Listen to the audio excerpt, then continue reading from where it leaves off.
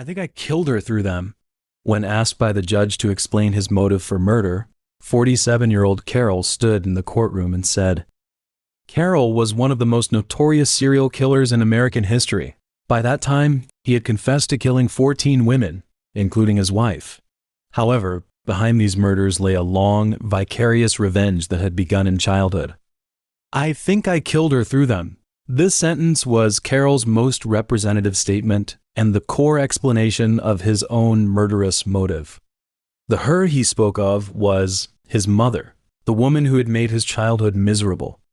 He saw every woman unfaithful to family and love as a stand-in for his mother. By strangling them, he fantasized about achieving his revenge against her. Strangle them was to strangle her. On May 9, 1938, an ordinary family in Sioux City, Iowa, welcomed their second son. The father, Cole, was a hardworking laborer, and the mother, Vesta, was a homemaker. They named the boy Carroll. Unfortunately, in those days, the Great Plains of the Midwest suffered from severe drought and dust storms.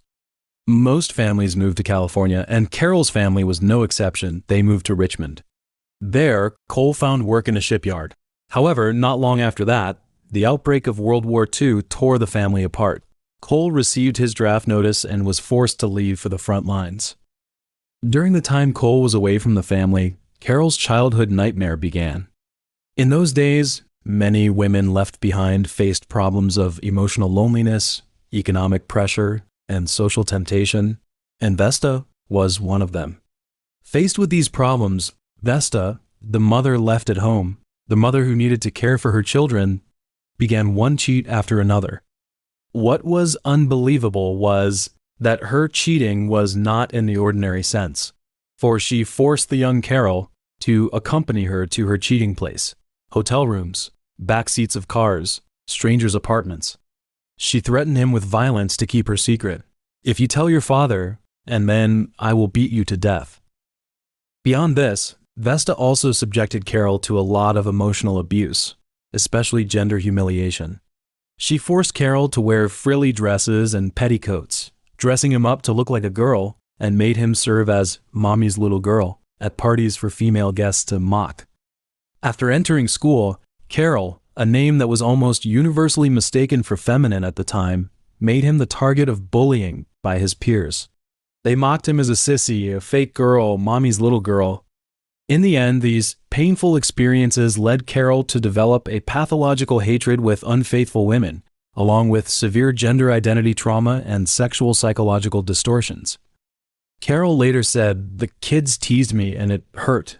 I felt hostility, and I retreated more and more into myself." In 1946, when he was only 8 years old, Carroll drowned his classmate Owen, who had mocked him, in the water at Richmond's yacht harbor. Owen's last words before dying were, "What's it like having a girl's name, Carroll?" At the time, the police hastily ruled Owen's death an accidental incident, and the truth of this murder would not be revealed until decades later, when Carroll disclosed it in his autobiography written in prison. In an interview, Carroll said, "I was primed. I had made the mental commitment I was going to get even with my mother, and things just built up and became an obsession." In 1957, after graduating from high school, Carroll joined the United States Army. However, he was dishonorably discharged in 1958 for misconduct after stealing a pistol and firing at vehicles on the highway. 1 year later, he attacked two couples parked in cars on a lover's lane. Shockingly, shortly after the attacks, Carroll voluntarily flagged down a Richmond police officer, stating that he wished to turn himself in.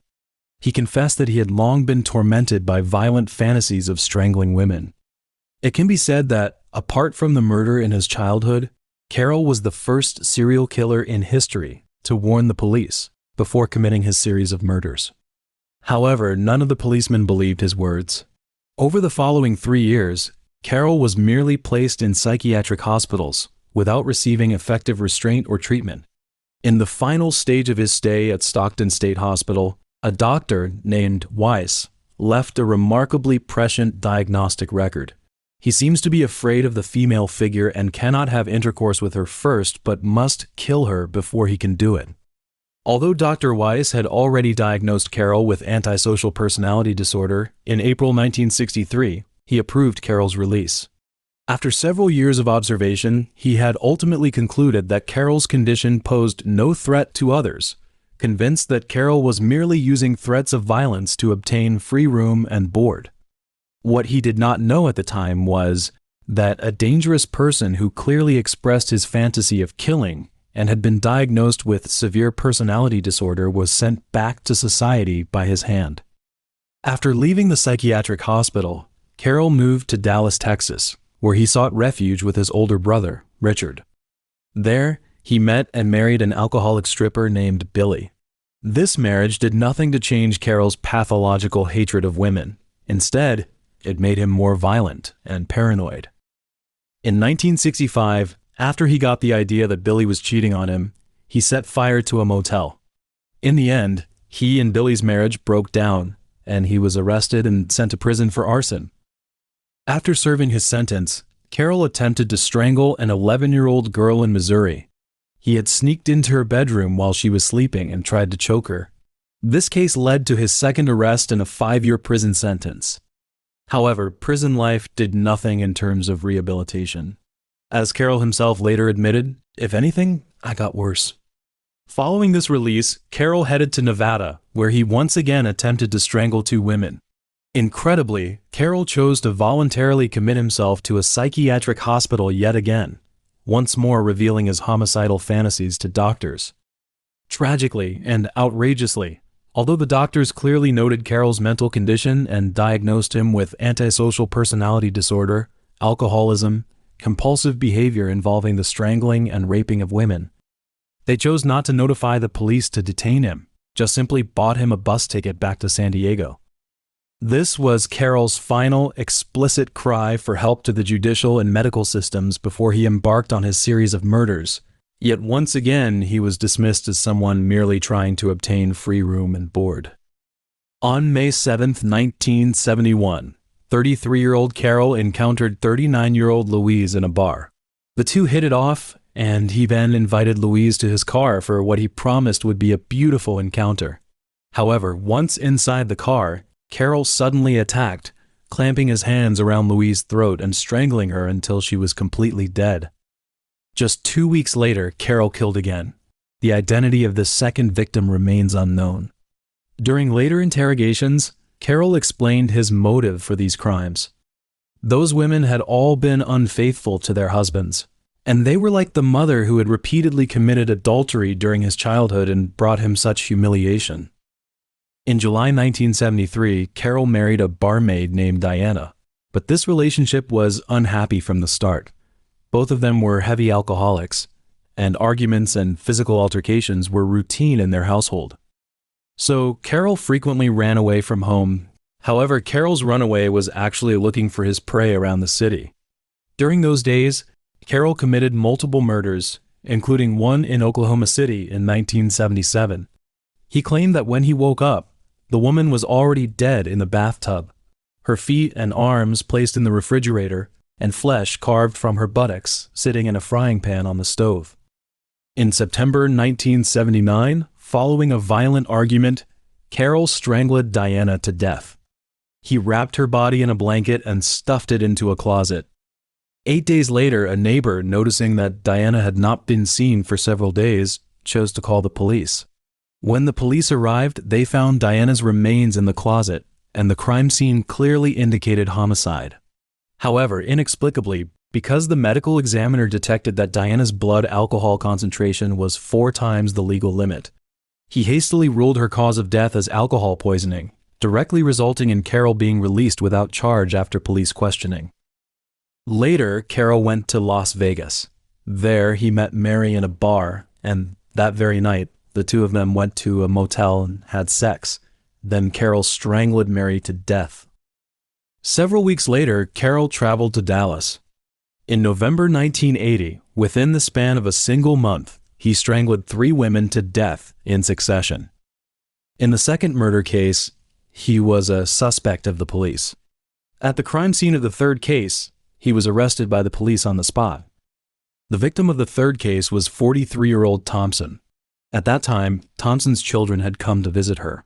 However, the person who opened the door for them was Carroll, who was drinking whiskey, while Thompson lay face down on the sofa, naked from the waist down. Carroll told the police that Thompson had invited him to her home to have sex, but the police found no evidence that Thompson had been sexually assaulted. Ironically, just as Carroll was about to be eliminated as a suspect due to insufficient evidence, Carroll voluntarily confessed to his crimes. He confessed that over the past 9 years, at least 14 women had died at his hands. He added that the actual number might be even higher, but because he was usually intoxicated when he committed his crimes, many details had long since been forgotten. For example, during his later trial, when describing the Oklahoma City murder, he said, "This one is almost a complete blank. Evidently I'd done some cooking the night before. There was some meat on the stove in a frying pan and part that I hadn't eaten on a plate on the table." On April 9, 1981, Carroll was convicted of the 3 murders in Texas and sentenced to life imprisonment. In January 1984, upon learning of the death of his mother Vesta, Carroll's attitude underwent a marked transformation. He agreed to face additional murder charges brought by the state of Nevada, even though that meant he would be sentenced to death, and he did so nonetheless. In February 1984, Carroll was extradited to Nevada, where he was tried and convicted of the 2 murders committed in 1977 and 1979. In October, the Nevada court sentenced Carroll to death. When the sentence was pronounced, he addressed the judge, "Thanks." Before his execution, Carroll spent the time quietly, granting permission for a Las Vegas neurosurgeon to study his brain after death, in an effort to explain his violent life. The American Civil Liberties Union, the United Methodist Church of Reno, and several death row inmates jointly petitioned for Carroll's sentence to be commuted, seeking to spare him from the death penalty. However, their actions were met with Carroll's stern refusal. Carroll stated, "Prolonging my life would be a waste of taxpayers' money. I have made such a mess of my life that I do not wish to continue." At 2:10 a.m. on December 6, 1985, 47-year-old Carroll was executed by lethal injection at the Nevada State Prison.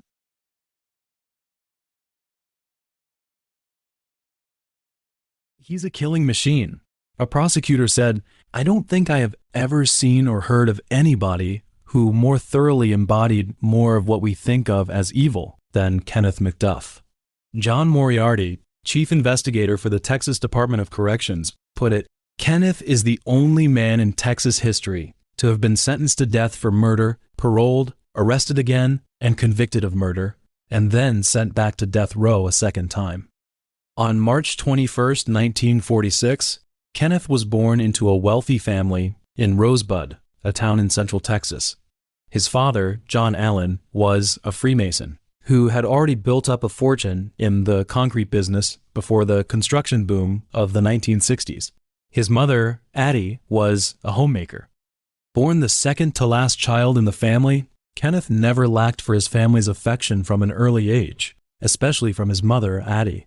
Whatever his siblings had, Kenneth had to have. Whatever others didn't have, whenever he opened his mouth, Addie would unconditionally satisfy his demands.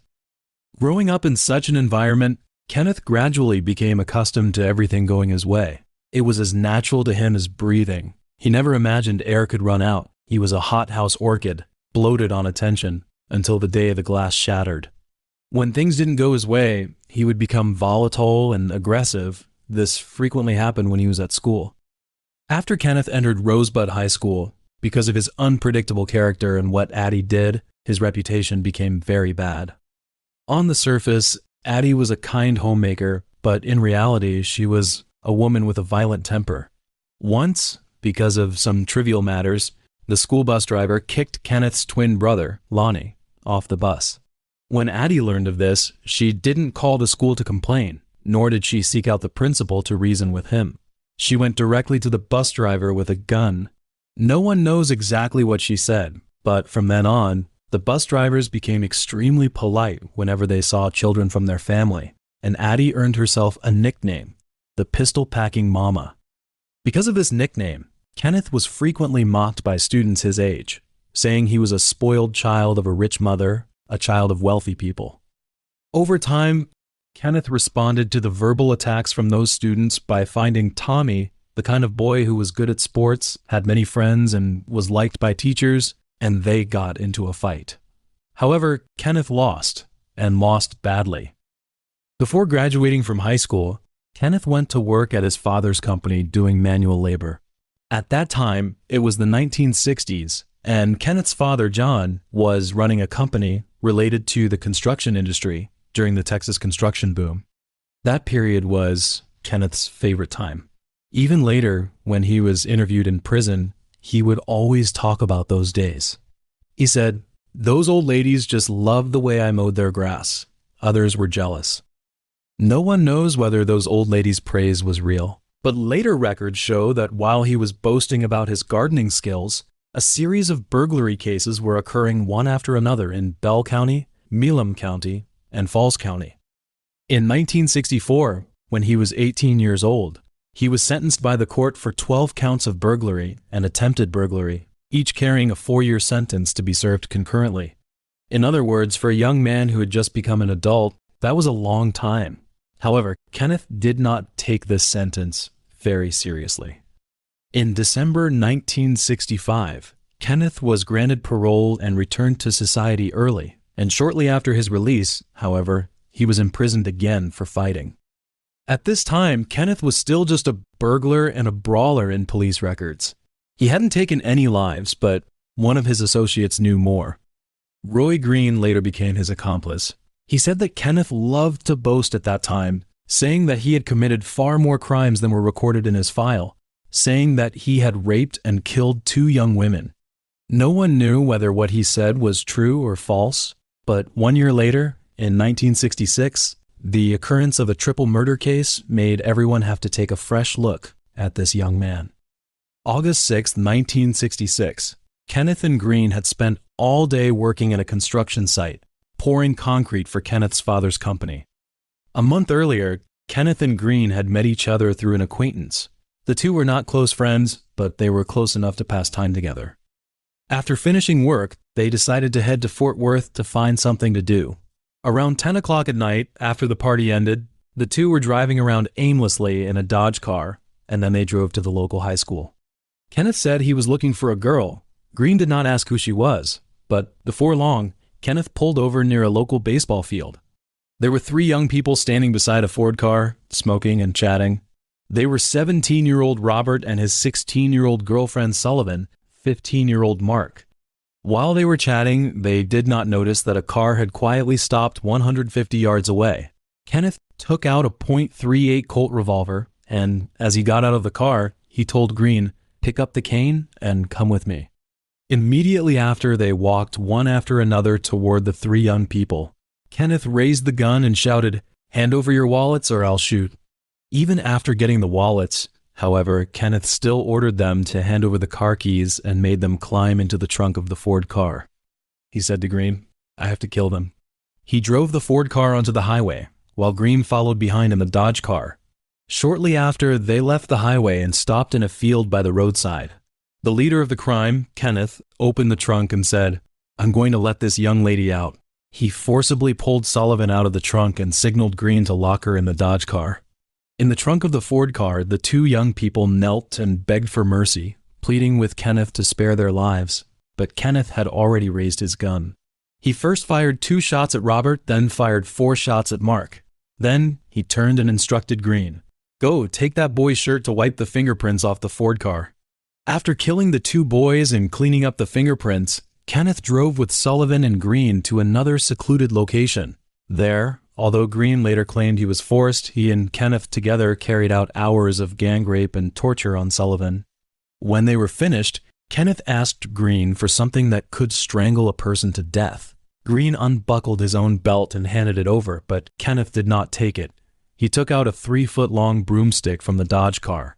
He first choked Sullivan's neck, then used the broomstick to break her neck. In the end, Sullivan's body, which had suffered hours of torture, was casually thrown into the bushes by him.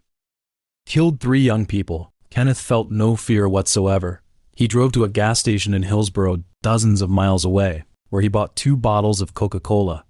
The next day, after waking up, Kenneth buried the murder gun in the dirt beside the garage at Green's house. However, Green had not slept well the previous night. After worrying all night, he got up and found Richard's parents and told them exactly what Kenneth had made him do. Richard was the friend who had connected him with Kenneth. Upon hearing the news of the loss of 3 young lives, Richard's parents did not immediately call the police. They first passed the information on to Kenneth's mother, Addie, the mother who had always spoiled Kenneth. No matter how much she loved her child, knowing what her son had done, she could no longer change what had already happened. In the end, Kenneth and Green were arrested. Their trial came quickly. Kenneth was sentenced to death, while Green, having become the prosecution's main witness, was sentenced to 25 years in prison. Kenneth was sent to death row in Huntsville, where he remained safe and sound for 6 years. So why and on what basis could a criminal who had committed murder have his death sentence changed to life imprisonment and then leave death row without escaping? The reason he only spent 6 years on death row was that in 1972, the United States Supreme Court made a historic ruling in a consolidated case. They ruled that imposing the death penalty without first taking into account the nature of the crime and the characteristics of the defendant constituted cruel and unusual punishment in violation of the Constitution. In the end, all death penalty executions nationwide were suspended, and the death sentences of 629 death row inmates, including 88 death row inmates in Texas, were all commuted to life imprisonment. Later on, Kenneth's parents made many efforts for Kenneth's parole release. In addition to Addie's concern, John provided funding throughout the entire process to find ways to get Kenneth paroled. In 1977, they spent money to hire lawyers, gathered materials, and wrote multiple letters to the parole board claiming Kenneth was innocent. In 1981, they attempted to use $10,000 to bribe a man named Glenn, one of the members of the parole board, to pave the way for Kenneth's parole application. However, Glenn immediately reported this matter, and Kenneth was sentenced to an additional 2 years in prison for it. The ultimate reason why Kenneth was granted parole was the corruption within the parole system. When the time came to 1987, as everyone knows, in the 1980s, Texas prisons were already severely overcrowded, with an average of 2 to 3 prisoners housed in a single cell. So, in 1987, the prison system decided to parole 750 prisoners per week. That meant the 15 members of the parole board had to interview and review the files of at least 1,000 prisoners every 5 working days. However, even if they truly wanted to study those prisoners, the prisoners' files would only contain the most basic information. They would not record what crimes they had committed, whether theft, assault, or triple murder like Kenneth's. Prosecutor Johnson said, "They were letting everybody out. It was a travesty. It was an embarrassment, and it was wrong. People were dying in the streets because of it." In 1989, Kenneth was paroled. After spending 23 years in prison, he found a job at a gas station earning $4 per hour, and at the same time, he was taking classes at Texas State Technical College. On the surface, at least, his life appeared to be on the right track, but anyone who knew about his crimes knew that his calm never lasted long. On the 3rd day after his release, a woman named Parker died. This 29-year-old woman died in Temple, 48 miles south of Waco. Her body was not found until October 14th. Soon after, he violated his parole terms in Rosebud and was sent back to prison for making death threats against a black teenager, as well as for public intoxication and driving under the influence. This time, Addie still loved her child as always. She took out $2,200 and gave it to 2 lawyers in Huntsville, hoping they would assess whether her child could be paroled again. In the end, on December 18, 1990, Kenneth was paroled once more. October 10, 1991, Brenda was standing on a street corner in Waco. She was an experienced sex worker who knew how to spot danger, but Kenneth's appearance and manner were no different from any other client. Until Kenneth roughly tied her up with rope, and she finally realized she had been kidnapped. Before long, Kenneth stopped the car because 3 police officers were checking vehicles on the road.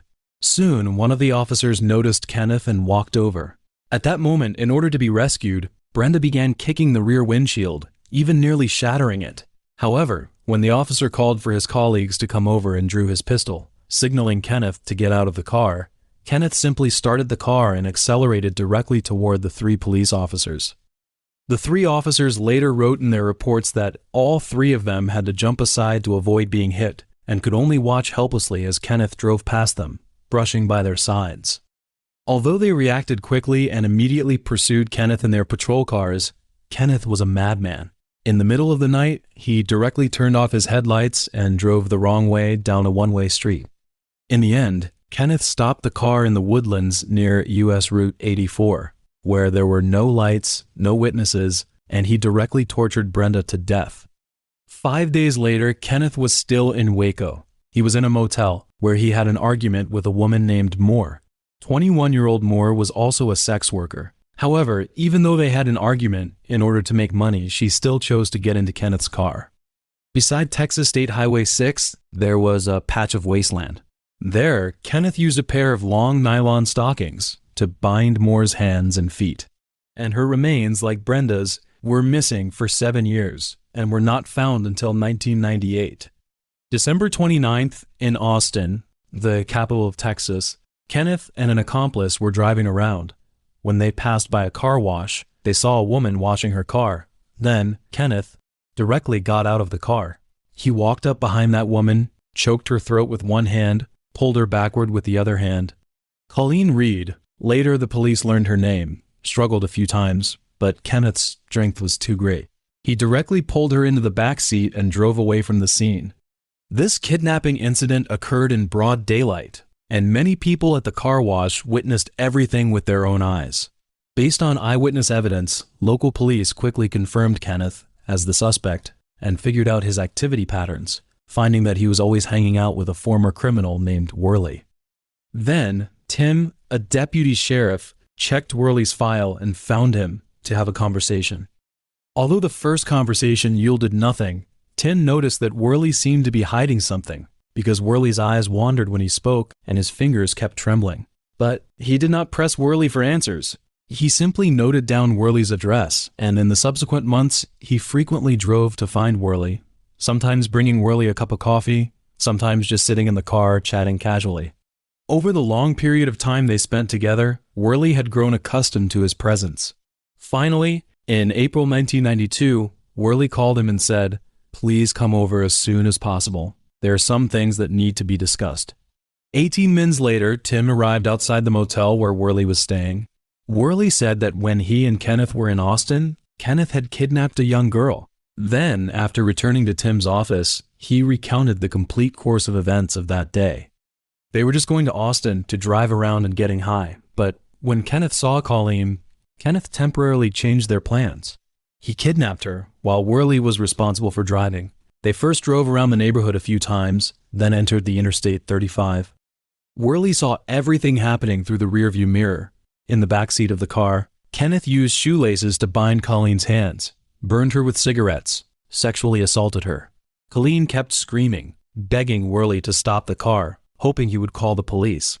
When Tim asked Worley why he didn't seek help or try to help her, he said he was very afraid because Kenneth was in the back seat, because Kenneth had a gun in his hand.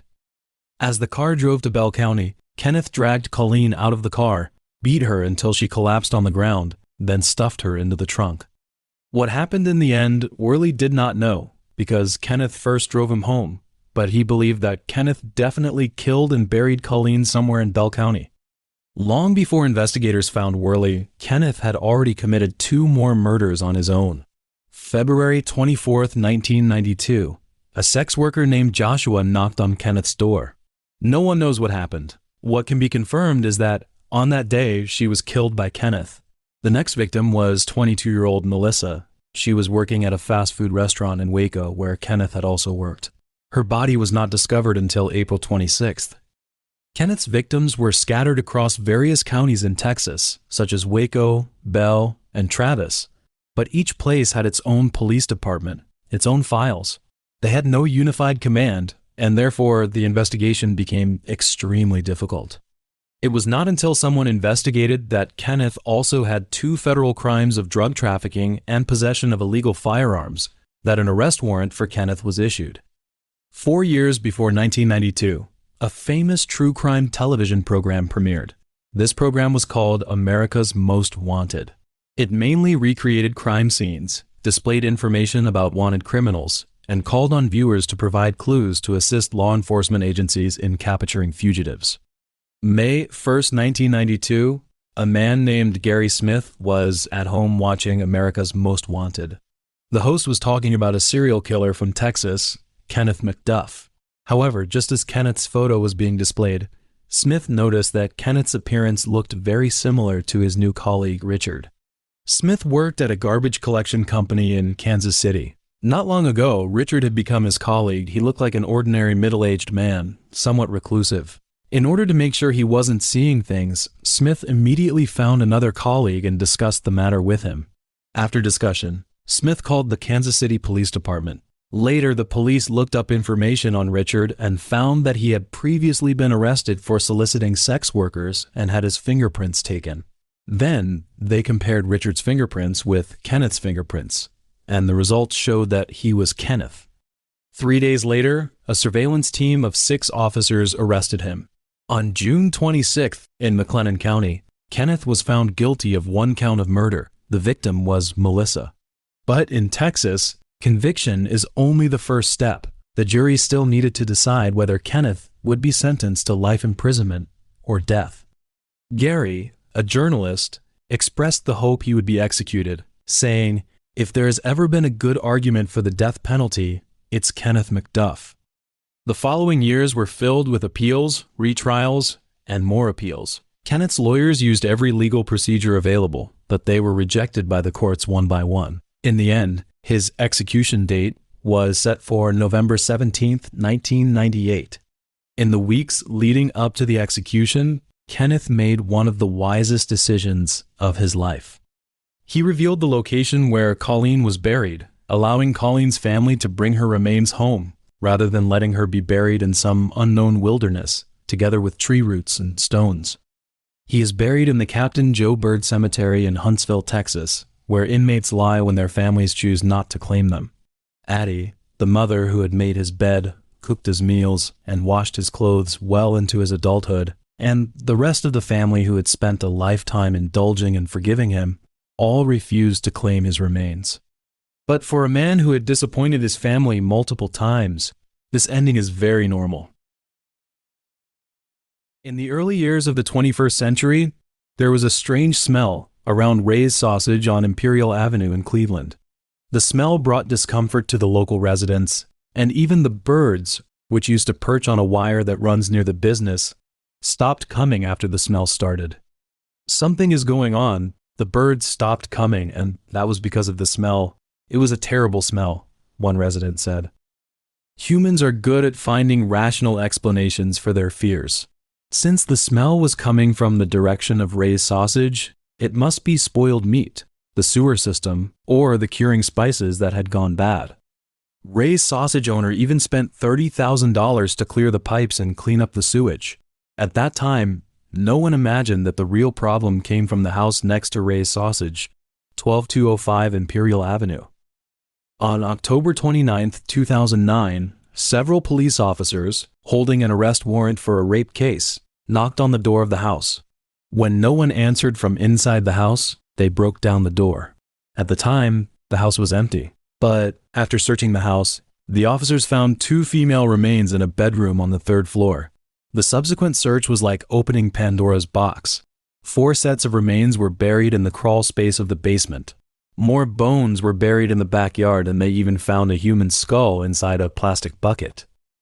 Over the course of more than 2 years, the remains of 11 women had been hidden in the same house.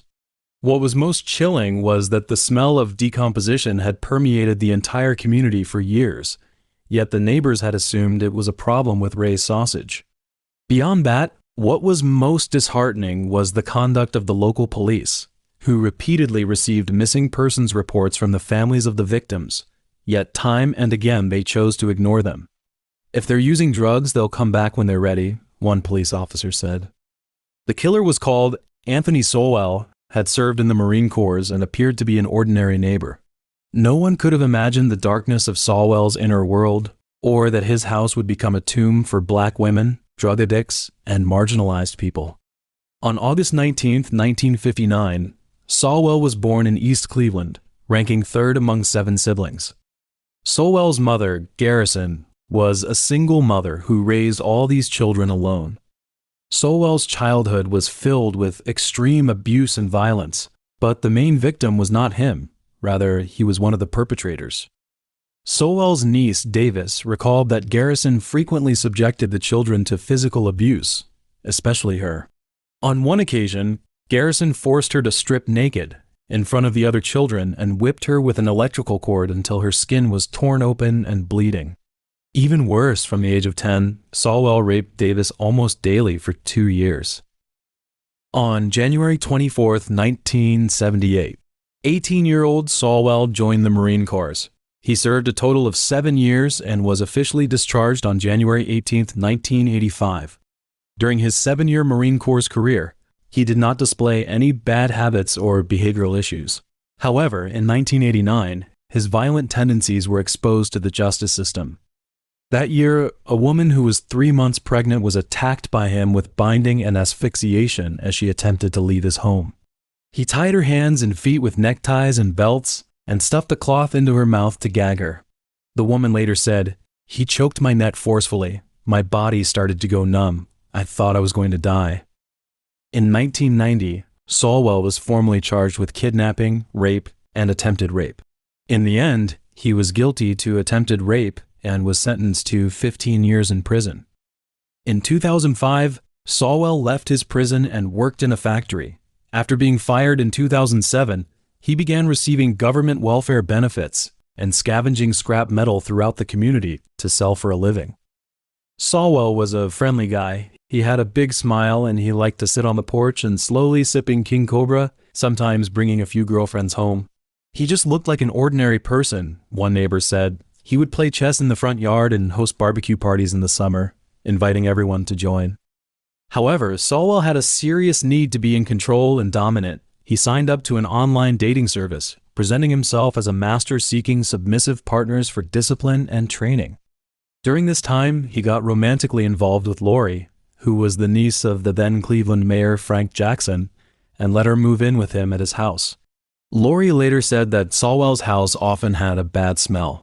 When she asked him about it, he would just say it was his stepmother downstairs or that it was problems from the raised sausage. In 2008, Lori finally had to leave because she couldn't stand the smell anymore. She never thought that the smell was coming from dead women. Not many people have an idea of what a dead body smells like. It's a kind of gaseous, fleshy, rotten stench that's mixed with blood and tissue. When it persists, people gradually become numb to it. One investigator explained, 11 women lost their lives. They were not just numbers, they were mothers, daughters, sisters, and friends, all trying to get by in tough situations, but unfortunately, ending up as Sowell's victims. 35-year-old Crystal had been seen by her mother as a responsible child and her little mother hen. However, fate was cruel. After the death of one of her children, the pain of losing her baby plunged her into drug troubles. Sowell lured her into his home by offering her drugs, then raped and murdered her. At that time, after Crystal went missing, her family chose to report it to the police, but were ignored by them. 33-year-old Tishana went missing in 2008. Her family said that she would often bring food to homeless people living in their cars. After years of homelessness, she had finally secured a small apartment in the Woodland Hills neighborhood, yet just as her life was beginning to turn around, she was dead. In August 2008, 25-year-old Long was murdered, and in October, 45-year-old Michelle was murdered. In her youth, Michelle had made her way through New York and New Jersey, and eventually choosing to return to Cleveland to restart her life because she had been battling drug addiction for many years. However, she became Sowell's victim. One of Michelle's family said, "Someone stealing Christmas decorations can make the news, but a missing mother goes completely unnoticed." In November 2008, 52-year-old Tanya was murdered. On January 29, 2009, 44-year-old Smith was killed. In the spring of 2009, 47-year-old Hunter was murdered.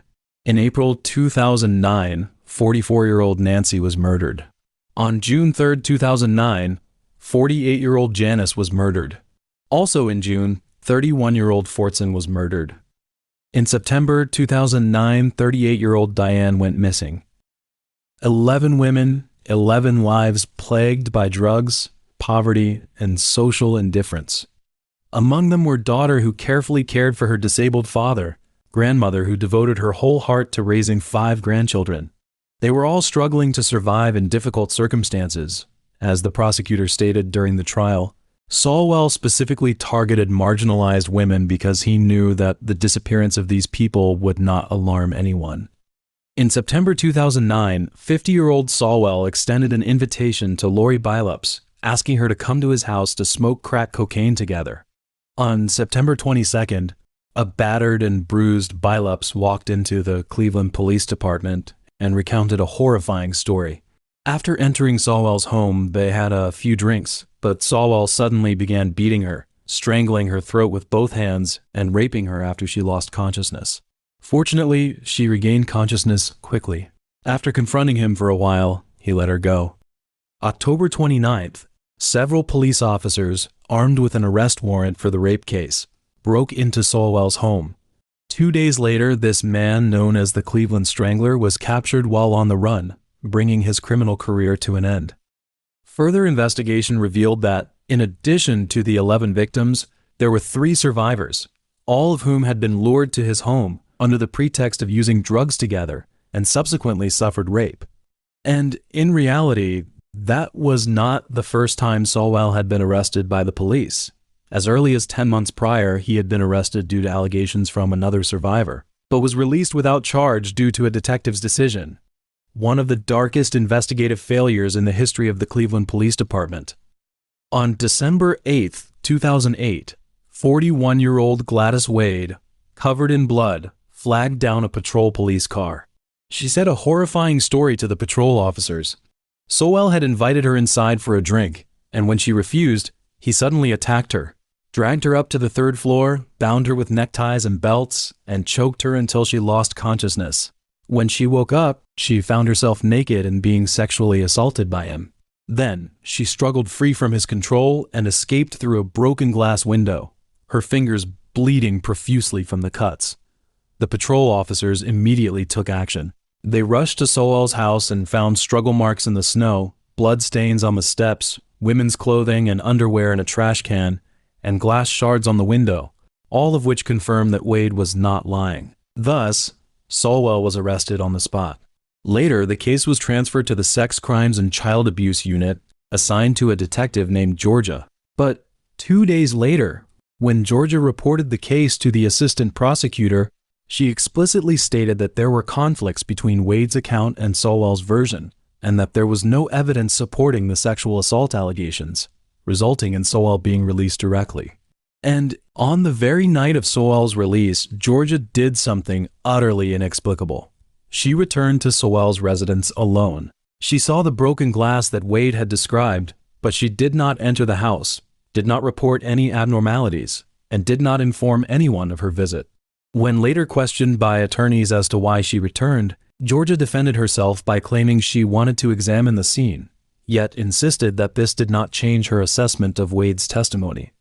She seemed to be defending him, a victim rights attorney said, and her defense cost the lives of 5 women who came after. After his arrest, Sowell faced 11 counts of aggravated murder and 74 related charges, including rape, kidnapping, tampering with evidence, and abuse of corpses. On July 22, 2011, the jury found him guilty of 9 of the 11 murder charges. On August 10th, the jury recommended the death penalty. 2 days later, the judge adopted the recommendation and formally sentenced him to death. Later, on February 8, 2021, Sowell died at the Franklin Medical Center in Columbus, Ohio. When the police found the 11th body in Sowell's residence, his neighbors finally realized the smell they had complained about for years had not come from the Ray's sausage. The owner, Ray, testified in court saying, "Because we're in the meat business, everyone thought it was us, but when they walked into our factory, there was no smell. It was always outside."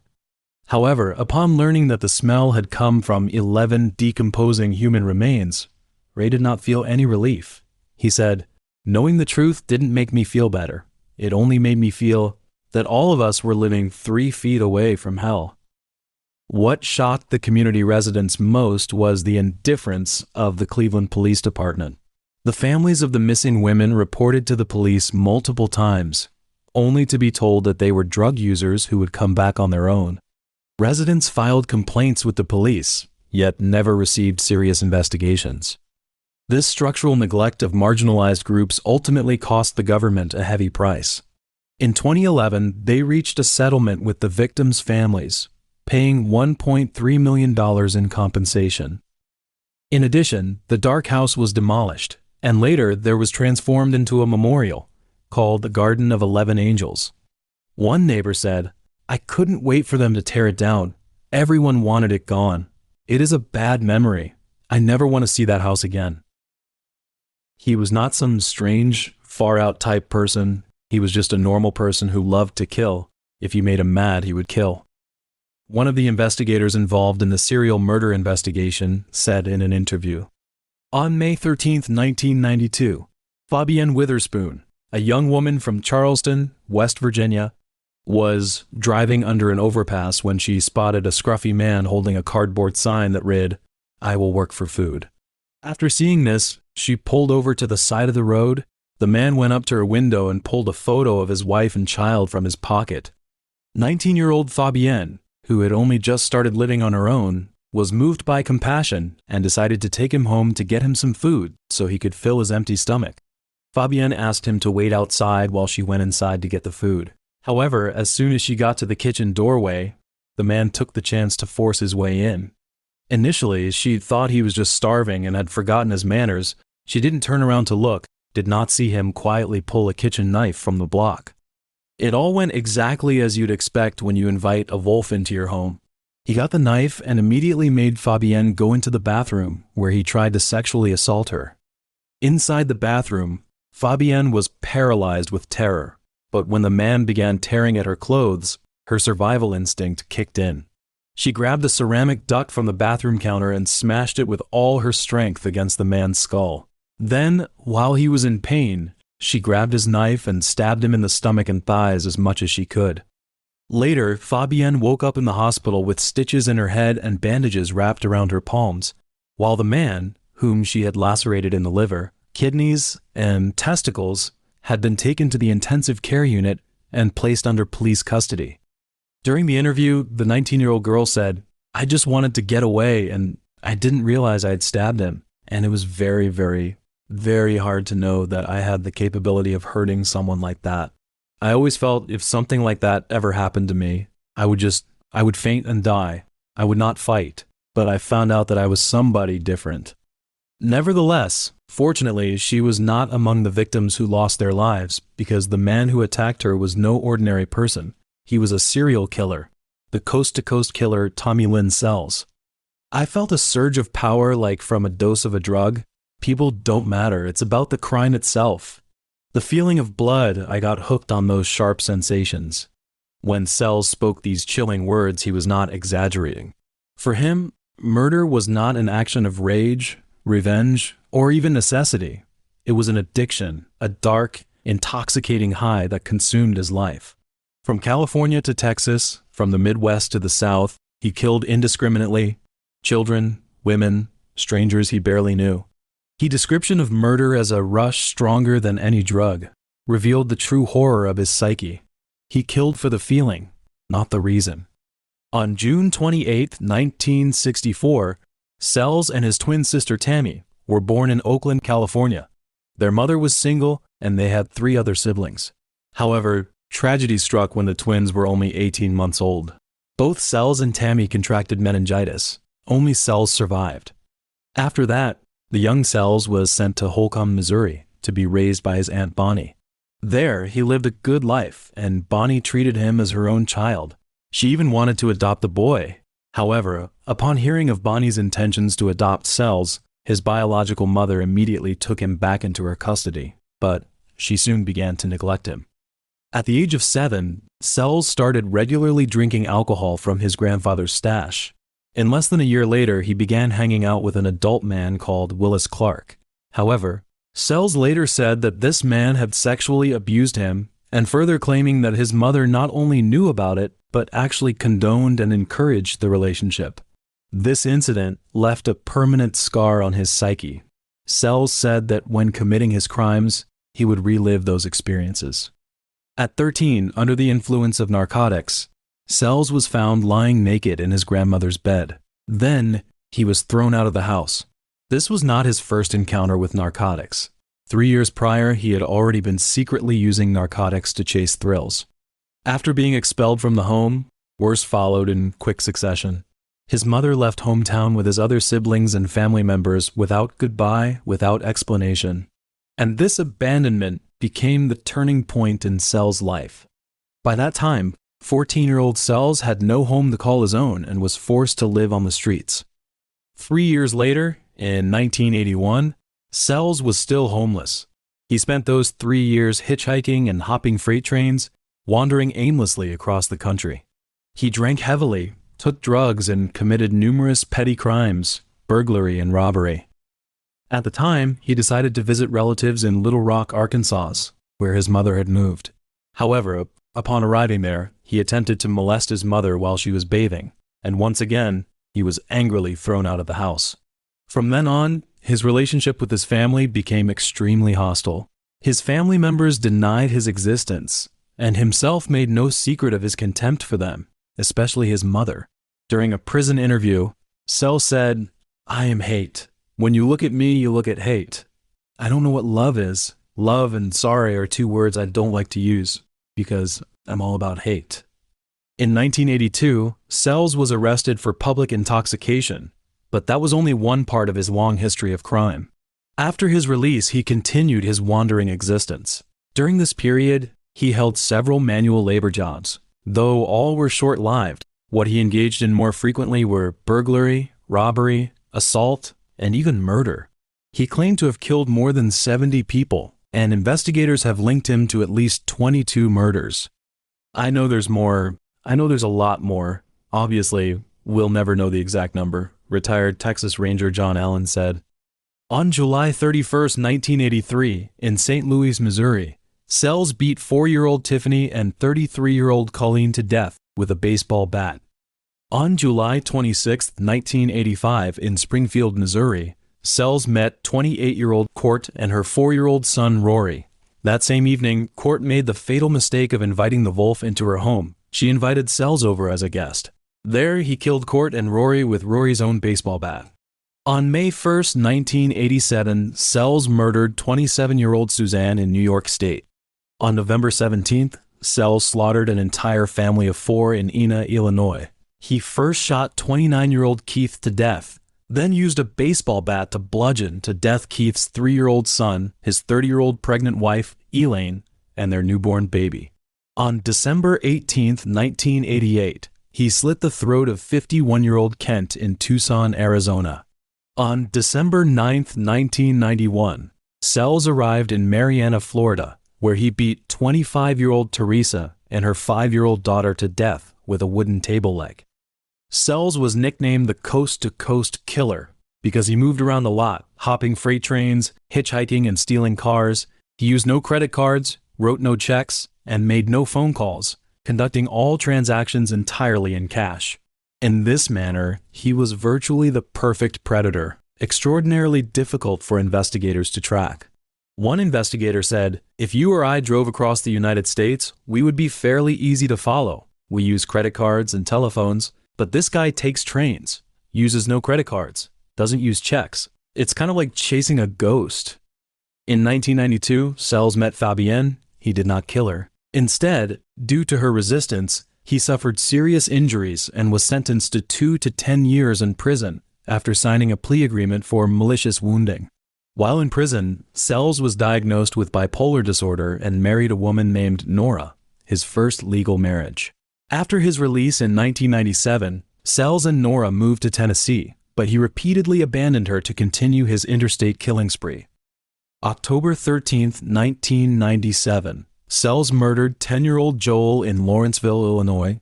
2 days later, he returned to Springfield and killed 13-year-old Stephanie. Sells said that he had abducted Stephanie at night, taken her to a field, injected her with cocaine, raped her, and then strangled her to death. On April 4, 1999, he murdered 31-year-old Deborah and her 8-year-old daughter Halliburton in Gibson. On July 5th, he shot and killed 14-year-old Wofford in Oklahoma. Although Sells claimed to dozens of murders and investigators confirmed at least 22 of them, he was formally charged and convicted of only 2. The first case occurred on April 18, 1999, during the annual Fiesta celebration in San Antonio, Texas, when he abducted 9-year-old Mary. He first sexually assaulted Mary, then strangled her to death. The other case was the one that led to his arrest, involving 13-year-old Katie and 10-year-old Crystal, the latter being the only victim to escape from his knife and assist in his conviction. The case took place in Del Rio, Texas. Prior to the case, Sells had met Katie's father, Harris, at Grace Community Church, and had once visited Harris's home under the pretense of marriage counseling. On December 31, 1999, learning that Harris would be away, Sells chose to strike. Armed with an 11-inch butcher knife, he slipped into Harris's trailer home through a window. At the time, Katie and Crystal were sleeping in a room with bunk beds, Katie on the bottom bunk and Crystal on the top. While the 2 girls were sleeping, Sells first lay down beside Katie, cut off her underwear, and fondled her genitals. Then, Katie was awakened by his movements and screamed out, telling Crystal to go for help. Hearing Katie's screams, Crystal lifted her head slightly and saw a man with long hair, a thick beard, and fierce eyes. She witnessed with her own eyes as Sells covered Katie's mouth with one hand and used the knife in his other hand to slit Katie's throat. After killing Katie, Sells saw Crystal hiding on the top bunk. He then walked over to her and likewise slit her throat with the knife. Believing both girls were dead, he then wiped down the doorknob, took the window screen that might have retained his fingerprints, and discarded the knife and the screen in a field behind the house. However, Crystal did not die. After hearing Sells leave, she crawled over to Katie's side. Hearing her friend emit choking, gurgling sounds, she tried to comfort her only to discover that she herself could not speak because her trachea and vocal cords had also been severed. Realizing she had to get help from others, the little girl saw lights in the distance in the darkness. So, she began walking toward them, repeating silently in her mind, "Get to that house, just get to that house." After walking a quarter of a mile, she knocked on a door. Unable to speak, she wrote in blood-stained letters, "Harris, house hurt. Tell them hurry. My neck needs help. Will I live?" In the end, after undergoing surgery at the University Hospital in San Antonio, Crystal worked with a forensic sketch artist to draw a portrait of Sells from memory, and she immediately identified him from a photo array. At 5:30 a.m. on January 2, 2000, police arrested Sells at the trailer home where he was living. Sells did not resist. He simply stood in the doorway and said one thing, "I'm glad I finally got caught. I'm tired of this." According to reports, Katie's father, Harris, told the Kansas City Star, "Sells uprooted our family in just 10 minutes. He stole my daughter's accomplishments. Every birthday, every holiday. I'm in agony. I tried to help him. I talked to him. He was a down-on-his-luck guy. I tried to help him, and he repaid me by killing my daughter." On September 18, 2000, the jury found Sells guilty of first-degree murder and sentenced him to death. While in prison, he confessed to killing Mary and received an additional life sentence without parole. At the time, Crystal identified Sells in court, displayed her scars, and demonstrated how she had lifted her head to see her attacker. The defense attorney responded, "You are a brave girl. Thank you. I have no questions." April 3, 2014. Sells' death sentence was carried out at the Texas State Prison in Huntsville. Crystal, Harris, and Mary's family members attended his execution. When asked if he would like to make a final statement, Sells replied, "No." March 22, 1991. In Bielitz-Heilstätten, Germany. It was an ordinary day. 44-year-old Tamara was pushing a baby stroller containing her 3-month-old infant, Stanisław. They were walking along a wooded path near the Russian military hospital. However, she was unaware that a man was watching them. He was over 6 feet tall, wore an ill-fitting jacket and a pink bra stolen from another woman's home. He gave Tamara no time to cry for help, no chance to escape. First, he yanked Stanislaw from the baby stroller and, treating Stanislaw like a rag doll, smashed his head against a tree trunk. Then he pulled out 2 pairs of women's underwear, stuffed them into Tamara's mouth, and watched her struggle and convulse as she suffocated. In the end, he tore off her clothes, sexually assaulted her, and strangled her to death with the same pink bra he was wearing. The man later described his motive. He had to dominate the woman, wanted to force her to rest, so he would not lose what he had already taken hold of. He never meant to kill her, he said. I just wanted living women. At the time, the German police had no idea that the man they were hunting would become the first serial killer in German criminal history to undergo a gender transition while in prison. The Pink Giant, Wolfgang Schmidt, a notorious serial killer in German history, he murdered 5 women and 1 baby between 1989 and 1991. His criminal methods included rape, strangulation, and stabbing of the victims. October 5, 1966, Schmidt was born in Lenin, East Germany. He was the eldest of 3 children. However, in his childhood, his sexual orientation was different. In an era of material scarcity and rigid conservatism, he would secretly rifle through his parents' wardrobe to put on his mother's clothes, driven not by mere childhood curiosity, but by an inexplicable compulsion so powerful that he would wear women's underwear against his bare skin, even defecating in them. Years later, he would describe the sensation as an intensely pleasurable feeling, like a drug that gradually consumed his mind. But secrets cannot stay buried forever. Before long, his mother found the soiled garments he had hidden in the barn. Rather than seeking understanding or treatment, she resorted to the crudest form of isolation, banning Schmidt from all contact with other children, as if confinement could cure him. When this failed, the family finally sought medical intervention. They went from one doctor after another doctor, yet no one could diagnose what was wrong with Schmidt. Lacking any treatment plan, the family resorted to the simplest, crudest solution. They locked the wardrobe, cutting off his access to women's clothing, thinking this would stop him. However, they were wrong because Schmidt quickly found other ways. He began collecting women's garments from rubbish bins and landfills. By 8 or 9, Schmidt had learned to masturbate, and his sexual behavior escalated. He smeared feces on his body, defecated into brass, and wore soiled underwear inside out. He's a pig. All he knows how to do is soil himself, Schmidt's mother told her friends. As he entered adolescence, Schmidt abandoned his studies completely, withdrew from social life, and devoted all his time to collecting women's clothing. He officially dropped out in 10th grade, which meant being a social outcast in East German society at the time, but he didn't care. In 1985, 19-year-old Schmidt made a surprising decision when he applied to join the Volkspolizei in Potsdam, signing up for a 10-year tenure. Within a few years, he rose to the rank of corporal and transferred from railway security to the 20th National People's Police Unit. In the end of April 1989, the wheels of history were in motion and the Berlin Wall was on the verge of collapse. However, Schmidt and 3 other officers were dismissed from the force. Their charge were organizing a neo-Nazi gathering to celebrate the centenary of Hitler's birth. Following his dismissal, Schmidt found employment as a crane operator at a steel mill. However, he was fired again months later for repeated absenteeism. After this second dismissal, he sank to the lowest rung of society, working as a farmhand in an orchard. During this period, Schmidt's behavior continued to deteriorate. He frequently showed up to work drunk, stole items from the workplace, and got into physical altercations with colleagues. Even more alarmingly, he became violent in private. When drunk, he would vandalize his girlfriend's apartment and her family's home. Her relatives even found multiple knives hidden in his bedroom. Although the police were called, there was no further investigation. In those days, the behavior of a low-level drunk barely registered with law enforcement.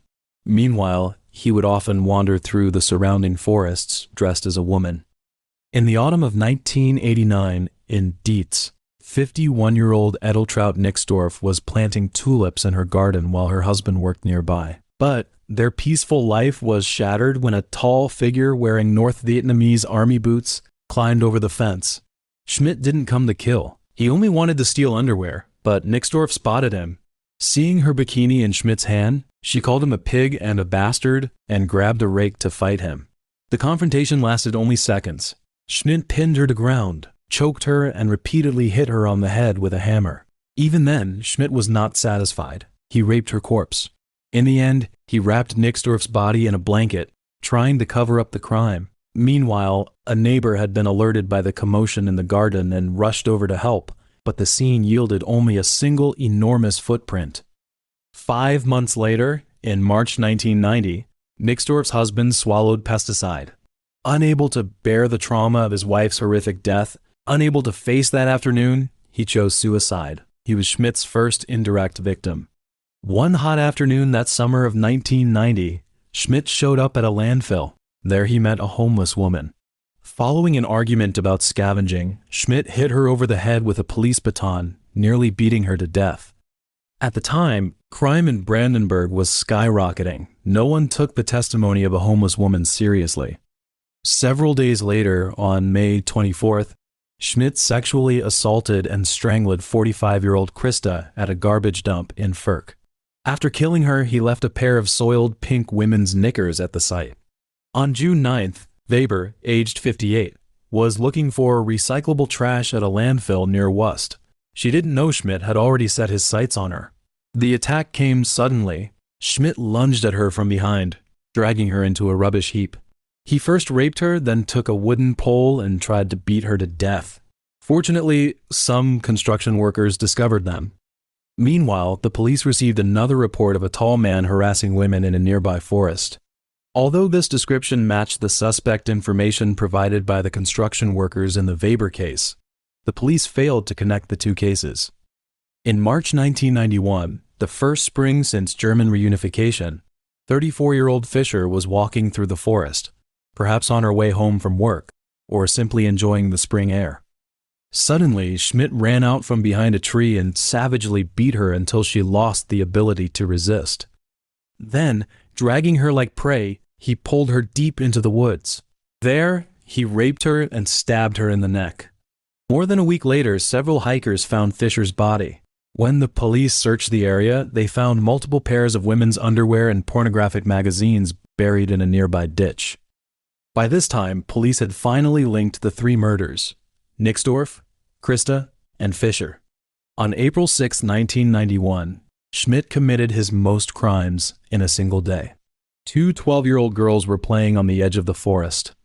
However, Schmidt rushed to them directly with a knife and wanted to kill them.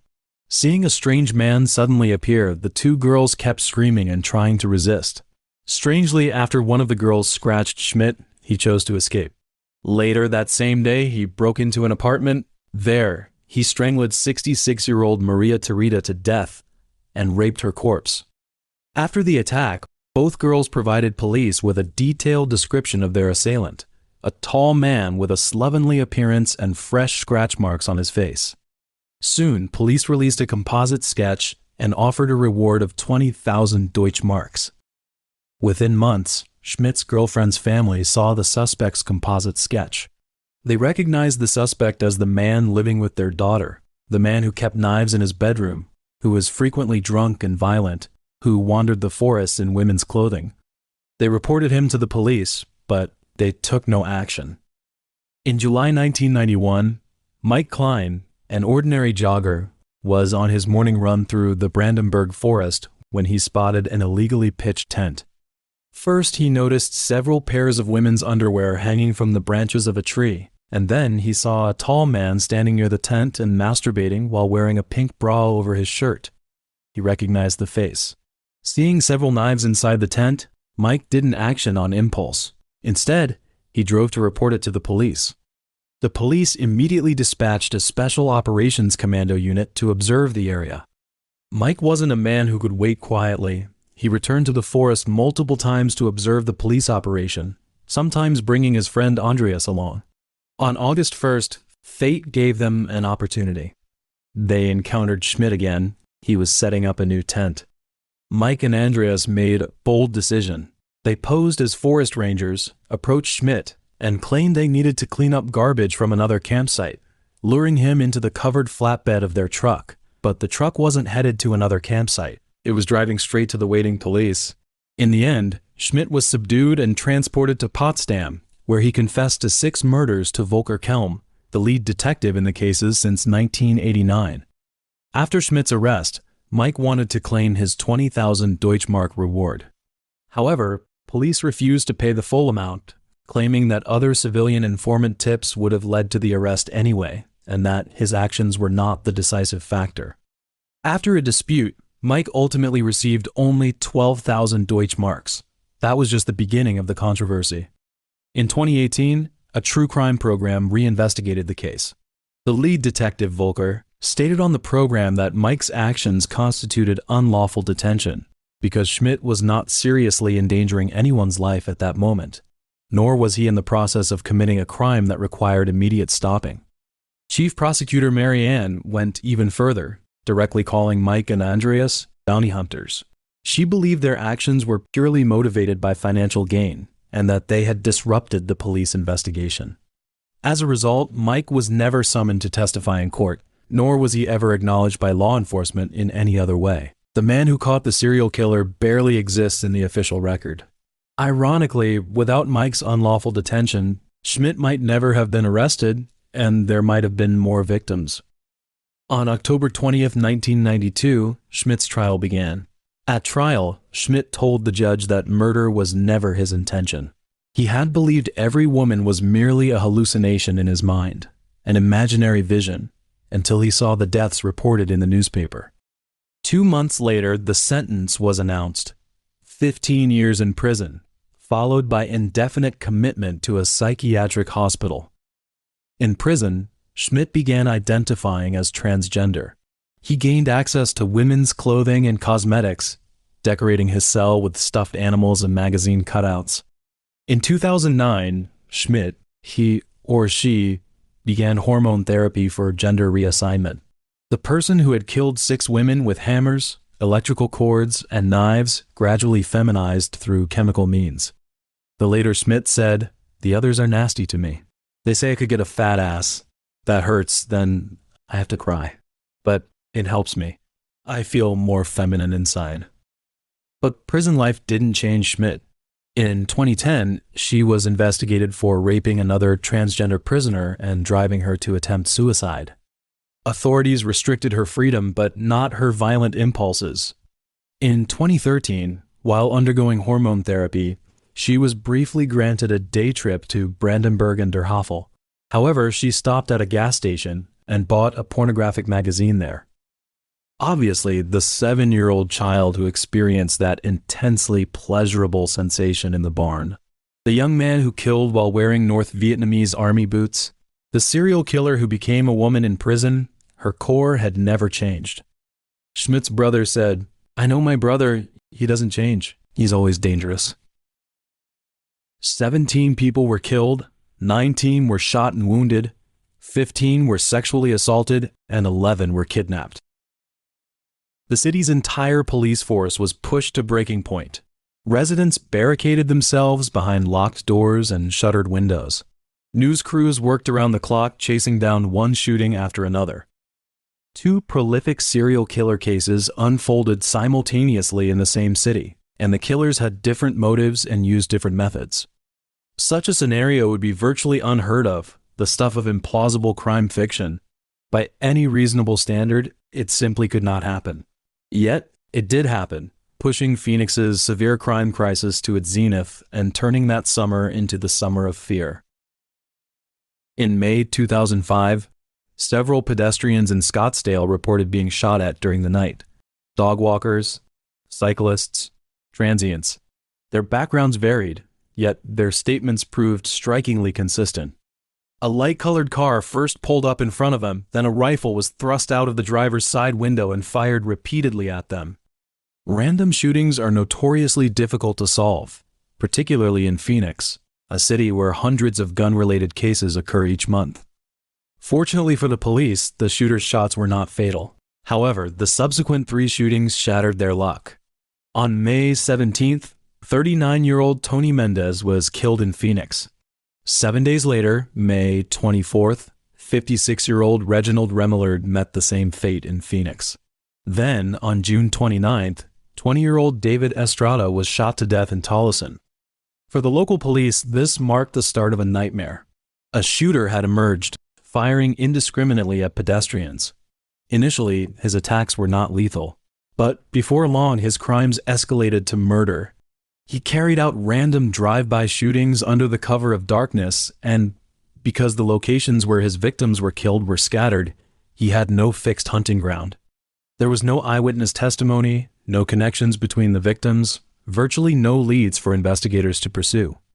On August 6th, a news report surfaced stating that a masked man armed with a gun had abducted 3 girls and taken them behind a church where he sexually assaulted 2 of them. However, this deeply disturbing case failed to receive much attention from investigators because, in that year, Phoenix was averaging at least 3 sexual assaults per day. Just as they had let their guard down, however, at 1 o'clock in the morning on September 8th, a 19-year-old woman named Georgia Thompson, having finished her shift at a Scottsdale strip club, was abducted in her apartment complex's parking lot. She was sexually assaulted and then shot dead.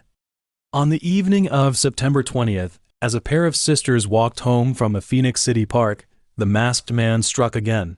Wearing a Halloween mask and armed with a gun, he seized both women. In a shocking display of depravity, one of the women was visibly pregnant. However, to facilitate his sexual assault, the masked man pressed his gun directly against the pregnant woman's abdomen, threatening the other woman that he would kill the unborn baby unless she submitted to his assault. In the months that followed, both investigators and the public found themselves in an impossible situation. On the one hand, there was the serial shooter carrying out random attacks on pedestrians.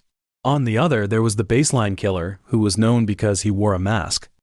Fear and despair spread throughout the city as residents could no longer be certain whether it was safe to step outside their doors, for they never knew which killer they might encounter.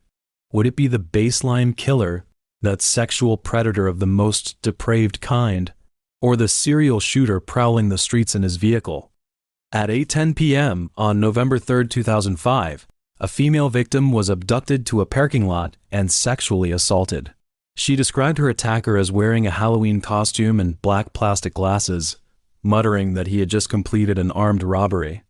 On November 11th, 44-year-old Nathaniel Schaffner was shot and killed while attempting to shield a dog from gunfire. On December 12th, 39-year-old Tina Washington, having finished her shift at a preschool, was abducted at a bus stop, then dragged to a fast food restaurant and murdered there. On December 29th, 44-year-old Jose Ortiz and 28-year-old Marco Carrillo were both shot to death. By the summer of 2006, public panic had reached its zenith as the baseline killer and the serial shooters struck with increasing frequency, and the body count continued to climb. In Phoenix at that time, more women enrolled in self-defense classes. Gun sales surged, home security systems sold out, families locked themselves indoors, and the streets stood empty after nightfall. On February 20th, 2006, Romelia Vargas, 38, a food truck operator, and her cook, Myrna, 34, were both shot to death inside the food truck. On March 15th, 2 employees of a restaurant, Liliana, 20, and Chaoshu, 23, were gunned down. On March 29th, Kristen Gibbons was shot and killed. Around May 1st, Sophia was murdered. She was the sole victim found indoors. On May 2nd, 22-year-old Robin was shot to death. June 29th, 37-year-old Carmen Miranda was abducted from a self-service car wash, then found shot to death behind a barbershop 100 yards away. After that, both the baseline killer and the serial shooter ceased their murders. But the Phoenix Police Department and the community pressed on with their efforts. The police invested thousands of hours in patrols, pursued hundreds of leads, and solicited any information related to the baseline killer and the serial shooter. The community, drawing upon survivors' descriptions of the baseline killer and eyewitness accounts of the light-colored car driven by the serial shooter, released composite sketches of different suspects and offered a $100,000 reward for information leading to an arrest. Fortunately, following Robin's murder, investigators received a crucial lead regarding the serial shooter. A man named Ron Horton came forward, claiming that his friend Samuel Dietman had boasted to him while intoxicated about his involvement in the shootings, even gloating about the exhilaration of killing.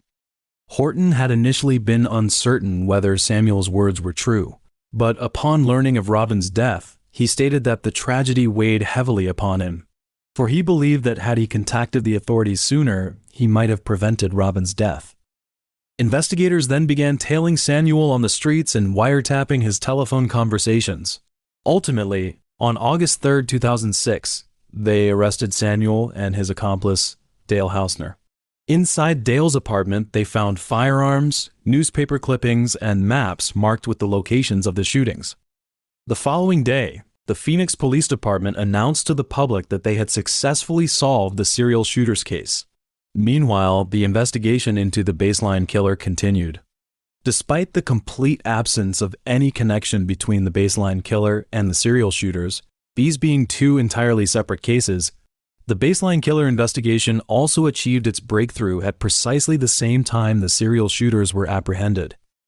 Officials from the Northeast Parole Office provided Phoenix investigators with information that a parolee named Mark Goudreau matched the composite sketch of the baseline killer.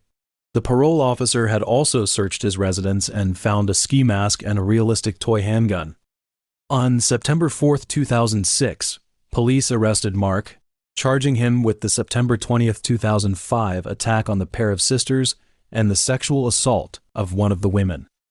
Leveraging this charge, they obtained a search warrant for Mark's residence and uncovered additional items linking him to the baseline killer: Tina's ring and a pair of white Nike sneakers bearing victims' DNA.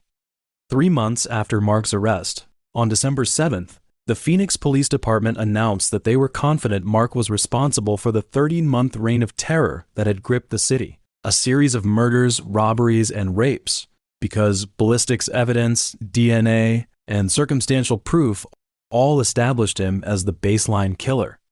During the subsequent trial, the two sisters testified that Mark had approached them with a gun, led them to an area near some bush, and ordered them to remove their clothing. The woman who had been sexually assaulted stated that he had threatened them at gunpoint, demanding they comply with his demands and avert their eyes from his face, warning that failure to do so would result in even more dangerous consequences. In the end, Mark was convicted of 67 felony counts. For the 9 murders among these, he received 9 death sentences. For the remaining charges, he was sentenced to serve 1,762 years in prison. Although Mark later appealed his convictions, in June 2016, the Arizona Supreme Court upheld his 9 death sentences and convictions for more than 60 other felonies. In the serial shooter's case, Samuel was not the mastermind. He had joined Dale's criminal activities in 2006. At trial, the ringleader, Dale, was found guilty of 80 charges, including 6 of the 8 murders and 18 counts of attempted murder.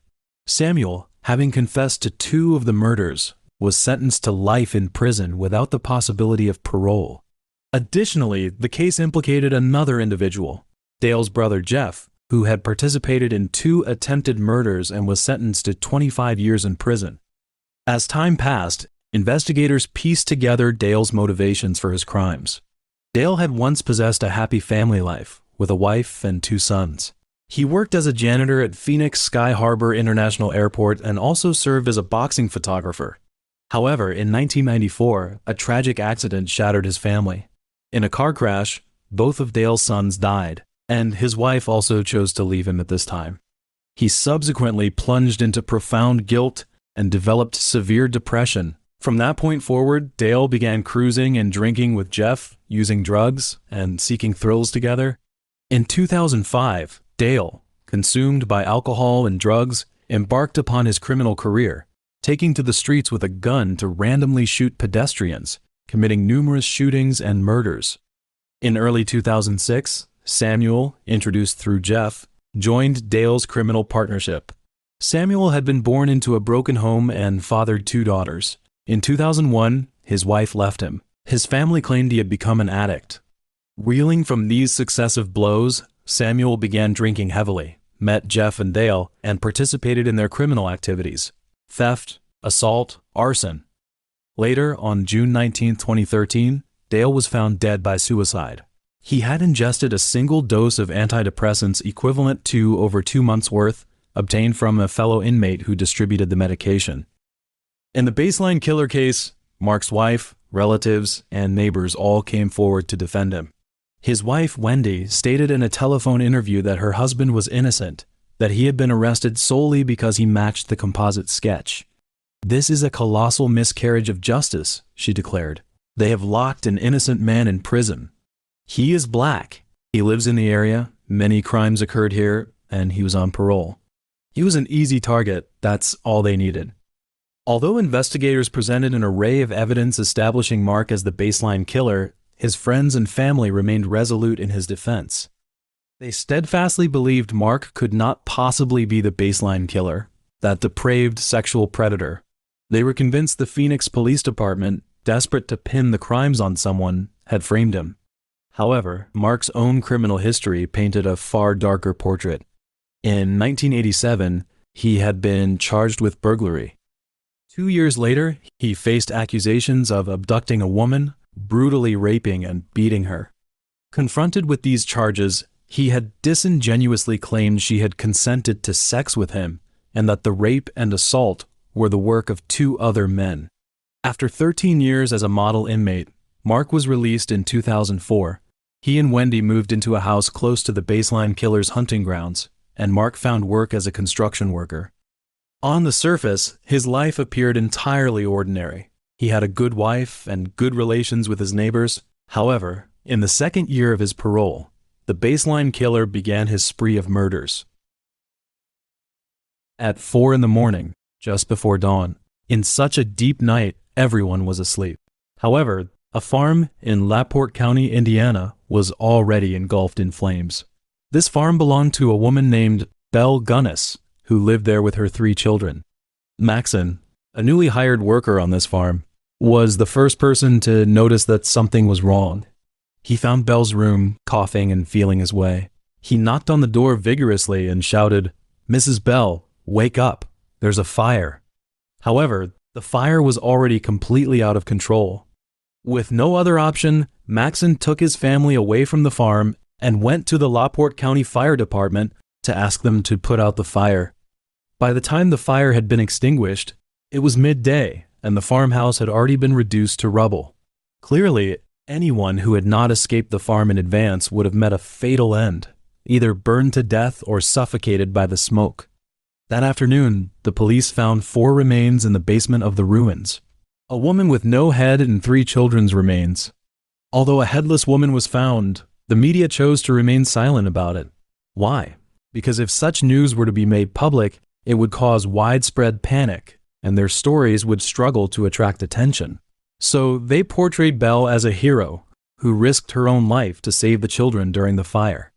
None of the following questions were addressed: why her head was missing, and why she was 5 inches shorter and nearly 50 pounds lighter than the real Belle. The public remained in the dark, with the police and forensic experts maintaining their silence and offering no reasonable explanations.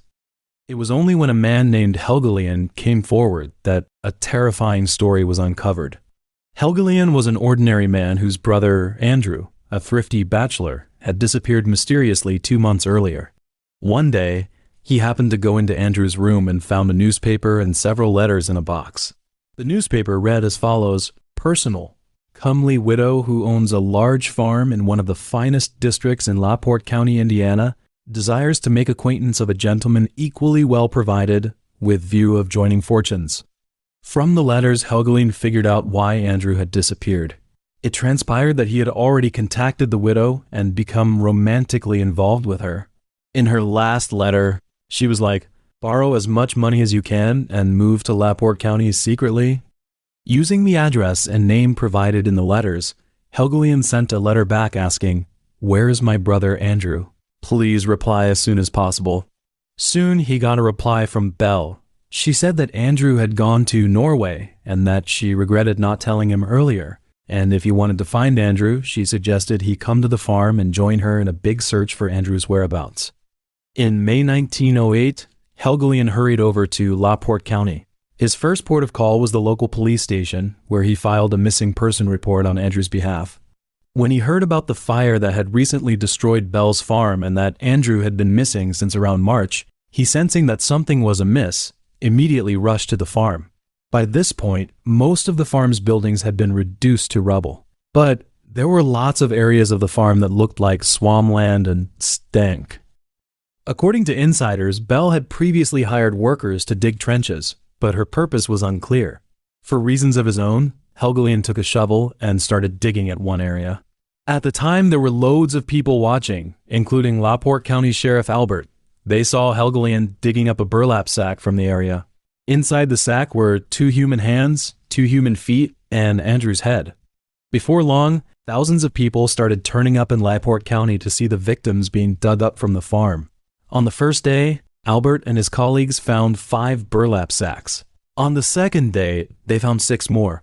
Each sack contained severed human torsos, legs and heads, as well as arms cut off below the shoulders. Disturbingly, the flesh of the victims was all jelly-like.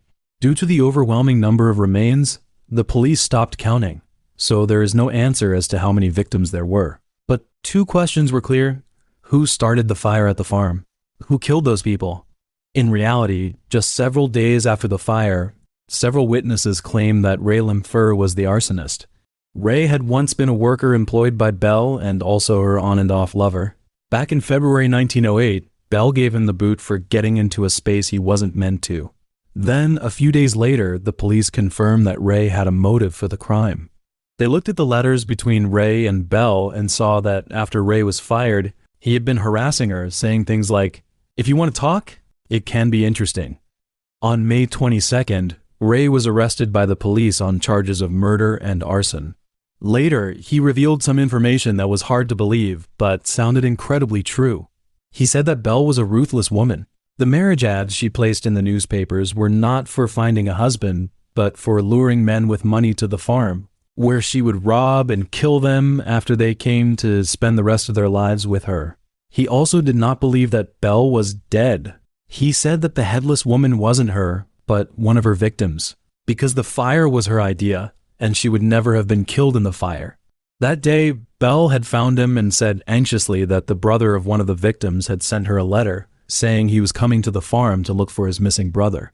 In order to stop that person from coming to the farm and revealing her hidden secrets, Belle came up with an idea. She would fake her own death, as if she was dead, no one would bother her anymore. In November, because there was not enough evidence for the police to charge Ray with murder, he was convicted of arson only and sentenced to between 2 and 20 years in prison. From what Ray said, Belle seems like the type of woman who would do anything for money. But did Belle really die? What was her background? These questions always lingered in the minds of those who were eager to know the truth. After the investigators put in some serious effort, they finally uncovered Belle's real identity and background. On November 11, 1859, Belle was born in the small town of Christiania, Norway. In 1881, she immigrated to the United States and went to Chicago to reunite with her sister Nellie. She initially started out working as a domestic servant, but then got a job at a butcher's where she cut up animal carcasses. It's worth mentioning that the victims' remains that were dug up from the farm later on were cut up in a pretty similar way to how animals are dissected. And Belle had a very strong physique. She was at least 5 feet 7 inches tall and weighed between 209 and 249 pounds. Basically, for Belle, there was essentially no difference between dissecting animal carcasses and human corpses. In 1884, Belle married Mads. They ran a candy store together, which was later destroyed by fire. Their home also caught fire, and their 2 infants died inexplicably from enteritis. Notably, 2 fires and the deaths of 2 infants brought a lot of insurance coverage to Belle and Mads. In early July 1900, Belle bought a life insurance policy for Mads. His old insurance was due to run out on July 30th, and the new one Belle had bought was also scheduled to take effect on the same day. Then, at noon on July 30th, Mads died of a brain bleed. Belle said that Mads had said he had a headache when he got home, so she gave him some quinine powder to make him feel better. When she checked on him again, he was already dead. But how Mads died, that is a clear answer. With the 2 insurance policies, Belle got a total of $5,000 in compensation. She used the money to move to LaPorte County and buy a farm. Later, on April 1st, 1902, Belle married Peter. Just 1 week after the wedding, Peter's baby daughter died under Belle's care for unknown reasons. 8 months later, Peter himself also died from a skull injury. Belle said that Peter got hit by a meat grinder while trying to get something off a high shelf, and that caused a crack in his skull. The county coroner got a coroner's jury together, and they thought it might be a murder case, but in the end they couldn't agree on what to do. So, once again, Belle received $3,000 in insurance money. In 1905, Belle started placing marriage ads in newspapers, looking for suitable partners. One of these ads caught the attention of Henry, a farm worker from Wisconsin. After he went to Belle's farm, he wrote a letter to his family. He said he was happy with farm life and that he was well. He also asked them to send him some potatoes. And this letter was the last message his family ever received from him. In 1906, John from Minnesota also got in touch after seeing Belle's advert. After several months of correspondence, John went to LaPorte County. Then he disappeared without a trace. Before her death, Belle had 3 young children, Philip, Myrtle, and Lucy. These were the 3 remains that the police found in the basement. Belle also had an adopted daughter named Jenny, who was only 14 years old. In September 1906, she disappeared. Belle explained that she had sent Jenny to Los Angeles to complete her education, but after the fire, on the first day of the dig, they found 5 remains, and one of them was identified as Jenny's. Clearly, Belle was a pitiful character driven by money.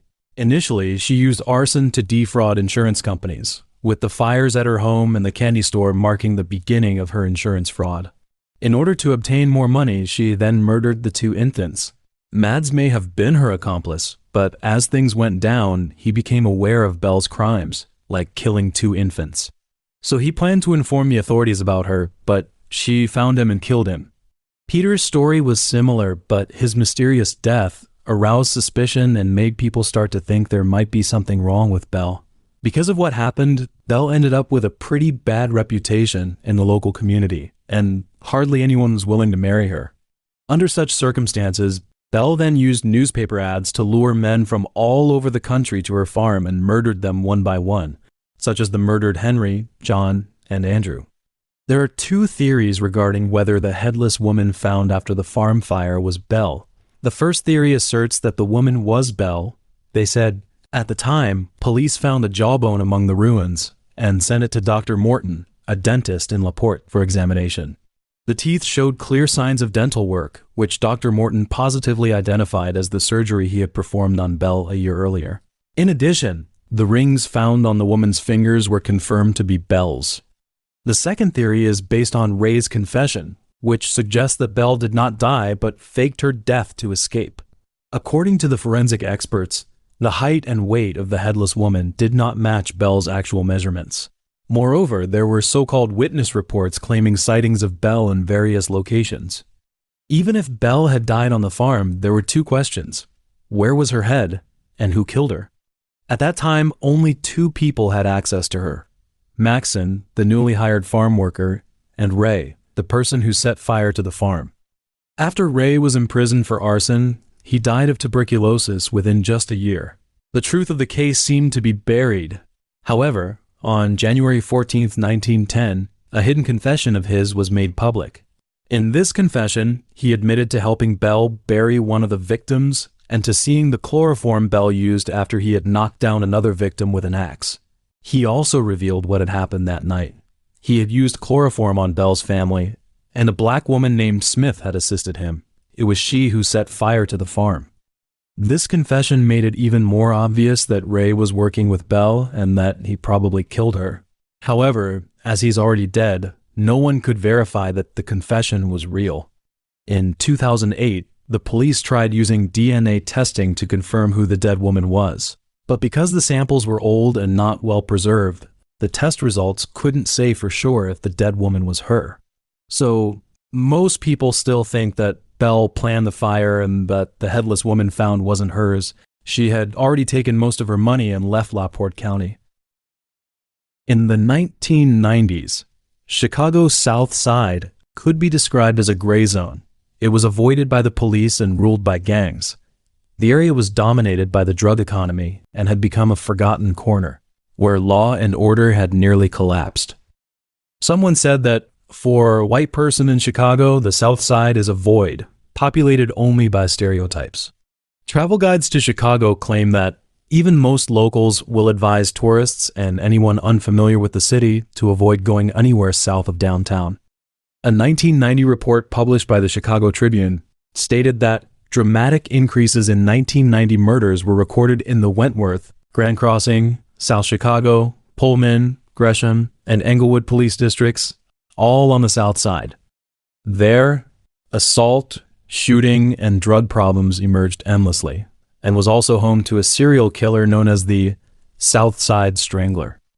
In 1999, Jack Levin, a renowned criminologist specializing in violent crime, serial killers, and mass murders, said that if white middle-class college students are targeted, then it becomes a national case. If it is black prostitutes, you're talking about marginalized people. It doesn't even get the attention locally. So, when the first black woman went missing, no alarm was raised, and the same happened when the second and third went missing. They were drug addicts and prostitutes with few family members who cared about them, and they were also marginal groups deemed unworthy of the police's time. These missing women endured atrocities that no ordinary person could bear. They were beaten to death with wooden planks, strangled with bare hands, and sexually assaulted after their deaths, while their corpses were still warm. It was only when his final victim, Claudia Robinson, fortunately escaped his attack that the Southside Strangler, a vagrant, drug addict, and necrophiliac, was finally exposed. In an interview, Robinson told the camera, "I'm a disabled person today. I can't use my right hand and there's a rod in my leg. But I'm very lucky. I'm still alive. I'm the only one who survived." More than 20 years ago, she was sexually assaulted, beaten, and left for dead in an abandoned building in Englewood. Robinson was the first known survivor, but she was not the first victim to be found. On September 23, 1993, a building inspector conducting a routine inspection of an abandoned factory on Chicago's South Side witnessed a horrifying scene.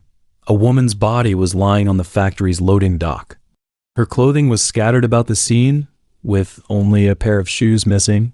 She was naked from the waist down. Her hands were covered with abrasions and defensive wounds, and what chilled the investigators most was that her severely beaten face had been deliberately covered with a piece of fabric. Later, a fingerprint comparison confirmed the victim's identity. She was Patricia Dunn, a 37-year-old resident of the Englewood community. Investigators initially assumed it would be a quick case to solve, as being naked from the waist down was virtually irrefutable evidence of sexual assault. However, the forensic examination of the body, which was sent to the medical examiner's office, found no evidence of sexual assault. Without any eyewitnesses, evidence of sexual assault, or fingerprints, the case eventually went cold and remained unsolved for 2.5 years. It lasted only 2.5 years, not because the case of Patricia was solved, but because a new female body was found. In spring 1995, several children playing in a vacant house just a few blocks from the scene of Patricia's crime found the body of a woman inside. The similarities to Patricia's case were striking. She was naked from the waist down. Her face had been severely beaten and then deliberately covered. A rope was wrapped around her neck. Her clothing was scattered messily throughout the room, and her shoes were missing. These similarities are shocking, investigators said. However, the conclusions reached after her body was sent to the medical examiner's office were entirely different from those in Patricia's case. The fingerprint comparison confirmed the victim's identity as Angela, a 36-year-old woman, and it was confirmed that she had indeed been sexually assaulted. Despite successfully extracting DNA, however, database comparison yielded no results. 2 years later, time came to Thanksgiving of 1997. That evening, Robinson was walking in her neighborhood when a black man called out to her, "Do you want to try some drugs?" However, as soon as she approached him, he pulled out a knife and forced her into an abandoned building. He sexually assaulted her there and then repeatedly beat her with a wooden plank. Afterwards, Robinson recalled that if she had not played dead, she certainly would have died. The black man mistakenly believed that she was dead, covered her body with a mattress, stole her shoes, and left the scene. Robinson then managed to find help and, despite her severe injuries, she survived. Later, she described the attacker to the police as a black male, approximately 6 feet tall. Several days later, the test results came back. They confirmed that the semen extracted from Robinson's body matched that left inside Angela. Just as investigators had suspected, the man who attacked Robinson was the same person who killed Patricia and Angela. Later, Robinson helped investigators create a composite sketch of the man. Although the South Side appeared to be a place of gang control, disorder, poverty, and ethnic minorities, there, whether ordinary residents, gang members, or other people such as vagrants and prostitutes, they all actively cooperated with investigators, widely disseminated information, and attempted to piece together clues to find the man who had attacked these women. On August 13, 1998, police found the corpses of 2 women in 2 abandoned buildings located just 1 mile apart. 32-year-old Thompson and 44-year-old Harris had been beaten, their faces covered, and their shoes missing. And the semen found on both victims by investigators matched the genetic evidence from the Robinson and Angela cases perfectly. Over the following 5 months, 2 more victims were found: 38-year-old Cheryl and 44-year-old Johnson. Like the other victims, they were found in abandoned buildings without their shoes, and the semen left by the killer matched that found in previous cases. Later, the trust that investigators had established with locals finally paid off. 2 women came forward to report a man known as Dre. He was notorious for assaulting women in abandoned buildings. Another person told police that a man named Andre frequently used drugs with prostitutes in abandoned buildings, and even more crucially, several of the victims were prostitutes who had used drugs with him. Then, investigators identified the suspect as Andre Crawford, a well-known figure in the Englewood area who had previously been arrested and imprisoned for drugs and sexual assault. They also reviewed his incarceration records, and a clear pattern emerged. During his imprisonment, the murder stopped. When his release, the murder began again. One neighbor said, "He was the kind of person who would offer to do small chores for cash. You would never expect it. He would ask if he could shovel snow for you."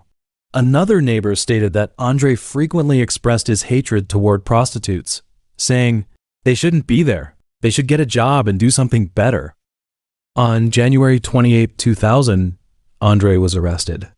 Initially, he refused to provide a DNA sample, but when police presented a court order, he was compelled to cooperate. Then, the testing confirmed that Andre was the man who had committed the 6 murders. During his interrogation, he told investigators that he would exchange drugs for sex. He said that if a woman showed any sign of betrayal during this transaction, he would fly into a rage and kill her.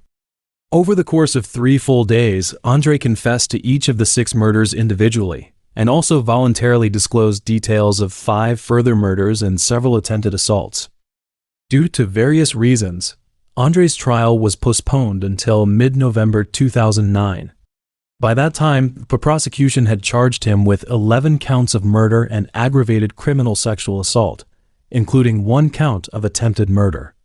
Then, after 10 hours of deliberation, the jury found Andre guilty on all counts. However, the death penalty was not imposed. He was only sentenced to life imprisonment. When the judge read the verdict, Andre's face expressionless and completely unresponsive, even as low gasps and sobs came from the gallery. Patricia's sister asked, "It only takes 2 killings to be eligible for death. It was 11. What kind of justice is that?"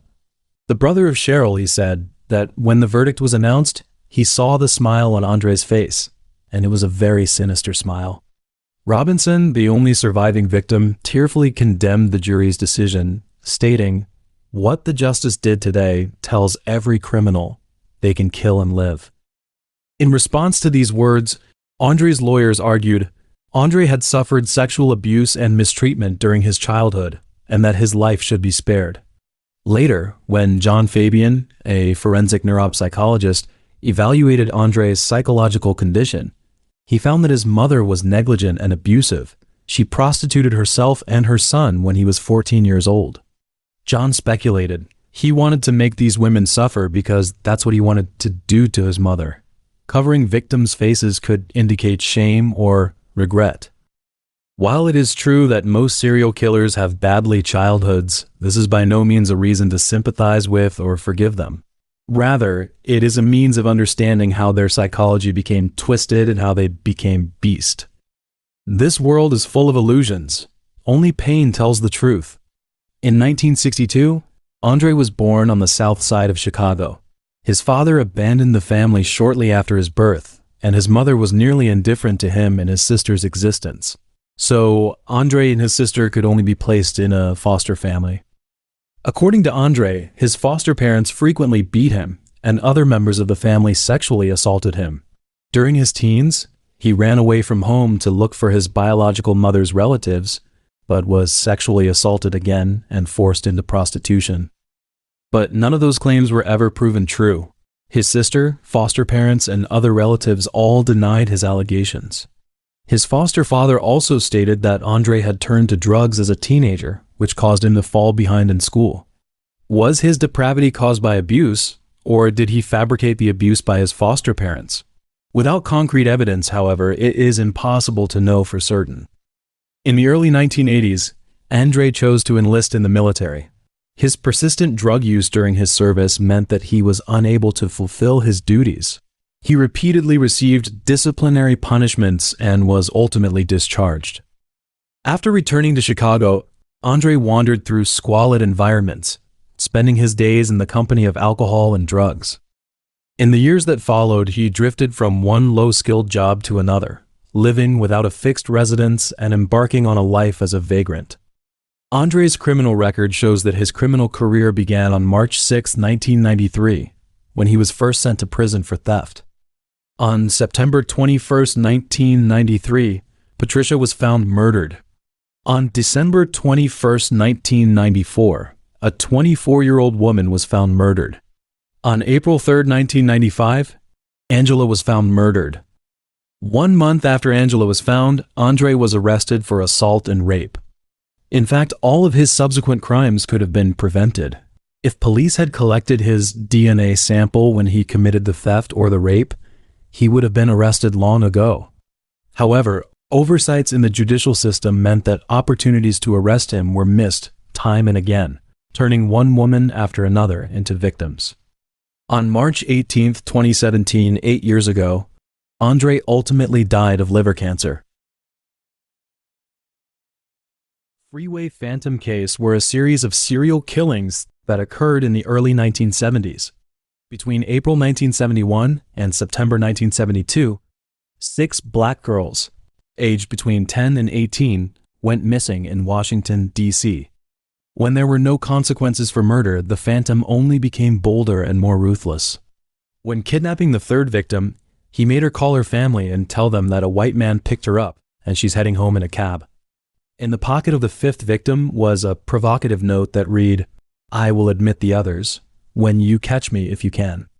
Faced with these young lives, the police department, which was almost entirely white at the time, asked the victims' families prejudiced questions. Why were they on the streets at night? Why were they dressed provocatively? In that period of severe racial discrimination, the color of the victim's skin was one of the key factors hindering the discovery of the truth. Nearly 50 years have passed. Forensic technology has advanced significantly, resulting in the arrest of several serial killers whose crimes had previously gone unsolved. However, due to the mistake made by investigators, forensic evidence and case files were accidentally destroyed. So, the Freeway Phantom case, the first known serial killer case in Washington, D.C., remains buried deep in the archives to this day. Who's the Phantom? What's his motive? No one knows the answers. The first victim of the Freeway Phantom case was Carroll. She lived in a community in southeast D.C., was one of 8 children in her family, raised by a single mother named Thompson. On the evening of April 25, 1971, Carroll was sent by her sister to the 7-Eleven, half a mile away from their home, to buy some food. But a half hour later, when she should have finished her shopping and returned home, she did not come back. With each passing second, Carroll's 7 siblings and Thompson became more and more anxious. Thompson called the police, but the officer gave the standard response, she might have run away from home. The little girl was close to her family and had never considered running away, something all the family members knew. Realizing that the officer could not offer help, Thompson immediately organized a search party with friends and neighbors. They searched the community and the vicinity of the convenience store for hours. Unfortunately, there was no result. On May 1st, just 6 days later, the worst news came to Carroll's family. The officer found a body behind St. Elizabeth's Hospital near Interstate 295, and that was Carroll. The forensic report stated that the victim had been sexually assaulted and strangled to death. In addition, undigested food was also found in her stomach, which meant, for most of the time she was missing, she had been held captive somewhere by the murderer. Just as the police were preparing to conduct a thorough investigation into the case, social upheaval suddenly disrupted all their plans. In 1971, anti-war sentiment was running high in the United States. A large number of anti-war demonstrators poured into Washington, D.C., chanting, "If the government won't stop war, we'll stop the government." Faced with such a massive demonstration, the police were forced to act. Romaine, the detective investigating Carroll's murder, was also affected. Her superior ordered her to stop working on Carroll's case and focus on maintaining social order instead. Then, the investigation into Carroll's murder came to a standstill. More than 2 months later, an officer found the body of a girl on an embankment near the Interstate 295, just 15 feet away from where Carroll's body had been found. Under the scorching July sun, the body had severely decomposed, with the face unrecognizable and making the cause of death difficult to determine. Later, the victim's identity was confirmed by her family. She was 16-year-old Johnson, a girl who had just started a summer job and who lived in the same community as Carroll. On the morning of July 8th, she left home as usual to start her shift at the Oxon Hill Recreation Center. However, even though it was after working hours, she still hadn't returned home. Her anxious mother immediately called the police to report her daughter missing, but as in the Carroll case, they responded that she might have run away. Following Johnson's death, Carroll's family was certain that the police would uncover more information about Carroll's murderer. But just 8 days after Johnson's body was found, on the afternoon of July 27th, Brenda was sent by her mother to a grocery store a block and a half away from their home. However, by the time it was completely dark, Brenda still had not returned home. Worried that Brenda might have got lost, her mother went straight to the grocery store, leaving Bertha, who was 7 years old, and their stepfather at home. At around 9:20 p.m., while waiting for her sister and mother to return, Bertha received a phone call. It was Brenda, saying that a white man had picked her up and she is heading home in a cab, but she felt that she had left Washington, D.C. and went to Virginia. Several minutes later, the phone rang again. It was the stepfather who answered. Brenda, crying, told him that she was inside a house with a white man and was confused about what was going to happen next. The stepfather demanded to speak to the man, then there was a sound of heavy footsteps on the phone. Hearing the footsteps, Brenda said, "I'll see you." At 5 a.m. the following day, Brenda's body was found by a hitchhiker in a prominent location on the U.S. Route 50 near the Baltimore-Washington Parkway in Prince George's County, Maryland. As with the first two victims, she had been sexually assaulted and strangled, and her shoes were missing. On October 1st, 12-year-old Yates was sent by her father to a Safeway store just 1 block away from their home. She bought some food and left the store, and less than 3 hours later, her body was found on the shoulder of Pennsylvania Avenue in Prince George's County. She had also been sexually assaulted, strangled, and her shoes were missing. As the cases continued to unfold, the black community's frustration with the slow progress of the police investigation gradually intensified. The tense atmosphere was further exacerbated by media coverage, with newspaper headlines filled with questions about the cases. What exactly happened? What measures have the police taken? Some media outlets began to speculate that these murders might be the work of a serial killer who used Interstate 295 to track down his victims and escape, as all the victims were found near the freeway. So they called the murderer Freeway Phantom. Initially, however, the police did not believe there was a connection between these murders. When they were unable to solve the cases, the FBI joined forces with all law enforcement agencies to form a task force. They began assisting in the forensic investigation and conducting a collective inquiry into the murders. After re-examining evidence from the victims' remains, task force investigators discovered a crucial clue. Forensic experts found hair that did not belong to the victims in the underwear of 3 of them. The hair was from a black person and did not belong to the victims themselves. As more details were found, the investigators finally linked the 4 murders together. They were almost certain that the murderer was black man. A witness to the second murder reported seeing Johnson sitting in a black car driven by a black man after she disappeared. The 2 phone calls Brenda made were forced by the murderer. He deliberately provided inaccurate information, such as claiming a white man had taken her and she was in Virginia, in order to buy time and mislead the investigation. Shortly thereafter, however, the 5th victim emerged. On November 16th, an officer found Woodard's body near Prince George's County Hospital on Baltimore-Washington Parkway. Unlike the other victims, her shoes were still on her feet and she was wearing a coat draped over her chest. Inside one of the coat pockets was a note that read, "This is tantamount to my insensitivity to people, especially women. I will admit the others when you catch me if you can." The note was signed by the Freeway Phantom. "I'm scared for myself and worried for all the little girls that come after," Brenda's sister, Bertha, said. Romaine remarked everyone was reporting suspects to the police station. Priests, police officers, doctors, every man you could think of had been a suspect at some point. Just as the investigation was in full swing, the murders stopped.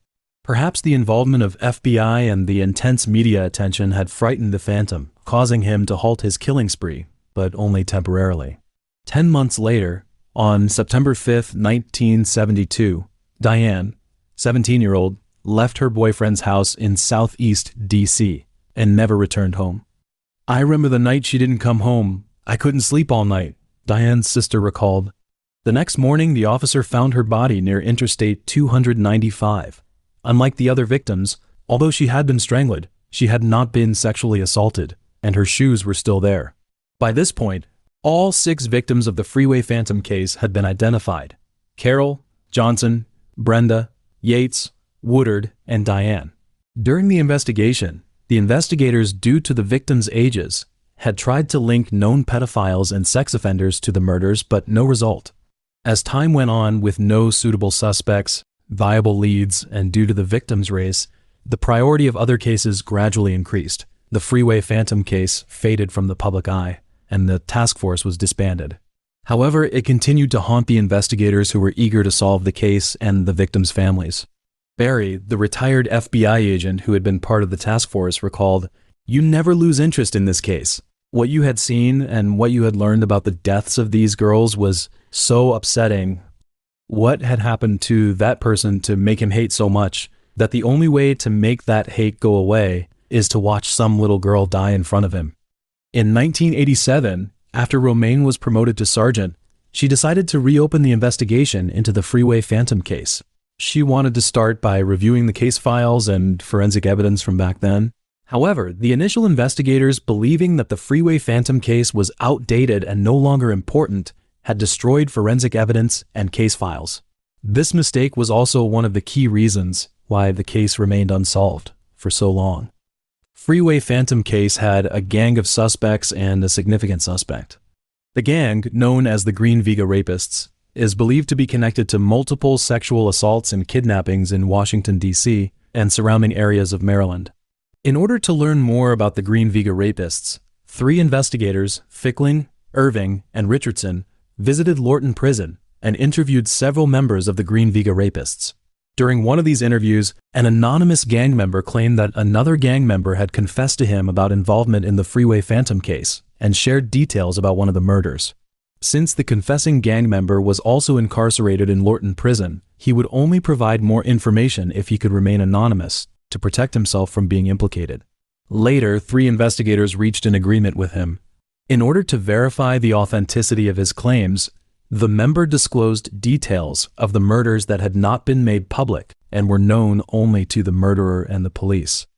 Just as the investigation was on the verge of a breakthrough, however, Maryland was holding elections at the time.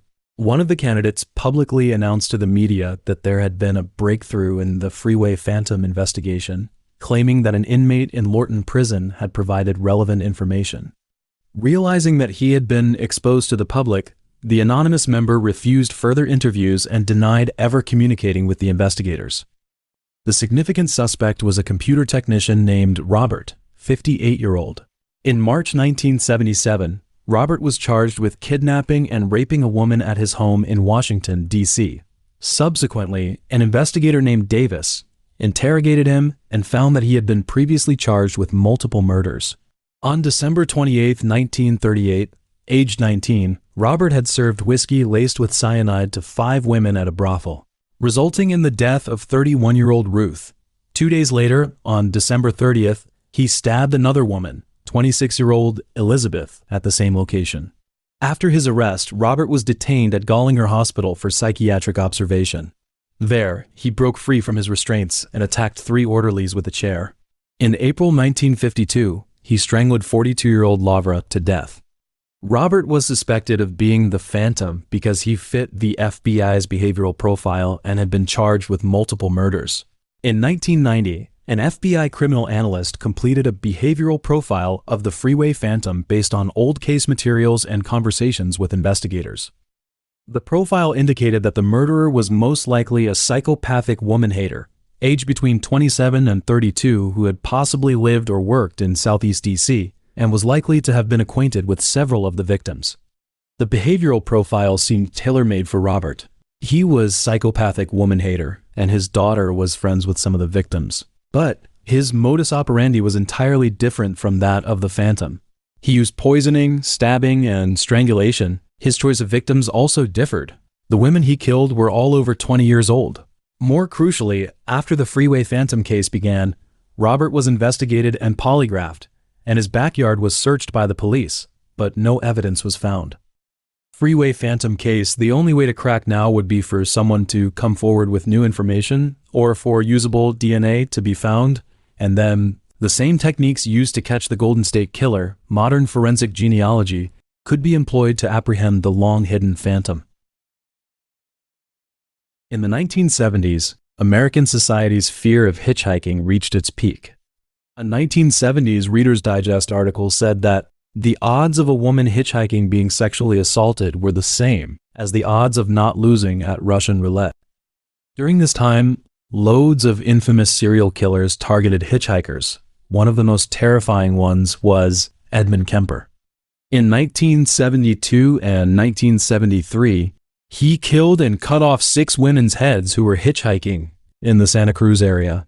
But at the same time, a bunch of murders happened in Santa Rosa, which is only 110 miles from Santa Cruz. At least 7 female hitchhikers have gone missing after hitchhiking, and their remains were found along the roadsides of Sonoma County, naked, sexually assaulted, and strangled to death. The Kemper case was solved pretty quickly, but the Santa Rosa hitchhiker murders haven't been solved in 53 years. Over the years, hundreds of suspects have been investigated one by one, including several serial killers like the Zodiac Killer, Ted Bundy, and the Hillside Stranglers. But the identity of the murderer has never been figured out. 12-year-old Maureen and 13-year-old Weber, both Herbert Slater Middle School students. On the evening of February 4th, 1972, they went to the Redwood Empire Ice Arena, which is one of the most beautiful ice skating rinks in the world, to attend a friend's birthday party. Around 9 p.m., after the party ended, both girls left the ice arena. Since neither of their parents had arrived in time to pick them up, although hitchhiking was a high-risk behavior in that era, Maureen and Weber had no choice but to rely on hitchhiking to get home. Then, after that, they were reported missing. It was not until December 28th that 2 hikers found their skeletal remains, devoid of any clothing, near Franz Valley Road. Wendy was a 19-year-old art student at Santa Rosa Junior College. Her friends described her as pure, innocent, and childlike. On the morning of March 4th, 1972, after buying a wooden soy sauce barrel in San Francisco's Chinatown, she stood by the on-ramp of Highway 101, ready to hitchhike back to Santa Rosa. The following day, her naked body was found in a creek bed near Enterprise Road in Santa Rosa, and there was an oily substance near her body. The autopsy report said that Wendy had been sexually assaulted with her ankles and wrists tied up, and that she had died from strangulation. 13-year-old Lori was an 8th grade student who was reported missing on November 11th, 1972, but at that time, she was still alive. Lori often had to run away from home because of family problems. She normally stayed at friends' houses and hitchhiked to get around. Hitchhiking wasn't always dangerous, but making it a regular thing was like putting life in the hands of fate. The last time she was seen was on November 30th, Witnesses said she was picked up by a white man with an afro hairstyle driving a white van. Later on December 14th, her body was found in a ravine on the west side of Calistoga Road. Her cause of death was a broken neck. There was no sign of sexual assault. Her brother Larry told in an interview, "The mystery surrounding her death has always messed with my head. She defended me tooth and nail. I loved her. That was my big sister." On February 6, 1973, Carolyn, a 15-year-old resident of Anderson in Shasta County, chose to run away from home. She left a note. "Dear Mom, don't worry too much about me. The only thing I'm going to be doing is keeping myself alive, Carolyn." The reason she chose to run away from home was that she had witnessed a double murder case. In order to protect her own life, she had no choice but to do so. After running away, she had been living in her grandmother in Garberville. However, as time passed, she became increasingly paranoid that she would be discovered by people connected to the murder case. So, for her, getting far away from this place that frightened her was the best choice. In the summer of 1973, because her sister was about to give birth, Carolyn wanted to see her newborn nephew with her own eyes, so she returned to Garberville. After living with her grandmother for a while, Carolyn decided to leave and head back to Illinois to get back together with her boyfriend. Her grandmother then drove her to downtown Garberville, which was also the last time she was seen. At that time, she was trying to hitch a ride along Highway 101. On July 31st, her body was found near the location where Maureen and Weber's remains had been found. Her cause of death was confirmed to be strychnine poisoning, which causes violent muscle spasms, convulsions, and ultimately suffocation within approximately 1 hour. Her death was a bit different from the other victims because she was poisoned, but because she was found hitchhiking and it was in Santa Rosa, they put her murder case in with the other Santa Rosa hitchhiker murders. Diane, 23-year-old from Miranda, located in the southern part of Humboldt County, was the mother of a 2-year-old son. In the winter of 1973, she left her husband and son, decided to hitchhike across California. Diane had never had any problems before and never felt in any danger while hitchhiking. December 22, 1973, she was last seen hitchhiking along Highway 101 at Zuma Beach in Malibu, as she wanted to travel to Garberville to spend Christmas with her family. Just 6 days later, on December 28th, her body was found in Mark West Creek, Santa Rosa. Her cause of death was determined to be strangulation. Unlike some victims who were found naked, she was found wearing clothes. The last victim of the Santa Rosa hitchhiker murders was a woman whose name has never been confirmed. On July 2, 1979, someone found the bones of a young white woman about 100 yards from where Lori's remains had been found. At first, people thought the body belonged to 20-year-old Jeanette, a Hawaiian-American student at Santa Rosa Junior College. April 25, 1972, Jeanette was hitchhiking on Highway 101, and then her friend saw her enter a pickup truck driven by a white male aged 20 to 30 with an afro hairstyle. It is worth noting that Jeanette has never been found to this day. What her fate was, whether she was abducted to another place by someone, or whether she was killed, everything remains unknown. When the woman's remains were found, she was found naked and bound inside a travel bag. Due to the severe state of decomposition, her cause of death could never be confirmed. Investigators linked this case to the Santa Rosa hitchhiker murders because the manner in which she was bound was the same, and the location where she was found was close to where Lori's remains had been found. Through statistical analysis, in fact, even though these murders are very similar, especially where the remains were dumped and how they died, there are still some subtle differences that make it hard to believe these murders were committed by the same person. While Maureen and Weber were found naked, and their remains retained a single earring, orange beads, and a gold necklace with a cross on it. Although it wasn't clear how they died, from this information, it can be concluded that the murder's motive was not money, but sexual in nature. In 2019, when Maureen and Weber's friend was interviewed, she said that when they went to the party, they told her that a tall, thin guy had invited them to smoke weed together, and that guy looked like Bundy. At that time, one of the first people the investigators thought might be involved also was Bundy. So, could he be the one who committed these murders, the murderer who killed both Maureen and Weber? First of all, Bundy's victims were usually young white women with long hair and tall, slender builds. Secondly, Bundy's criminal motive was confirmed to be abnormal sexual impulse. He got a sexual kick out of killing, and strangulation was his way of making sure the victim died. According to what Maureen and Weber's friend said, that night, both girls were dressed to look like 18 or 19-year-old girls. Maureen and Weber also matched Bundy's killing method, particularly as their naked remains corroborated his habit of collecting items from the victims. However, the thing is, Bundy was a financially struggling thief who had the habit of collecting his victims' jewelry as his trophies. If Maureen and Weber had been killed by him, he would not have left behind any valuable items. And as a high-intelligence serial killer, he also never had a record of simultaneously controlling two victims in the strict sense. These differences are sufficient to prove that he could not be the murderer who killed Maureen and Weber. When Wendy was found, her ankles and wrists were both bound, and her cause of death was also strangulation. Compared to other cases, her case presented one distinct difference. The murderer left several clues behind, something that had not occurred in the other victims' cases. Investigators first found an oily substance at the scene, similar to oil used in mechanic workshops. And several weeks after her death, the murderer placed her personal checkbook into a drive-up mailbox across from the post office, and investigators found 2 fingerprints on it. Regrettably, despite the discovery of 2 fingerprints and the suspicion that the murderer might have been a mechanic, not much information about this case was disclosed. Lori was found in a ravine. Her cause of death was a broken neck, accompanied by spinal cord compression and hemorrhage. Unlike other cases, she had not been sexually assaulted, and her death scene looked more like an accident. Investigators speculated that Lori had been forcibly taken into a van, and while attempting to escape from her kidnapper, she opened the door of the van, which was traveling at high speed. And coincidentally, at that moment, the van was driving alongside that ravine, and then Lori fell into the ravine. During the fall, her neck was broken, and because she did not receive timely assistance, she ultimately died there from exposure of her wounds.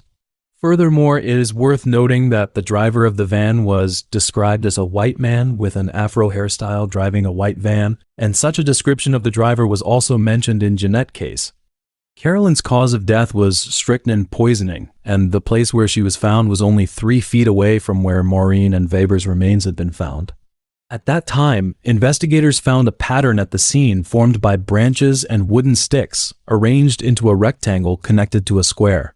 It resembled some kind of occult symbol, so they believed this murder was connected to the Zodiac Killer. And coincidentally, at that time, the Zodiac Killer's range of operations happened to be near Santa Rosa. But it turned out to be a really small and highly controversial clue. A local teenager said he had arranged that pattern before Carolyn died to show his girlfriend the shape of a new trailer. What's more, the Zodiac Killer specifically targeted couples inside vehicles, attacking them with firearms or knives, and he taunted his victims. Also, as someone who enjoyed being in the public eye, he even never mentioned or claimed the Santa Rosa Hitchhiker murders in any of his letters or ciphers sent to the media and police. Diane's cause of death was strangulation by ligature. She was also sexually assaulted. Judging from the bruise on her left eye and the wound on the back of her head, there were signs that she had struggled violently. Maybe Diane got into a car, and then the driver forced her to have sex with him, and she struggled during the process, which is why she had a bruise on her left eye. Maybe she accidentally bumped her head during the struggle, or the person who sexually assaulted her just killed her. These circumstances make it difficult to believe that the person who killed these victims was the same one. It seems more like there was an unknown serial killer as well as several different murderers. For example, Maureen and Weber's friend indicated that the man who was with them looked very much like Bundy. In Lori and Jeanette's cases, witnesses provided detailed descriptions that the person who took them away was a white man with an afro hairstyle driving a white van. The clues found in Wendy's case suggest that the murderer might have been a mechanic. In Carolyn's case, she died from poisoning, unlike those victims who were strangled and sexually assaulted. Although her remains were ultimately found at the same location as Maureen and Weber, by that time, the place where their remains had been found had already been reported in newspapers. It is not entirely impossible that the murderer learned the exact location of the remains through word of mouth among local residents. In addition to Bundy and the Zodiac Killer, there were 3 other suspects emerged during the investigators' investigation process. The first suspect was Frederick, a 41-year-old creative writing teacher at Santa Rosa Junior College who had a record of sex crimes. After he died in a car crash on August 24, 1976, some pretty disturbing paintings he had made were found among his stuff. They showed scenes of whipping and torture, and one of them had a person in it who looked just like Wendy. Some people believe that Frederick was the murderer who had escaped murder charges through death. 2 investigators stated that there was some evidence showing Frederick had knowledge of the murders, and the murders stopped after that, his death. The second suspect was called Jack, and he had a long record of crime and bad behavior dating back to his childhood. He went on to become a serial rapist, committing multiple burglary, assault, and attempted murder cases. Later, after he died in prison in December 2021, investigators found out through DNA testing that he was linked to a 1996 murder case. Due to the fact that Jack's family owned property near Santa Rosa in the 1970s, and his manner of handling victims was similar to the Santa Rosa Hitchhiker murders, he was suspected of being the murderer. But forensic comparison did not yield a match. The third suspect was named Jim, a native of Santa Rosa and a former police officer with no known criminal record, who died of cancer in 2008. Jim's family owned a ranch in Sonoma County, and in the early 1970s, he would frequently stay at that ranch.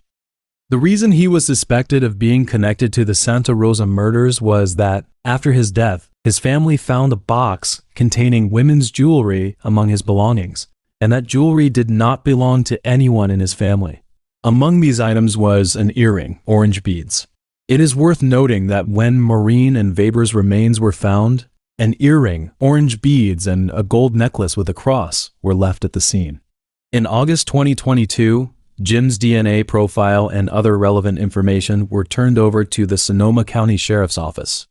Until this year, the Santa Rosa Hitchhiker murders was still handled by there. But because of money issues in the local area, it may take months or even years to process DNA. So, no latest information has been disclosed.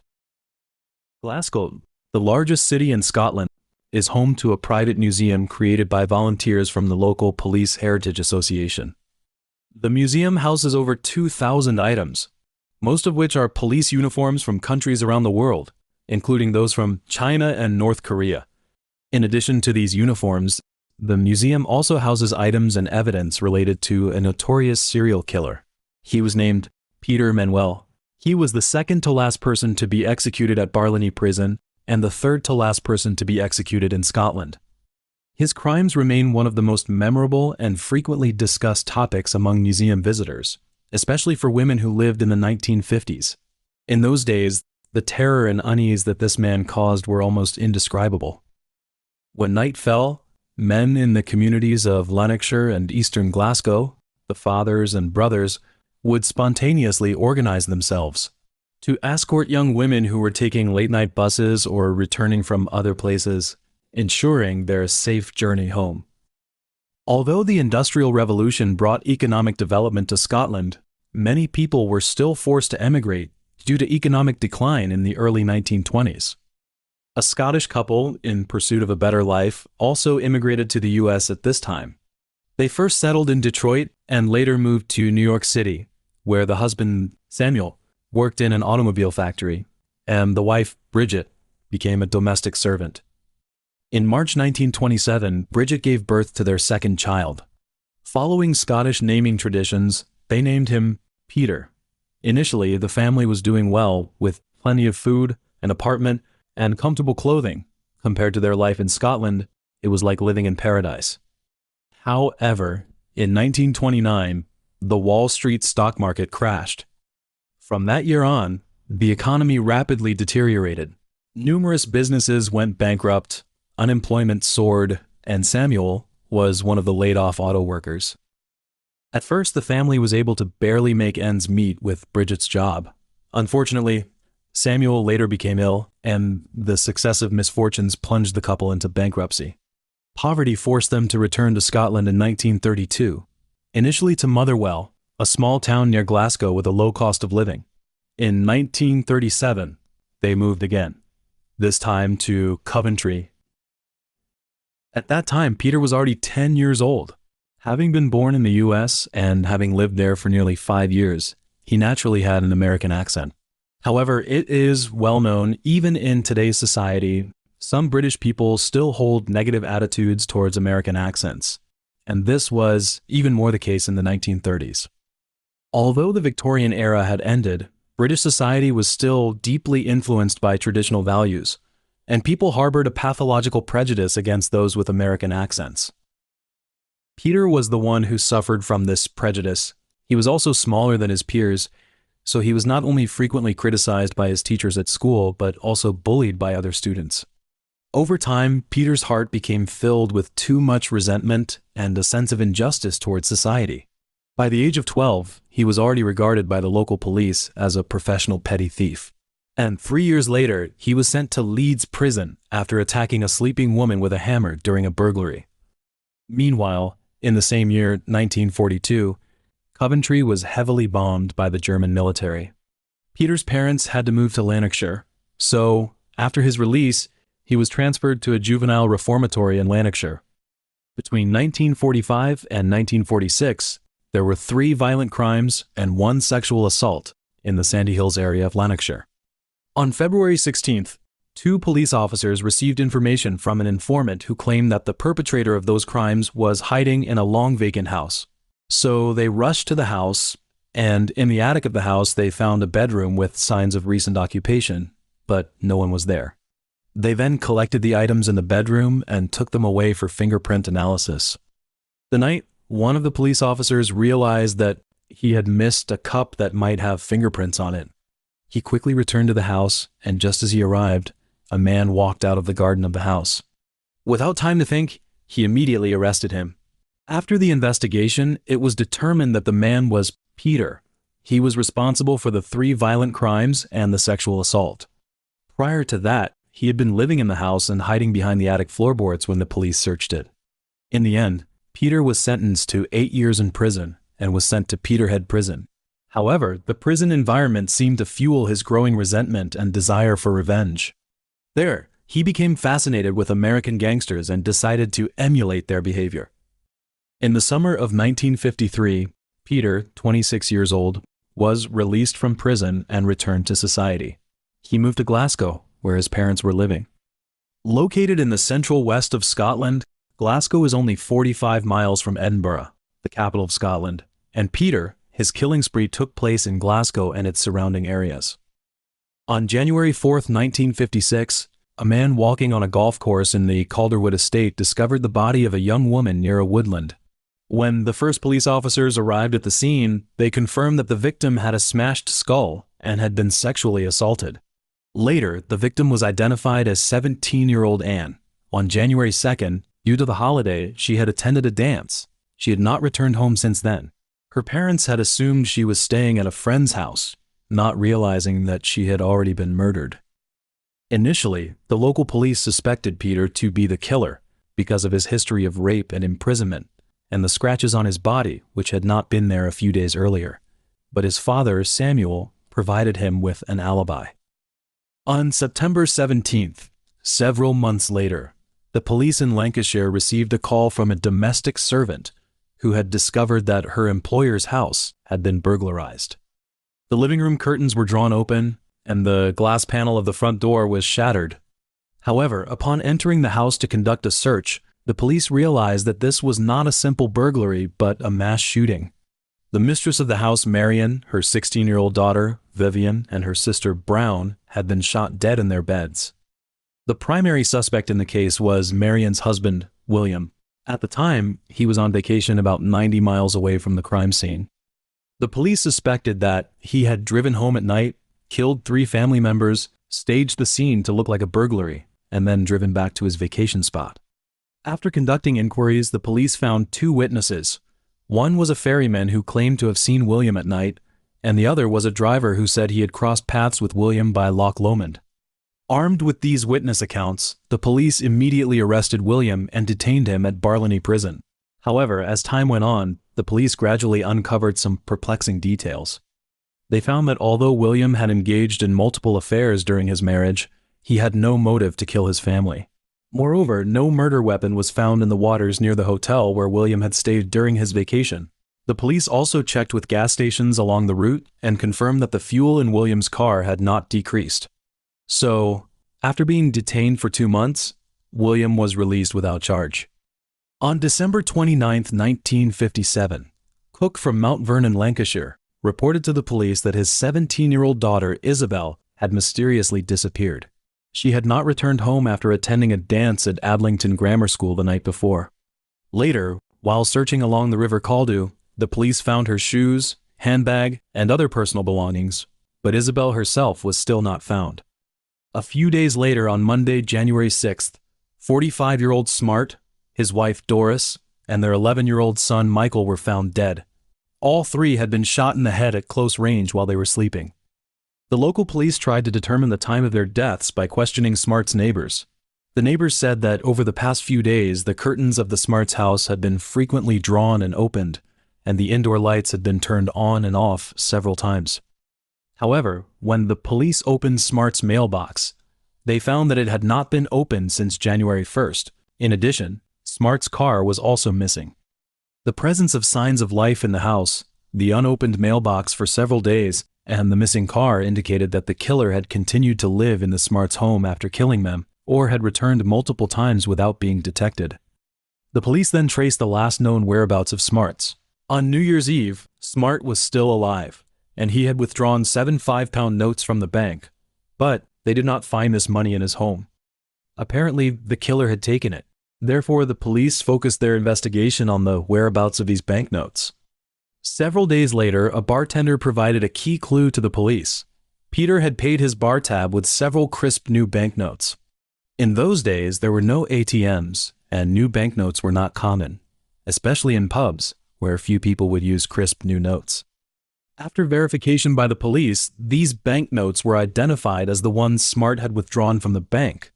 Then, Peter was identified as the killer. On January 14, 1958, the police, armed with an arrest warrant, stormed into Peter's home. When they read the warrant to Samuel, Peter became agitated. He verbally abused the police and claimed, "You haven't found anything yet. You can't take me away." Nevertheless, he was taken to the interrogation room. At 11:10 p.m. that night, he was formally charged with the murder of the Smarts. Additionally, the police searched his home and found some stolen goods from burglaries and several letters. Since the stolen goods were found in Samuel's room, he was arrested and charged with harboring stolen property. Learning of his father's arrest, Peter immediately requested a meeting with the investigators. He proposed a deal. If they would let his father go, he would confess to all the crimes. The police accepted this deal. Peter confessed everything and led the police to the burial site of Isabel, as well as the location where he had discarded the revolver used to kill Marion and the others. He also admitted to killing Anne, and the letters found in his home were revealed to be ones he had sent to William, filled with details known only to the killer. His trial was set for May 12, 1958, and it was dubbed the trial of the century. Hundreds of curious onlookers flocked to the courtroom, and Peter did not disappoint them. He fired his lawyers and decided to defend himself. At the start of the trial, Peter first retracted his confession, claiming that he had only admitted guilt to protect his family from police harassment. He argued that he had known the Smarts for years and had even asked Smart to get him a gun. He said that Smart had gone mad, killing his own family before committing suicide, making their deaths appear as murders. And Isabel's death, he stated that he had been at the cinema that night and did not kill her.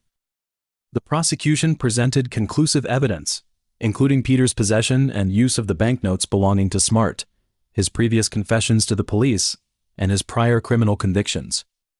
After a 12-day trial, the jury took less than 2.5 hours to find Peter guilty on 7 counts of murder. Only the case involving Anne was dismissed due to insufficient evidence, and he was sentenced to death. In the days leading up to Peter's execution, he became haggard and barely spoke to anyone, simply sitting in silence and listening to the radio he was permitted to use. In his final attempt to escape the gallows, he tried to convince the authorities that he was insane. However, his mother, Bridget, saw through his ruse. During a visit, she slapped him and shouted, "You can't fool me." On July 11, 1958, Peter was hanged at Barlany Prison. His last words were, "Turn up the radio, and I'll go quietly." In reality, there was another female victim who was the only survivor to testify against Peter. Once, Peter had a girlfriend named Anna, and they had planned to get married on July 30th, 1955. However, after Anna learned about Peter's criminal record, burglaries, violent crimes, and sexual assaults, she immediately broke off the engagement. Learning that Anna had firmly ended their relationship, Peter, in his fury, vented all his anger on a 29-year-old woman named Mary. He kidnapped her and decided to behead her. Peter showed no sympathy for his victims, no remorse, and never admitted that what he had done was wrong. Some doctors described him as experiencing trances, memory loss, and epileptic seizures. His criminal mind was complex and difficult to comprehend. He killed and raped women, yet he was very caring towards his mother. He was cruel to humans, yet he was fond of pets. For example, he loved his own dog, and after killing the Smarts, he continued to feed their cat, which was also one of the reasons why he kept returning to the Smarts' house. 45 days ago, on November 20th, 2025, French media published a report. The report mentioned that Joseph Thomas Recco, also known as Tommy, the longest-serving prisoner in France, had passed away due to illness and old age. In his criminal career, he was charged with 7 murders, one of which involved his godfather, the person who had provided him with spiritual guidance and support during his baptism. During the 42 years of imprisonment, he always maintained that he was 100% innocent, even saying that there were only 2 innocent people in the world, Christ and himself. So, was he innocent? Or did he perhaps conceal even more murders? The story began on May 10, 1933, when Tommy was born in the town of Propriano, located in the southwestern part of Corsica, a town primarily known for its fishing and agriculture. Tommy's family made a living through fishing and selling fish. His parents ran a fishmonger shop, with his father working as a fisherman and his mother managing the day-to-day operations of the shop. In those days, the lives of fishermen were fraught with uncertainty. They had to endure the scorching sun and the rough waves, spending long hours at sea, all just to provide for their family's basic needs. Although life was tough, the fishermen's faith was astonishingly pure. In addition to their devout religious beliefs, they also harbored an almost sacred reverence for the sea, referring to it as their mother, because the sea not only provided them with bountiful catches, but also bestowed upon them the hope of life. However, in the 1920s, Tommy's father made a mistake. He killed a sea turtle and made a cradle out of its shell. Sea turtles are often regarded as creatures with supernatural powers in maritime cultures. In Hawaiian culture, sea turtles are part of the creation myth and are seen as guardian spirits and symbols of good fortune, even considered as the embodiment of deities. So, Tommy's father, his action was deemed to have brought the sea turtle curse upon the family. The sea turtle curse is a folklore belief. This curse is nothing but a legend, yet Tommy's family seems genuinely shrouded by it. He was the 4th child in the family, with 10 siblings. However, out of the 11 children, including him, 7 of them encountered misfortune. 1 child died shortly after birth, 2 died in accidents, 2 were shot, and 2 were sentenced to long-term imprisonment for murder. As the child of a fisherman, Tommy was exposed to the sea from a young age. At the age of 13, he began to go fishing with his father, providing catches for the family's fishmonger shop. Soon after, he joined the French Navy, but the constraints of military life suffocated him. So, after his service ended, he returned to Corsica without hesitation and resumed his life as a fisherman. Later, as time passed and World War II came to the end, countries around the world were in the phase of recovery and construction, with the economy gradually recovering and tourism beginning to flourish. Corsica is located in the western part of the Mediterranean Sea. It is the 4th largest island in the Mediterranean, renowned for its magnificent natural scenery and rich historical heritage. And the former French Emperor Napoleon was born on this island, so tourists often flock to the island to admire its beautiful landscapes and visit the birthplace of Napoleon. With the increasing number of visitors, Tommy keenly sensed an opportunity to make money. He was a fisherman, He knew how to catch fish, dig for clams on the beach, and catch lobsters. Then, in order to better attract foreign tourists, he even adopted an anglicized name for himself, Tommy. In 1959, 3 young German girls mysteriously disappeared along the coast of Propriano. For a popular tourist island, this was an extremely serious safety incident that could lead to a rapid decline in the number of visitors. So, in order to quickly reassure both tourists and local residents, the local police launched an investigation without delay. After extensive inquiries, they learned that before the girls disappeared, they had been taken away by a man from the Recco family, who claimed they were going to catch lobsters on the beach. Tommy, who was 25 years old at the time, came into the police's eyes.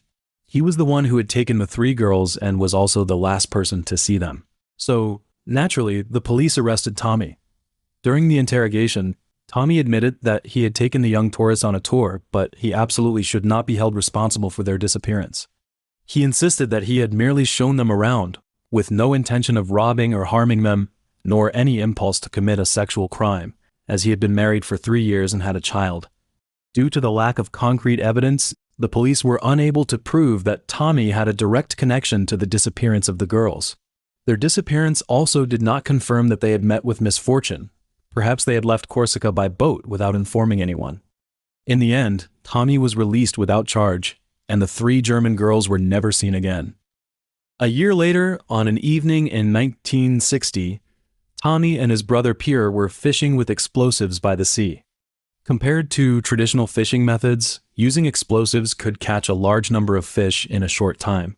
However, this practice was strictly prohibited locally. Their actions were furtive and illegal. But while they were busy, a naval guard named Joseph discovered what they were doing.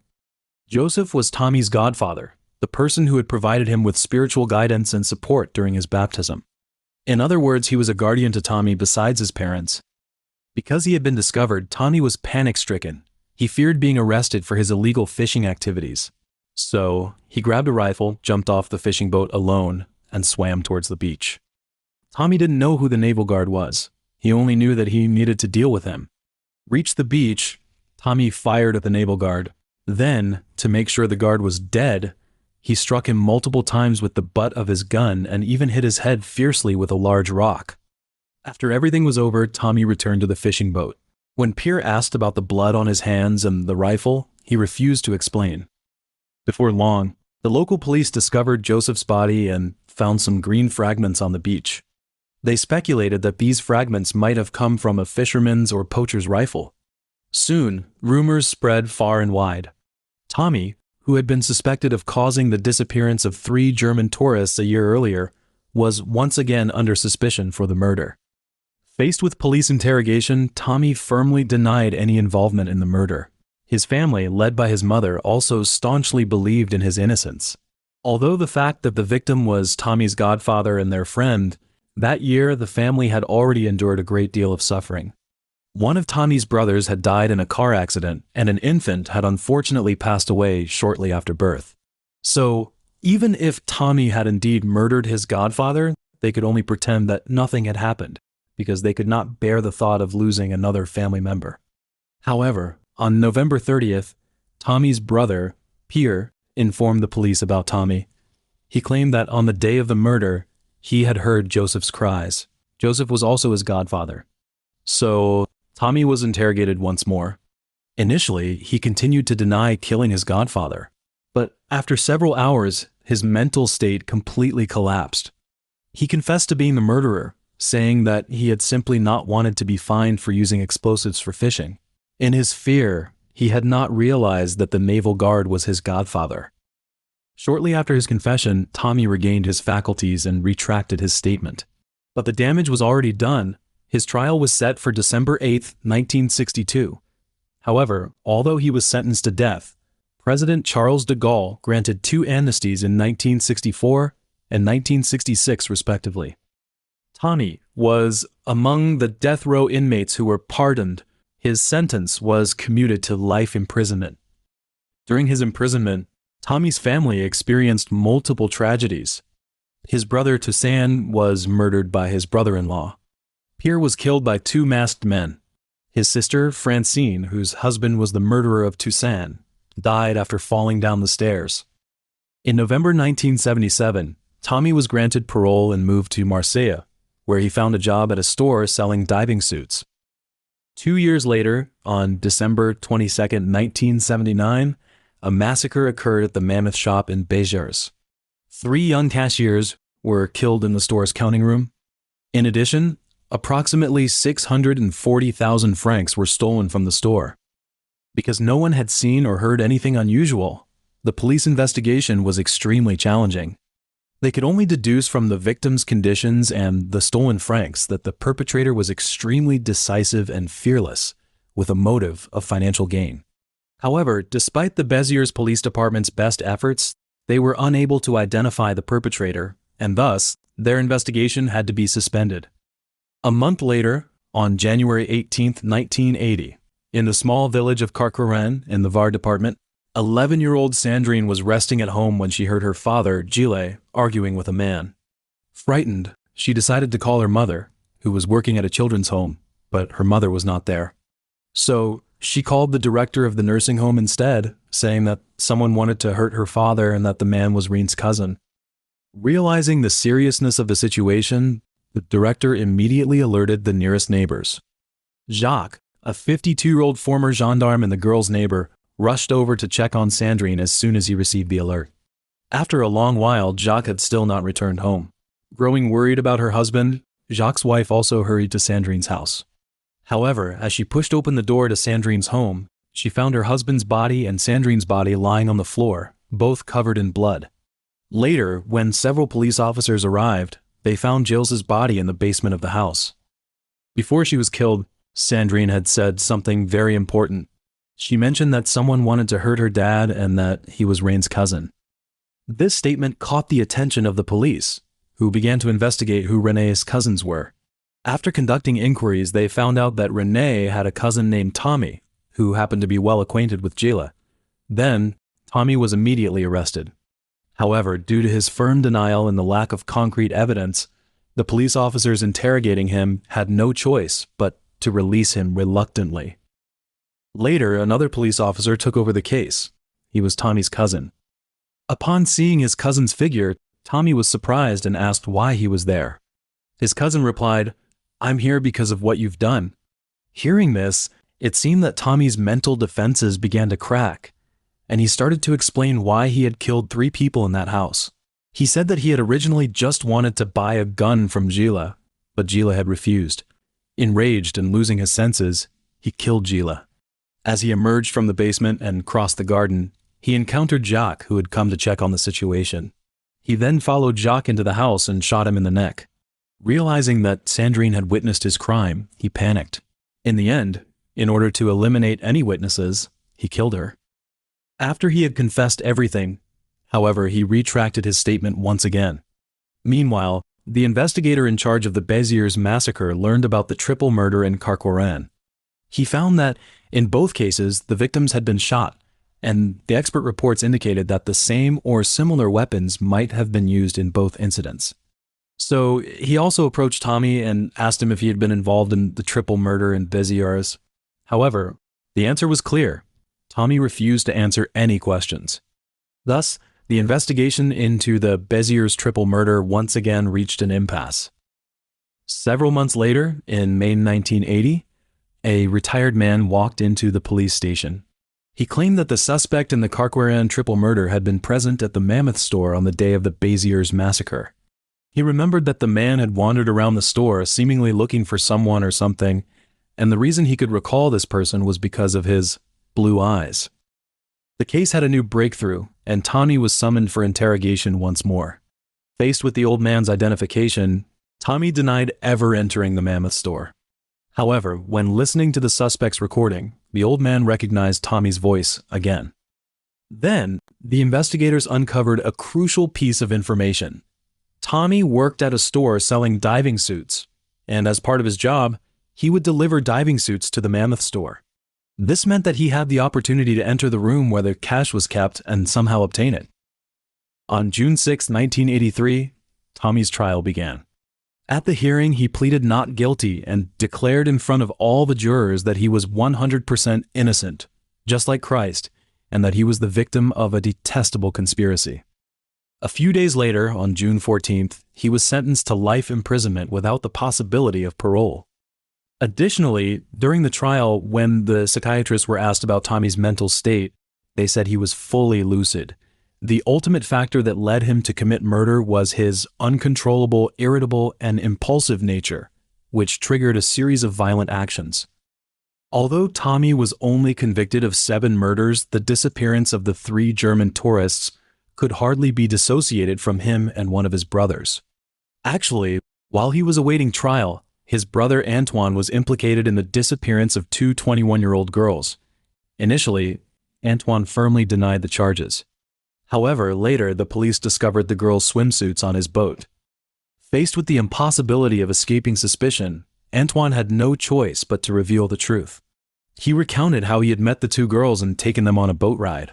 While cruising at sea, driven by lust, he attempted to seduce them but was rejected by both girls simultaneously.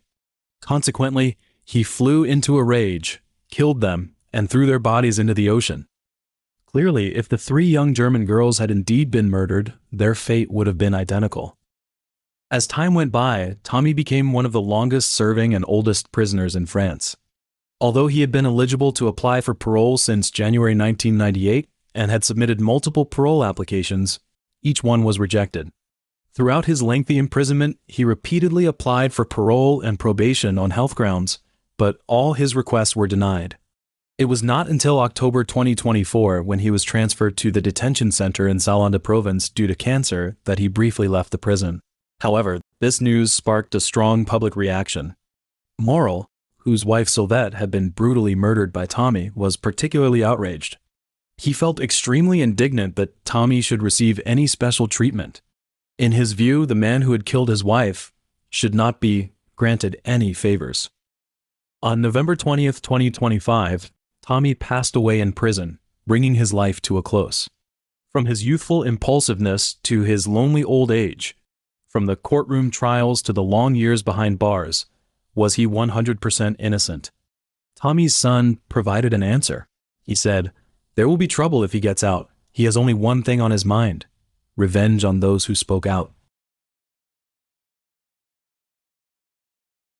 My blood and the blood of my victims must be on the heads of my torturers.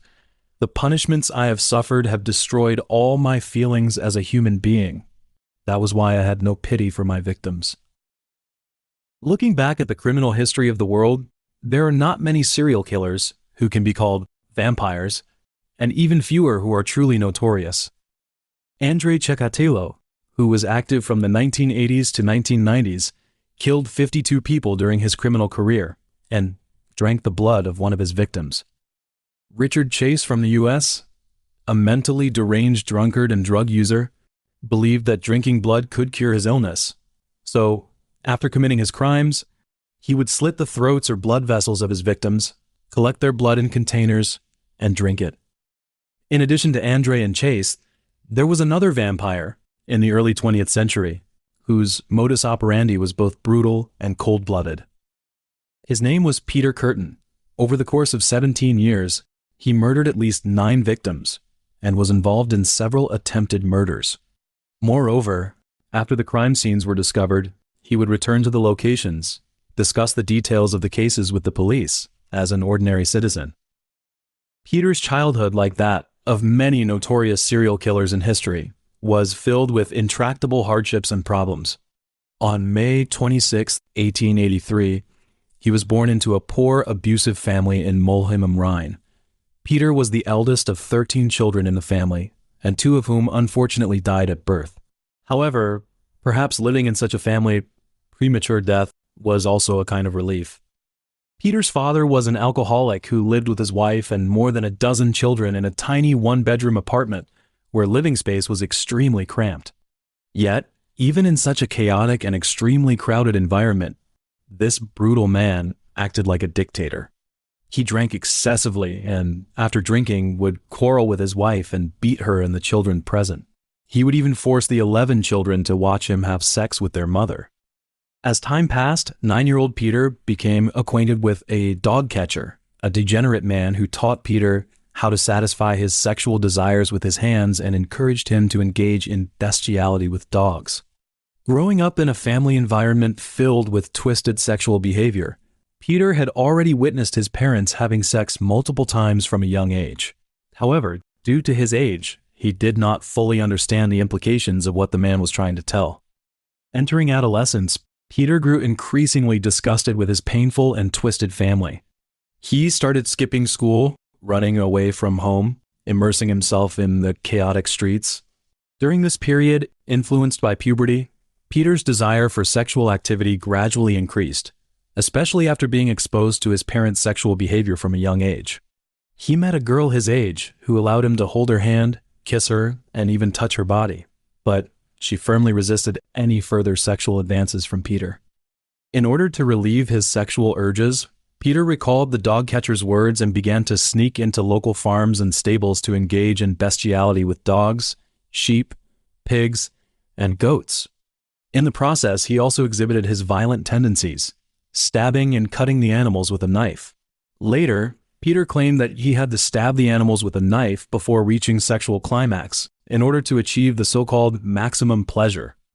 When asked about his family environment, Peter said this: "The whole family suffered through his drinking.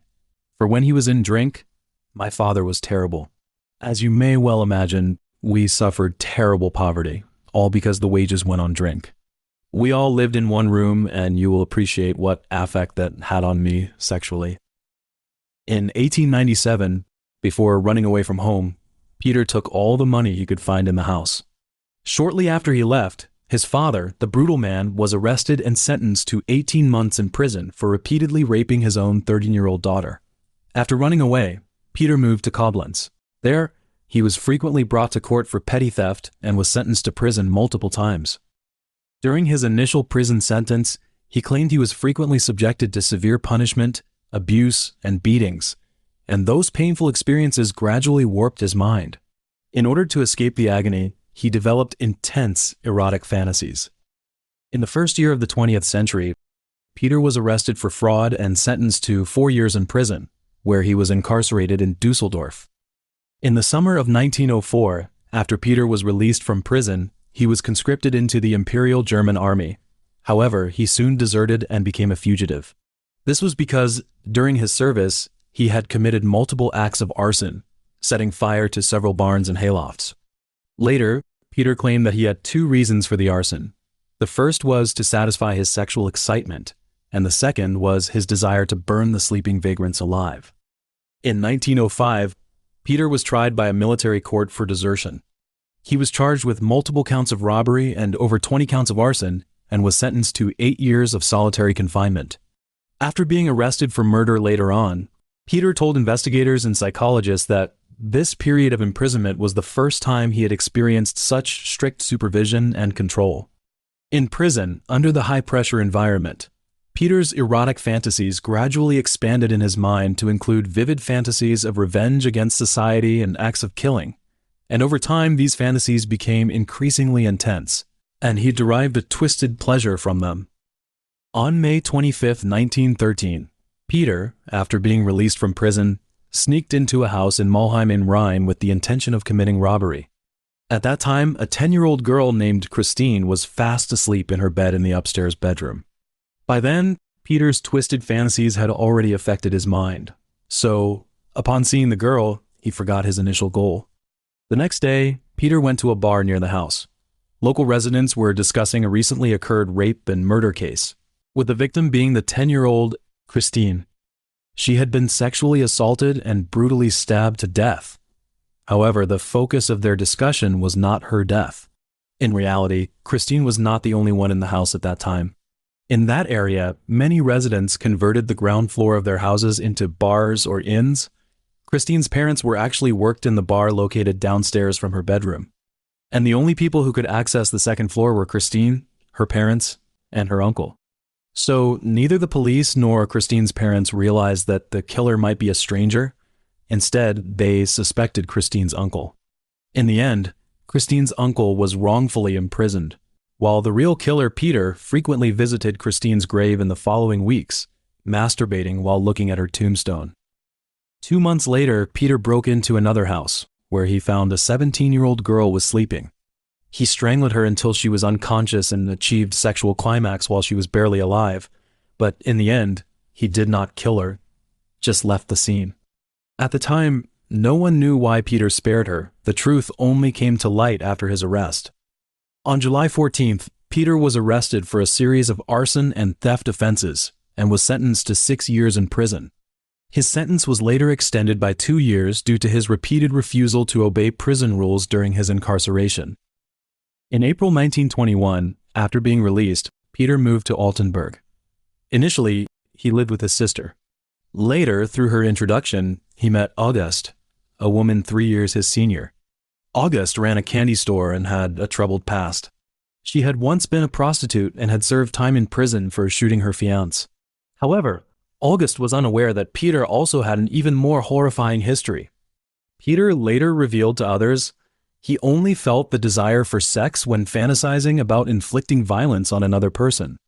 For example, after their wedding night, he would only have sex with Auguste when she wanted it. From 1921 to 1925, during the 4 years, Peter led a relatively normal life. He became a mold maker and actively participated in trade union activities.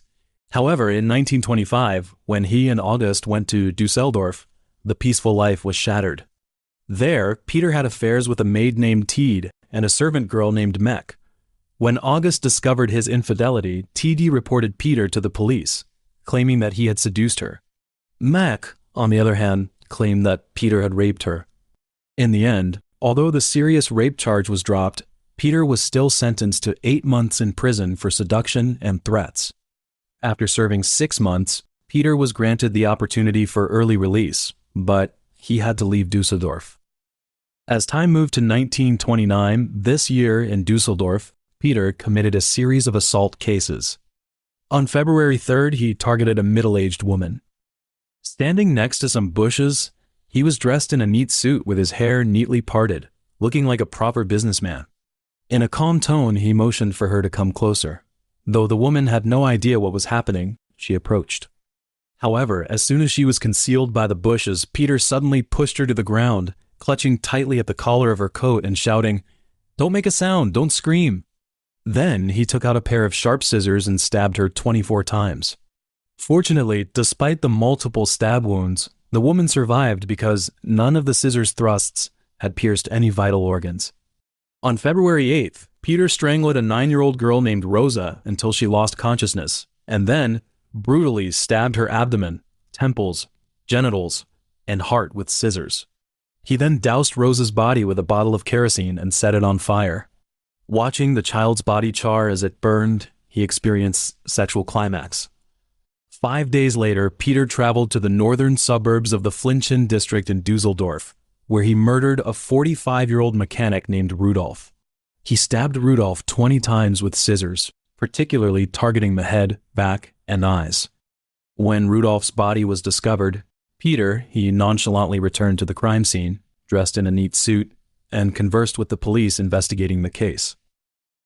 Despite the stark differences in age and gender among the 3 victims, all 3 crimes took place in the same area, occurred around dusk, involved repeated stabbing, and lacked any apparent motive of robbery or other criminal intent. These numerous similarities led local investigators to conclude that the 3 cases were most likely committed by the same person, and the victims appeared to have been chosen at random. From March to July, although Peter claimed that he attempted to strangle 4 women, and one of whom he threw into the Rhine River, he did not kill any other known victims before August 11th. On August 8th, Peter met a woman named Han, whom he described as a girl eager for marriage. He then made an arrangement with her to take her on a date on the 11th. That day, Peter and Han had a pleasant outing. After spending a few hours together, he lured Han to an isolated meadow. He later claimed that at that spot, Han pleaded with him to spare her life, but he simply sat on her, strangled her with his hands, and stabbed her chest and head with scissors until she died. 3 weeks later, Peter returned to the cornfield where he had buried Han. He planned to dig up her decaying corpse and nail it to a tree, staging a fake crucifixion to shock and disgust the public. However, Han's body was too heavy for him to carry out this idea. So, he simply dug up her corpse, lay beside her, and embraced and caressed the decaying body. He later said, "I felt very satisfied every time I thought about what was lying there." 3 months after murdering Han, perhaps out of boredom, Peter sent an anonymous letter to the police. He admitted to killing Han and mentioned that her body was buried in a cornfield. The letter included a crude map indicating the location of the body.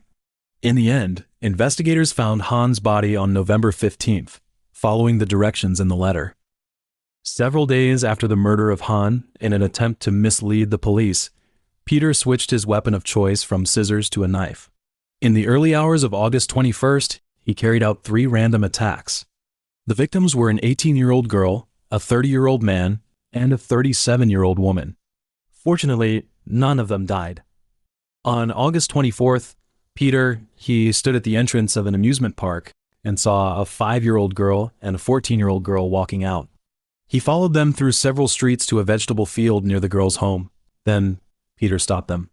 He took out some money and handed it to the 14-year-old girl Louise, asking her to buy cigarettes for him. Once Louise left, Peter was alone with the 5-year-old girl, Gertrude. It was clear that Peter's moment to commit a crime had arrived.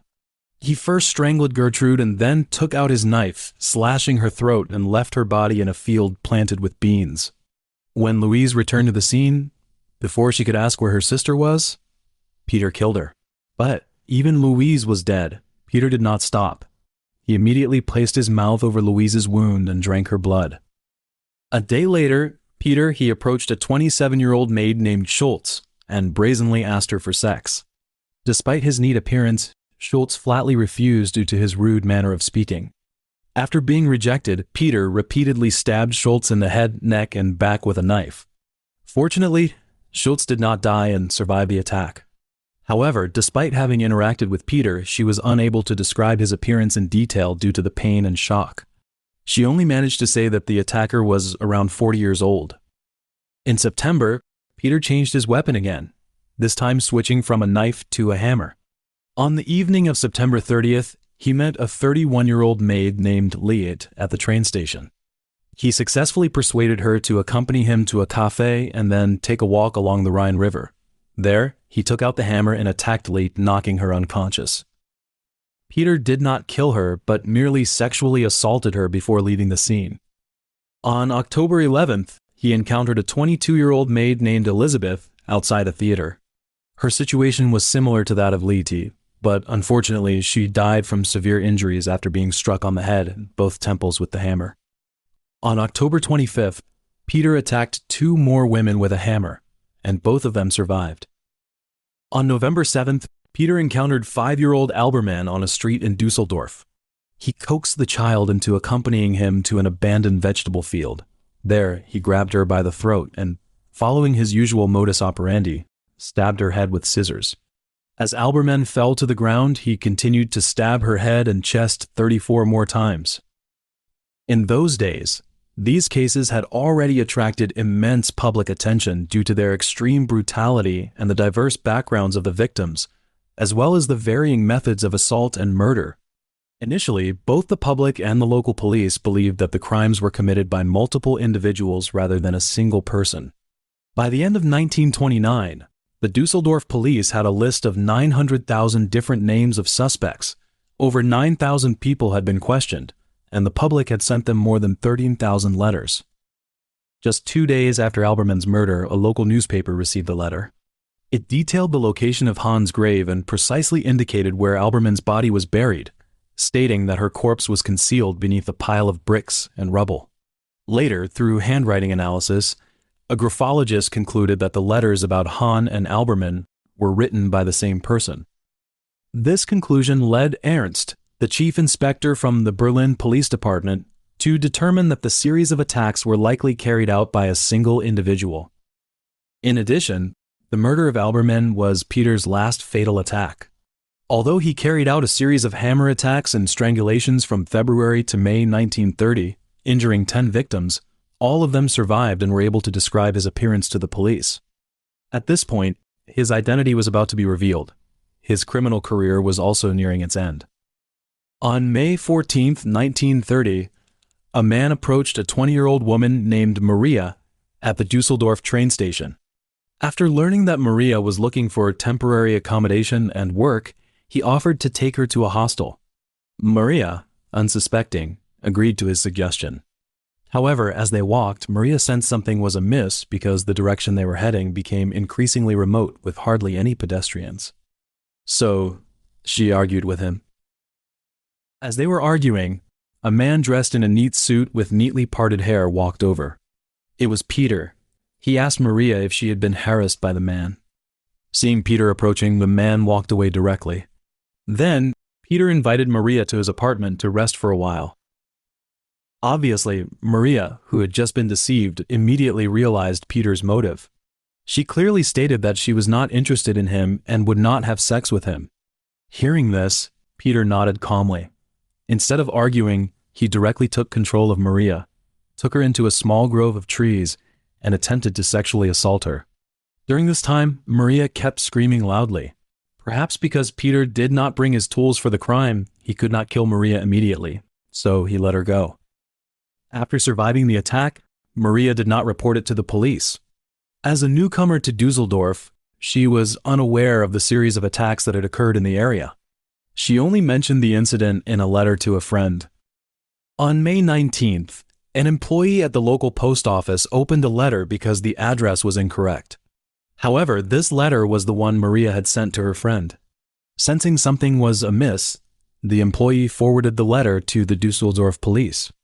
Not long after, the letter was sent to Ernst, the chief inspector of the Berlin Police Department.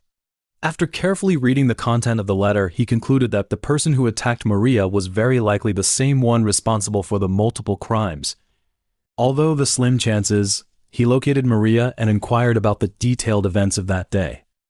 In the meantime, Peter confessed his criminal career to his wife and urged her to claim the substantial reward offered by the police for his capture. The next day, after a night of contemplation, August went to the police station, told the investigators that her husband Peter was the killer of the series of murders and attempted murders. That afternoon, Peter was arrested. Upon entering the interrogation room, he unreservedly admitted to his crimes, including 9 murders and 31 attempted murders. He made no attempt to make excuses, but instead recounted his life, using the injustices he had suffered to justify his actions. He also stated that he had drunk blood from the throats of some victims, from the heads of others, and licked blood from the hands of yet another. For example, after killing Han, he drank so much blood from the wound on her neck that he vomited.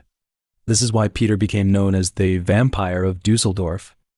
When discussing the weapons he used in his attacks, he emphasized that although he changed his methods and tools to mislead investigators into believing they were looking for more than one killer, the weapons he used were irrelevant to his goal of seeing the victims bleed.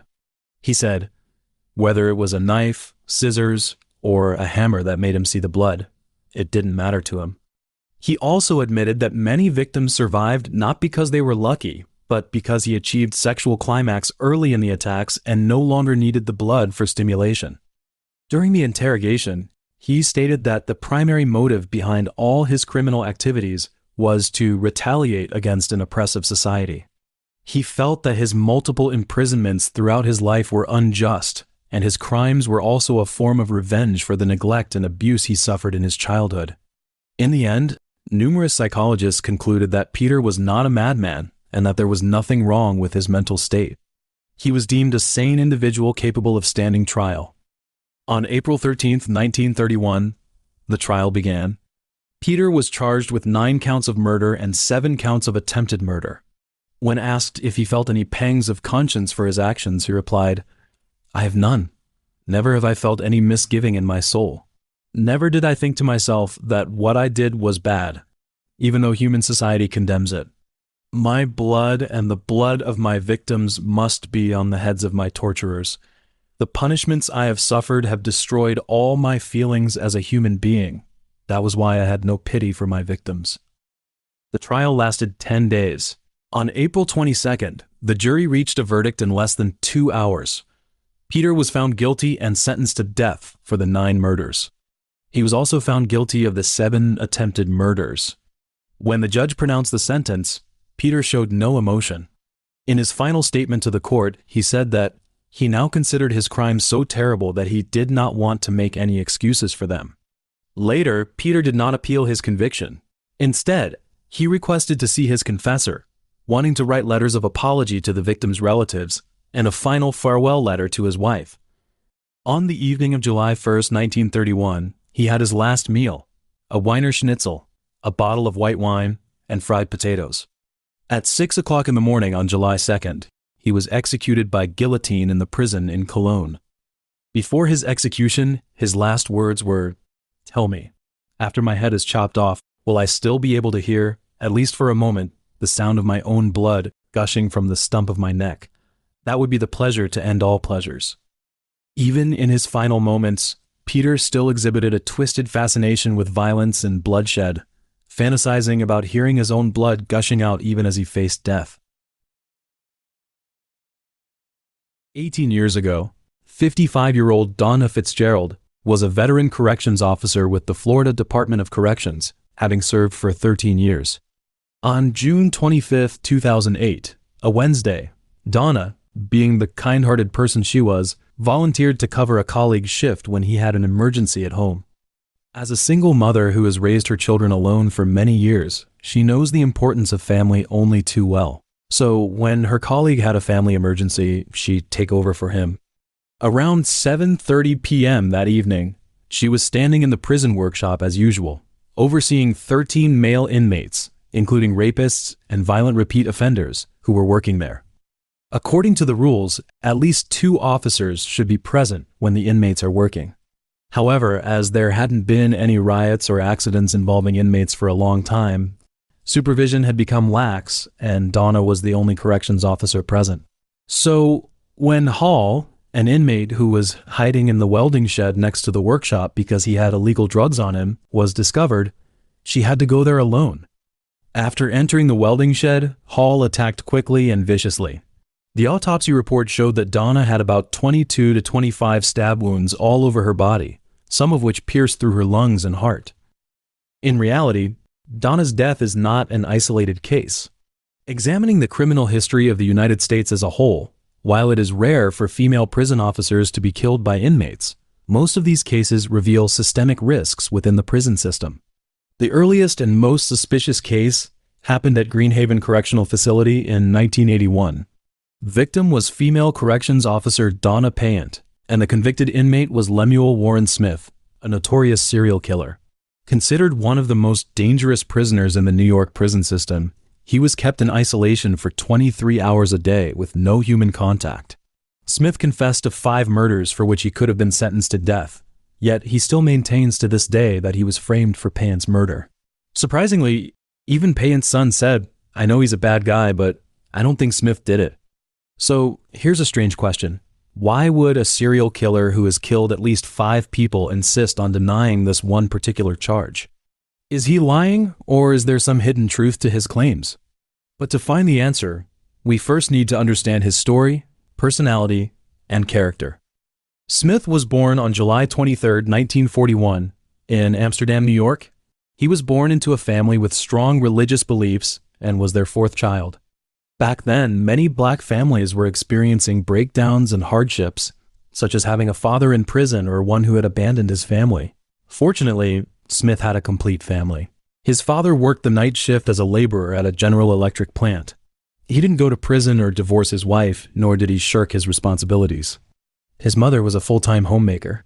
She was deeply religious and strictly followed religious customs, regularly taking the family to church. On the surface, it seemed like a stable family. Dad worked outside the home while Mom took care of the house. But that wasn't the reality. It was actually his parents who left indelible scars on his childhood.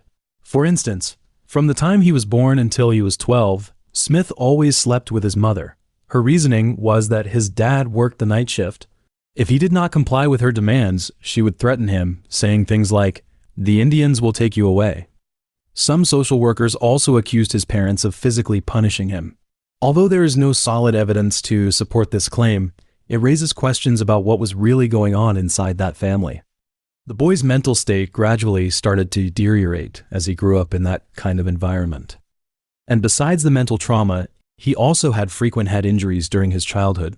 The first was when he was 6. The second time was when he was 10. He fell out of a tree while playing and hurt his head. All these experiences, involving both physical pain and mental trauma, shaped Smith's personality without his realizing it. Between 1951 and 1958, he repeatedly sexually harassed girls, stalking them, forcing kisses on them, and touching them inappropriately. In December 1957, age 16, he was indicted for burglarizing 2 stores in Amsterdam. Just a month later, on January 21st, Smith robbed and beat to death a 46-year-old woman named Dorothy Waterstreet. Although Dorothy's neighbors provided key evidence pointing to Smith, the district attorney was too eager and used illegal coercion, causing the evidence to fall apart. In the end, he got away without being imprisoned. That same summer, he went to Maryland and he didn't hold back at all. He kidnapped a 25-year-old woman named Edna and nearly beat her to death. Fortunately, a witness interrupted the attack, frightening him away and saving Edna. Following a year of investigation and appeals, because of how serious the assault was, Smith was tried as an adult. On April 12, 1959, he was charged with attempted murder and sentenced to 20 years in prison. In May 1968, nearly 10 years later, Smith was granted parole and returned to the New York Capital Region. However, prison had not changed him for the better. On May 20, 1969, he kidnapped and raped a woman for the first time. Luckily, the woman managed to escape with the help of a nearby couple. Later that same day, he kidnapped and raped a 46-year-old woman who was a friend of his mother's. Initially, Smith had planned to kill her, but since she was a friend of his mother's, she told him that if he let her go, she wouldn't tell anyone about it, especially not his mother. Hearing this, Smith agreed to her request. However, as soon as she got home, she reported it to the police. Then the police arrested Smith immediately, charging him with robbery, kidnapping, and possession of a dangerous weapon. Several months later, on November 11th, the judge found him guilty of attempted rape, assault, and unlawful imprisonment, sentencing him to an additional 4 to 15 years indeterminate imprisonment. On the eve of Thanksgiving in 1976, Robert, who was 48 years old, and Margaret, who was 59, were killed in the Hedderman's religious store in downtown Albany. The store, which mainly sold religious items, was scheduled to open that day, but this never happened. When their bodies were found, the post-mortem examination revealed that Robert and Margaret had both suffered severe blunt force trauma, strangulation, and slash wounds to the throat, indicating a violent attack. A piece of clothing covered in feces was also found at the scene. The next day, investigators questioned Smith, who was 35 years old and already out on parole at the time. Given his history of burglary, robbery, and violent crimes, and the fact that he worked near the Hedderman store, he was considered one of the prime suspects. However, due to the limited physical evidence and the series of unsolved violent crimes that were happening around that time, investigators initially treated it as just a robbery and did not take it seriously. A month later, 24-year-old Joan was kidnapped in the parking lot of the Colony Center Mall in Albany County. She was raped, stabbed, and dismembered. By that time, in the Hedderman murder case, investigators had already gathered more evidence linking Smith to the crime. There was a witness identified Smith from a photo as the suspicious person who had been seen at the crime scene, and gray hair matching Margaret's was found in his work locker. However, despite the growing body of evidence, Smith still wasn't arrested. So, a new tragedy was born. In July 1977, 30-year-old Marilee was kidnapped in downtown Schenectady. Her murder was almost identical to Joan's. She was raped, stabbed multiple times, and the killer even left bite marks on her nose. In August, Smith was arrested for kidnapping and raping an 18-year-old girl named Mary Ann. The following month, while examining photos of Marilee, a New York State police lieutenant noticed the bite marks on her nose. Further investigation and forensic analysis confirmed that these bite marks perfectly matched Smith's dental impressions, providing solid physical evidence that he had killed her. Then, at the end of October, investigators conducted a police dog identification experiment. Smith was escorted to Bleecker Stadium in Albany by the police, where he and 4 other men were randomly positioned behind 5 screens at one end of the stadium. Meanwhile, at the other end of the stadium, a police dog was led to sniff the piece of clothing that had been found in the Hedderman store. Shockingly, the dog went straight across the stadium to Smith. In order to ensure the experiment was accurate and the dog was unable to see, the 5 men were rearranged at random and the experiment was repeated twice.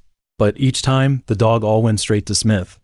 Faced with the growing evidence, including the matching bite marks and the results of the police dog tracking, on March 5, 1978, Smith confessed to 5 murders at the New York State Police Academy: Robert, Margaret, Marilee, Joan, and the murder of Dorothy from 20 years ago. In these crimes, Smith's method of operation showed a clear pattern. He would typically stalk potential victims and use knives he brought to the scene to control and attack them. After sexually assaulting them, he would kill them by stabbing or strangulation. He would also tie them up with their own clothing or other available materials and mutilate their bodies after they were dead, such as biting, cutting them. During the trial, he tried to defend himself by claiming insanity. He revealed his own psychological issues, including having multiple personality disorder. He insisted that he was controlled by the spirit of his deceased brother, who had actually died before he was even born. In 1979, the Albany County jury found him guilty of 2 counts of first-degree murder. He was sentenced to 25 years to life for each count, with a stipulation that he would not be eligible for parole until at least 50 years had passed. Since he had no chance of getting out of prison, the charges related to Marilee and Joan were eventually dismissed. Donna Payant was a 31-year-old mother of 3 kids. She started working as a corrections officer at Greenhaven Correctional Facility in April 1981. At that time, Smith, due to a staff shortage, he was assigned maintenance work in the chaplain's office, which allowed him to enter the office without supervision. On May 15, 1981, during her afternoon shift, Payant received a phone call. She then handed her keys and radio to a colleague saying, "Hey, I gotta go. There's a problem with my shift and assignment." After that, she walked down the prison corridor toward the chaplain's office.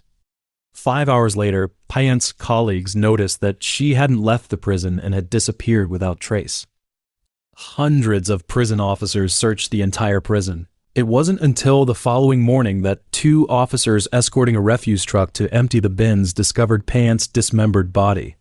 The autopsy revealed that she had suffered a severe beating and strangulation.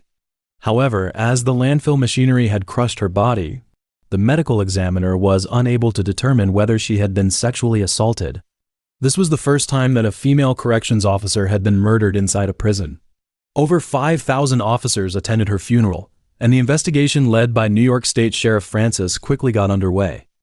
Given that Payant's last known location was the chaplain's office and Smith was the only inmate who had access to it without supervision, and the investigator who found bite marks on Marilee's body noticed that those on Payant's were almost identical, and subsequent dental comparisons confirmed that they were caused by Smith.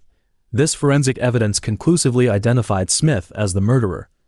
As media attention grew, despite the complexity and controversy surrounding the case, the murder trial was set to begin on January 20th, 1983.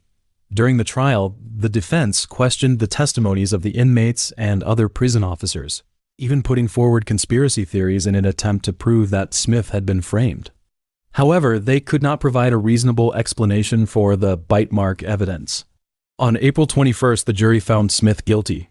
According to New York law at the time, Smith was automatically sentenced to death, as this was considered the only effective deterrent for inmates who were already serving life sentences. On June 10th, he was formally sentenced to death. However, on July 2nd, 1984, his appeal was successful and his death sentence was commuted to life imprisonment. But, as punishment for Payant's murder, and considering that Smith still posed a threat inside the prison, he spent almost the next few decades in solitary confinement, which was the longest period of isolation in the entire United States at that time. As time went by, Payant's murder case had been closed. But in 2025, Payant's son, Chris, brought up the murder again. Chris was also a corrections officer. He carried on Mom's legacy, becoming a corrections officer and working for 28 years. In an interview, he said that he wanted to reopen the investigation into his mother's murder. He and most of his family members believed that the core reason for her death was the active drug trade inside the prison, and she was either forced or asked to become a drug dealer or middleman. Greenhaven Correctional Facility, the maximum security prison located in Stormville, New York, It was in serious operational disarray in the early 1980s. The prison had lax discipline, with inmates being able to move freely in certain areas, and institutionalized corruption gradually took root, with staff maintaining a facade of order through exchanges of cash, gifts, and favors. During the 1983 trial, Smith claimed that he was framed by other corrections officers. He said that these officers had blackmailed Payant with compromising photos, forcing her to participate in the prison's drug gang. He told that she was going to reveal corruption in the corrections department and she was killed to keep her mouth shut. Payant couldn't take anymore. That signed her death warrant. When Chris was asked about a key question, which was also the most important piece of evidence that led to Smith's arrest, the bite marks he allegedly left on Payant's body, Chris believed that those corrections officers should have known about his criminal record and his penchant for leaving bite marks on his victims, so they could have made a mold in advance. When it came time to kill his mother, they could use that mold to frame Smith, because he was the only one who could access the chaplain's office unsupervised. He was the perfect scapegoat. Nobody knows the truth of the case for sure, but from Smith's story, it's clear that he's not a kind criminal. He only confessed to the 5 murders because investigators had enough evidence to charge him. Without solid proof, he wouldn't have admitted anything. Looking back at the entire history of crime in the United States, the victims of most serial killers are predominantly women, with very few serial killers specifically targeting men for murder. Therefore, whether it is Jeffrey Dahmer, the cannibal, who killed 17 young men, or Robert Berdella, known as the Kansas City Butcher, or Carl Panzram, who was active in earlier times and full of hatred, the terror they brought is indescribable.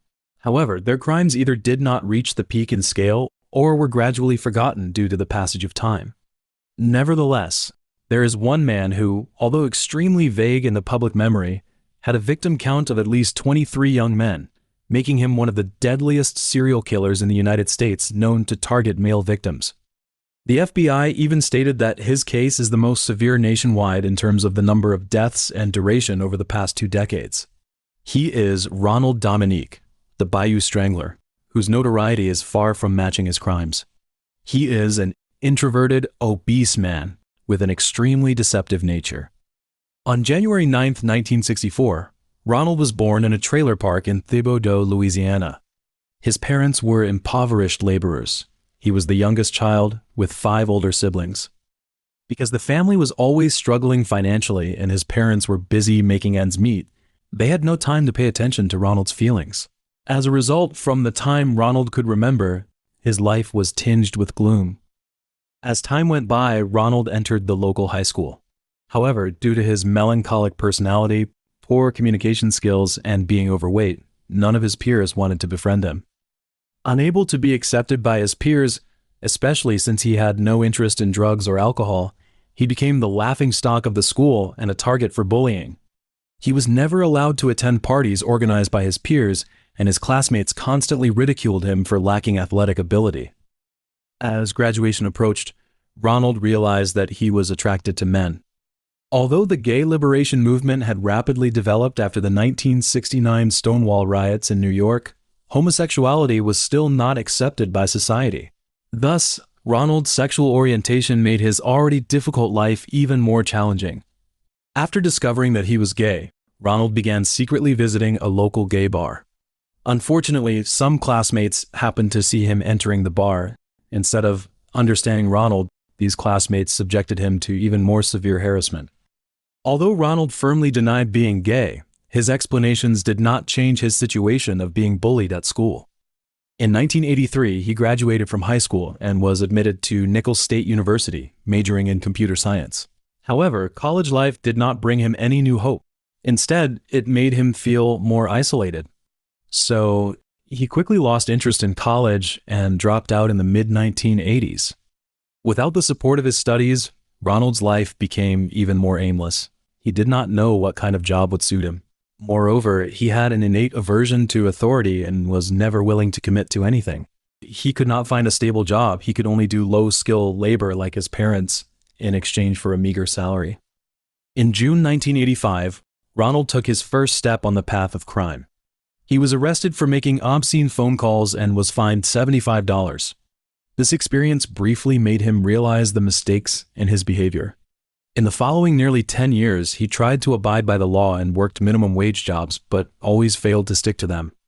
During the periods when he could not support himself, he would rely on the financial help of his mother and sister and live with them. As a gay man, Ronald was unmarried and childless. He longed for love but could never establish a serious relationship, could only seek temporary solace in bars. He liked to spend most of his free time in gay bars and often dressed up as Patti LaBelle, a singer he adored. However, due to his personality and physique, he could not blend into the local gay community and was often looked down upon. In May 1994, Ronald was arrested and fined for drunk driving. At this point, he had already gradually lost himself. His miserable life, unsuccessful love life, and even the dislike from the group he identified with all pressed tightly on his mind. 2 years later, a half-naked young man jumped out of a house window. He was excited but extremely panicked and claimed that a short and fat man, Ronald, had sexually assaulted him and tried to murder him. After the case, 32-year-old Ronald was arrested by the police with a bail of $100,000, an extremely exorbitant amount. However, when the case was about to be transferred to the court, the prosecutor's office could not find the victim and could not confirm the identity of the victim. So, the case was dismissed in November of that year. But this case dealt a heavy blow to Ronald. Because of his short stature, he was targeted and sexually assaulted by some inmates in jail. Since 1997, in small towns in Louisiana, an uneasy atmosphere would permeate the air after nightfall. The locals, who thought their lives were peaceful and monotonous, had no idea that a demon was reaping innocent lives. In July 1997, 19-year-old African-American David Mitchell left his grandmother's house alone after a relative's birthday party. 2 days later, his body was found in a ditch beside a road in St. Charles Parish. The autopsy report showed water in David's lungs, but with no visible injuries on his body and no traces of drugs or alcohol, his death was initially ruled as accidental drowning. However, David's father was certain it wasn't an accident. He knew his son was a good swimmer. Also, David's pants were pulled down to his ankles when his body was found, which didn't fit the accidental drowning scenario but seemed more like murder. Just 5 months later, another case occurred in St. Charles Parish. Gary Peer, 20-year-old, was found dead with his clothes on and no signs of injury or drugs, but this case also didn't attract enough attention. Ronald, an ordinary-looking man in the small town, often spent his time in gay bars. The bar owner's impression of him was that he was quiet, never caused trouble, and didn't drink alcohol, only soda. However, David and Gary were actually Ronald's victims. When Ronald began his criminal career, he went to gay bars just to look for murder targets. He would lure those people with alcohol, drugs, housing, or the temptation of a so-called girlfriend. Once he successfully persuaded them, he would lead them to his mother and sister's camper, subdue and tie them up, and then rape and murder them. Over 10 years, he murdered at least 23 men, with victims ranging in age from 16 to 46, mostly African Americans. On July 31, 1998, Larry Ranson, a 38-year-old drifter, became Ronald's first bound victim, whose body was found with obvious signs of binding. In early October of the same year, Oliver LeBanks, 27-year-old, was lured into Ronald's car. At that time, Oliver, fired for drug use and in financial trouble, had turned to sex work. After having sex with Oliver, Ronald beat and strangled him to death.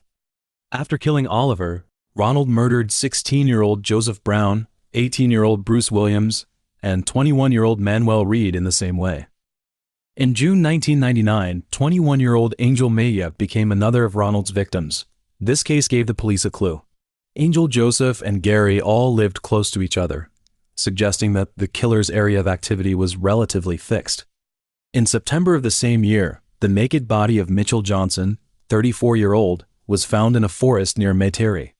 Several months later, the tranquility of Lafourche Parish was also shattered. Michael Vincent, 23-year-old, disappeared after a late-night walk, and his body was found a few days later, with the cause of death being asphyxiation. In early October 2000, Ronald chose his murder target to be his neighbor, which was by far his boldest decision.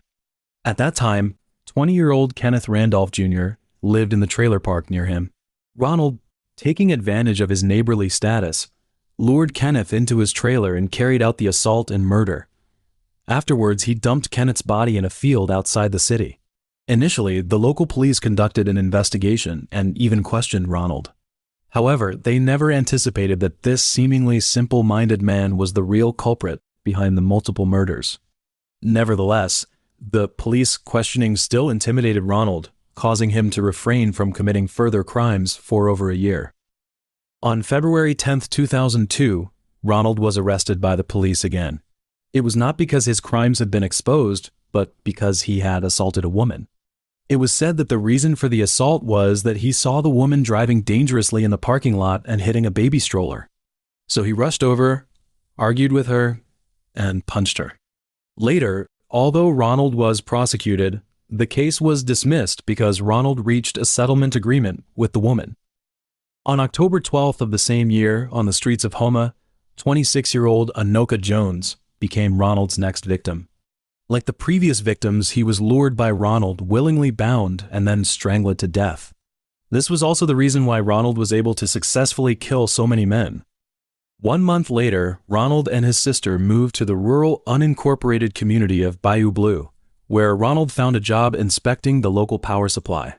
This job allowed him to travel regularly and provided him with more opportunities to commit crimes. Around the same time, Ronald killed 19-year-old Datrell Woods, whose body was dumped in a reed field. His body was not discovered until May 24, 2003, and the cause of death was determined to be asphyxiation. Since Woods had asthma, the case was initially treated as an accident until Ronald was arrested and the truth came to light. Over the next 2 years, Ronald murdered 9 people: Larry Matthews, Michael Barnett, Leon Lorette, August Watkins, Kurt Cunningham, Alonzo Hogan, Wayne Smith, Chris DeVille, and Nicholas Pellegrin. Among them, Leon was initially suspected by the police of being the murderer of Anoka because he had lived with 2 other victims, Michael and Anoka.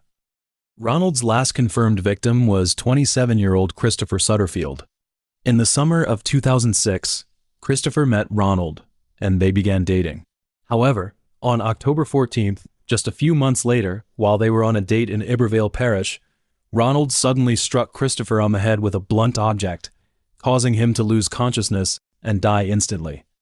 After Christopher's body was found, local police interviewed his relatives, friends, and acquaintances. They all confirmed that the last time they saw Christopher, he was with a man driving a black sport utility vehicle, but they couldn't remember what the man looked like. Louisiana in 2006 was filled with a tense and oppressive atmosphere. Ronald's crimes were like an endless nightmare, but fortunately, it finally came to an end.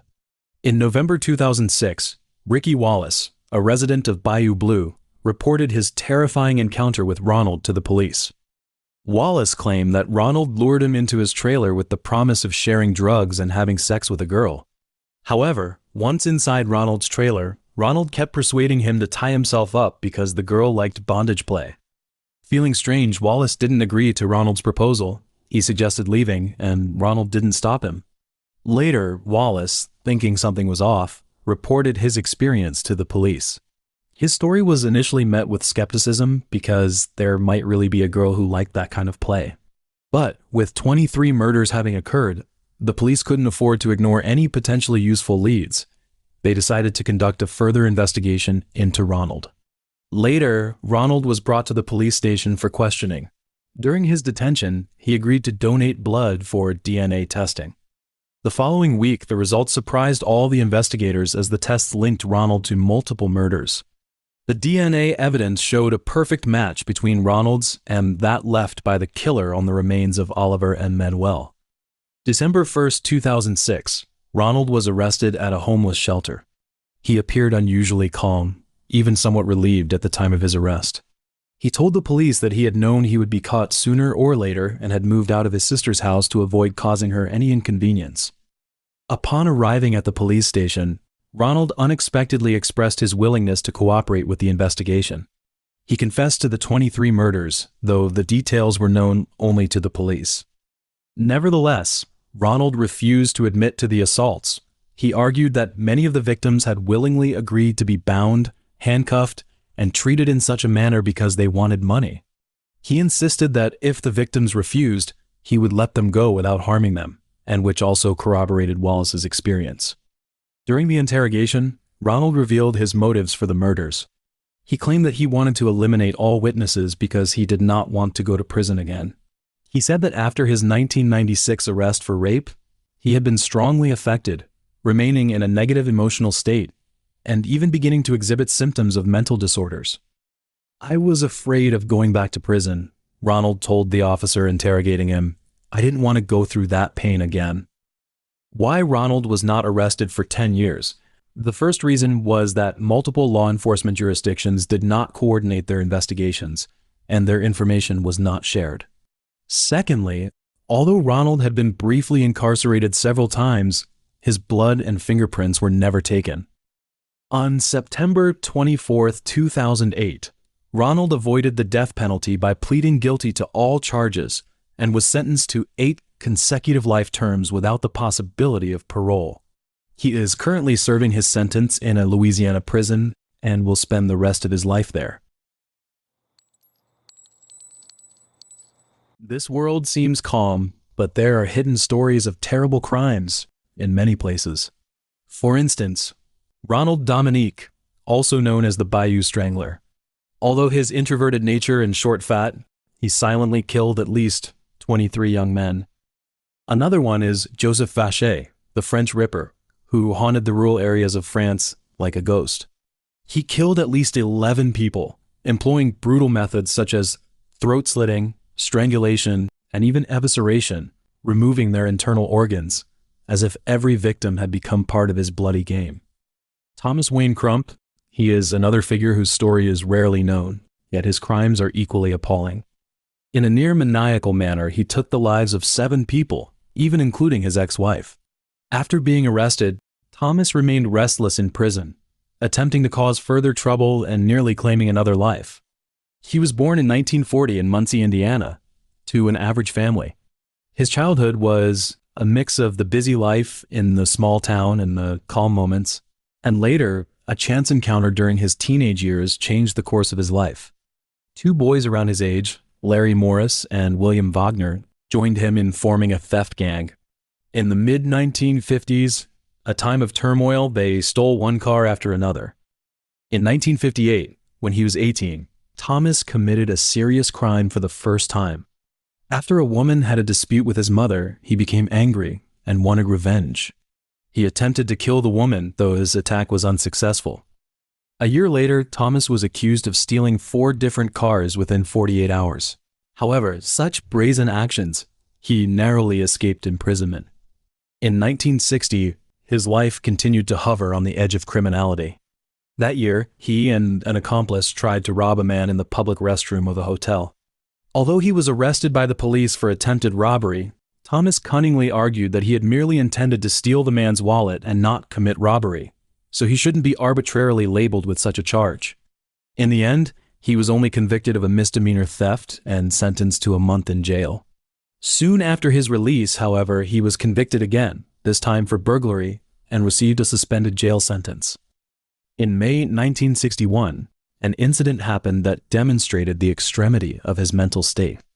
At that time, he and one of his friends were cruising the streets in their car when they forcibly dragged a man into their vehicle. Once the car reached a speed of 40 miles per hour, they immediately threw the man out. Later, despite being charged, Thomas brazenly claimed that the man had voluntarily entered the car to hitch a ride, but had suddenly jumped out during the drive. In February 1962, Thomas and 2 accomplices lured a 54-year-old man from a bar to a remote area and robbed him of all his money, totaling $82.70. However, this time, Thomas could not evade the police. They arrested him and successfully secured a conviction. The judge, Ralph Rector, during the sentencing, noted that given Thomas's history of evading prosecution, he had no choice but to sentence him to 1 to 5 years in prison. During his incarceration, Thomas's life was far from easy, but he longed for freedom and dreamed of escaping his confinement. In 1963, he and his cellmate, Robert Lindsay, planned to escape from prison. However, due to the tight supervision by the prison staff, they failed to find an opportunity to break out. Their plan ultimately failed, and Thomas was not released until 1966. That year, he fathered a son with a woman, but the bond of family did not hold Thomas back. Instead, he was charged again with robbing a hotel employee. During his detention by the police, despite his claim of having committed the robbery, there was no evidence to convict him. Soon after, he left his hometown and moved to Albuquerque, New Mexico. On July 13, 1967, he committed a robbery in Albuquerque, during which he nearly killed a clerk. After the robbery, he fled New Mexico in a panic and ended up in Saranac, Michigan. However, when a bartender in Saranac asked to see his ID card, Thomas flew into a rage. This man with an extremely vengeful nature, he tracked down the bartender just a few hours later and stabbed him 10 times with a knife. Fortunately, the wounds were not fatal, and the bartender survived. And Thomas was convicted of attempted murder and sent to a Michigan prison. 10 years later, Thomas reappeared on the streets of Albuquerque. As soon as he was released from prison, he returned to the city. This time, he didn't commit any crimes. Instead, he became a construction worker. Not long after, he took a job at AKFC and quickly rose to become the manager through hard work. It was there that he met Rhonda Higdon, a 16-year-old girl. Rhonda fell in love with Thomas at first sight. In her eyes, Thomas was a mature and kind man, and she had no idea about his violent past. Despite the more than 20-year age difference, love quickly heated up their relationship. They got married and had a child. As time went by, however, their love didn't grow stronger. There were many problems emerged. By July 13, 1980, Rhonda could no longer bear it and asked Thomas for a divorce. On the surface, Thomas didn't seem to have a strong reaction. He just said that he wanted to see Rhonda one last time and take her out for dinner. Because they had been married for years, so Rhonda agreed to Thomas's request. When they met, she got into Thomas's car as usual, but as soon as she fastened her seatbelt, Thomas drove straight toward the suburbs. The Rio Grande River originates in the San Juan Mountains in southern Colorado and flows through New Mexico and Texas, and Thomas took Rhonda to the banks of the Rio Grande River. He first asked her to get out of the car and took out a 9mm semi-automatic pistol and fired 5 shots at her. And then he hid Rhonda's body in a nearby ditch and drove away from the scene. On September 9th, Thomas was hitchhiking on the side of the road while on the run, as the police were tracking his movements. Eventually, a 58-year-old man driving a pickup truck stopped and agreed to give him a ride. However, as soon as Thomas got in the vehicle, he became like a raging animal, slashing the man's throat with a knife, stealing $600 from his wallet, and then driving off in the pickup truck toward Nevada. Fortunately, the man he attacked survived. Soon, Thomas arrived in Las Vegas and found a room in a motel, sharing it with 2 other men. On October 4th, he invited Jody James, a 26-year-old local prostitute, to his room. According to Thomas, after having sex with her, he drowned her in the bathtub, although the subsequent autopsy showed that she had been strangled. The day after Jody's murder, Thomas shot his 2 roommates, but he didn't check on their conditions, which allowed them both to survive. 4 days later, Thomas returned to Albuquerque. On the same day, 78-year-old Irving Plastid, an elderly man from Minnesota, asked Thomas for directions. Then, Thomas let him into the car, claiming he would take him to his destination. However, he drove Irving to the edge of the city, robbed him, and shot him in the chest. Although Irving was still alive at that point, Thomas shot him in the head, killing him. By that time, Thomas had already been wanted by investigators, as he was considered the sole suspect in the 3 murders and other crimes. His crimes were like an unstoppable nightmare, spreading across various cities. His name had become the focus of the police and the subject of public discussion, but he didn't care about any of that. He continued to plunge deeper into a life of crime. On November 16, 1980, in a motel in New Mexico, 2 men engaged in a heated argument, and their shouting drew the attention of those around them. Sensing the situation was escalating, the motel staff called the police, who arrived quickly in an attempt to intervene.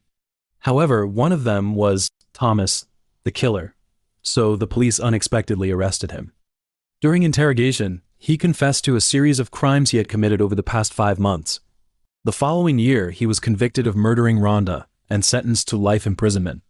Several months later, he was again sentenced to life in prison for the murder of Irving. However, while serving his sentence in the New Mexico prison, he committed another crime. At that time, Thomas, along with several other inmates, attacked 3 prison guards. One of the guards, Gerald Magee, a 33-year-old, tragically lost his life in the assault. On June 17, 1982, in the prison kitchen, Thomas was making pumpkin pie with 10-inch shackles on.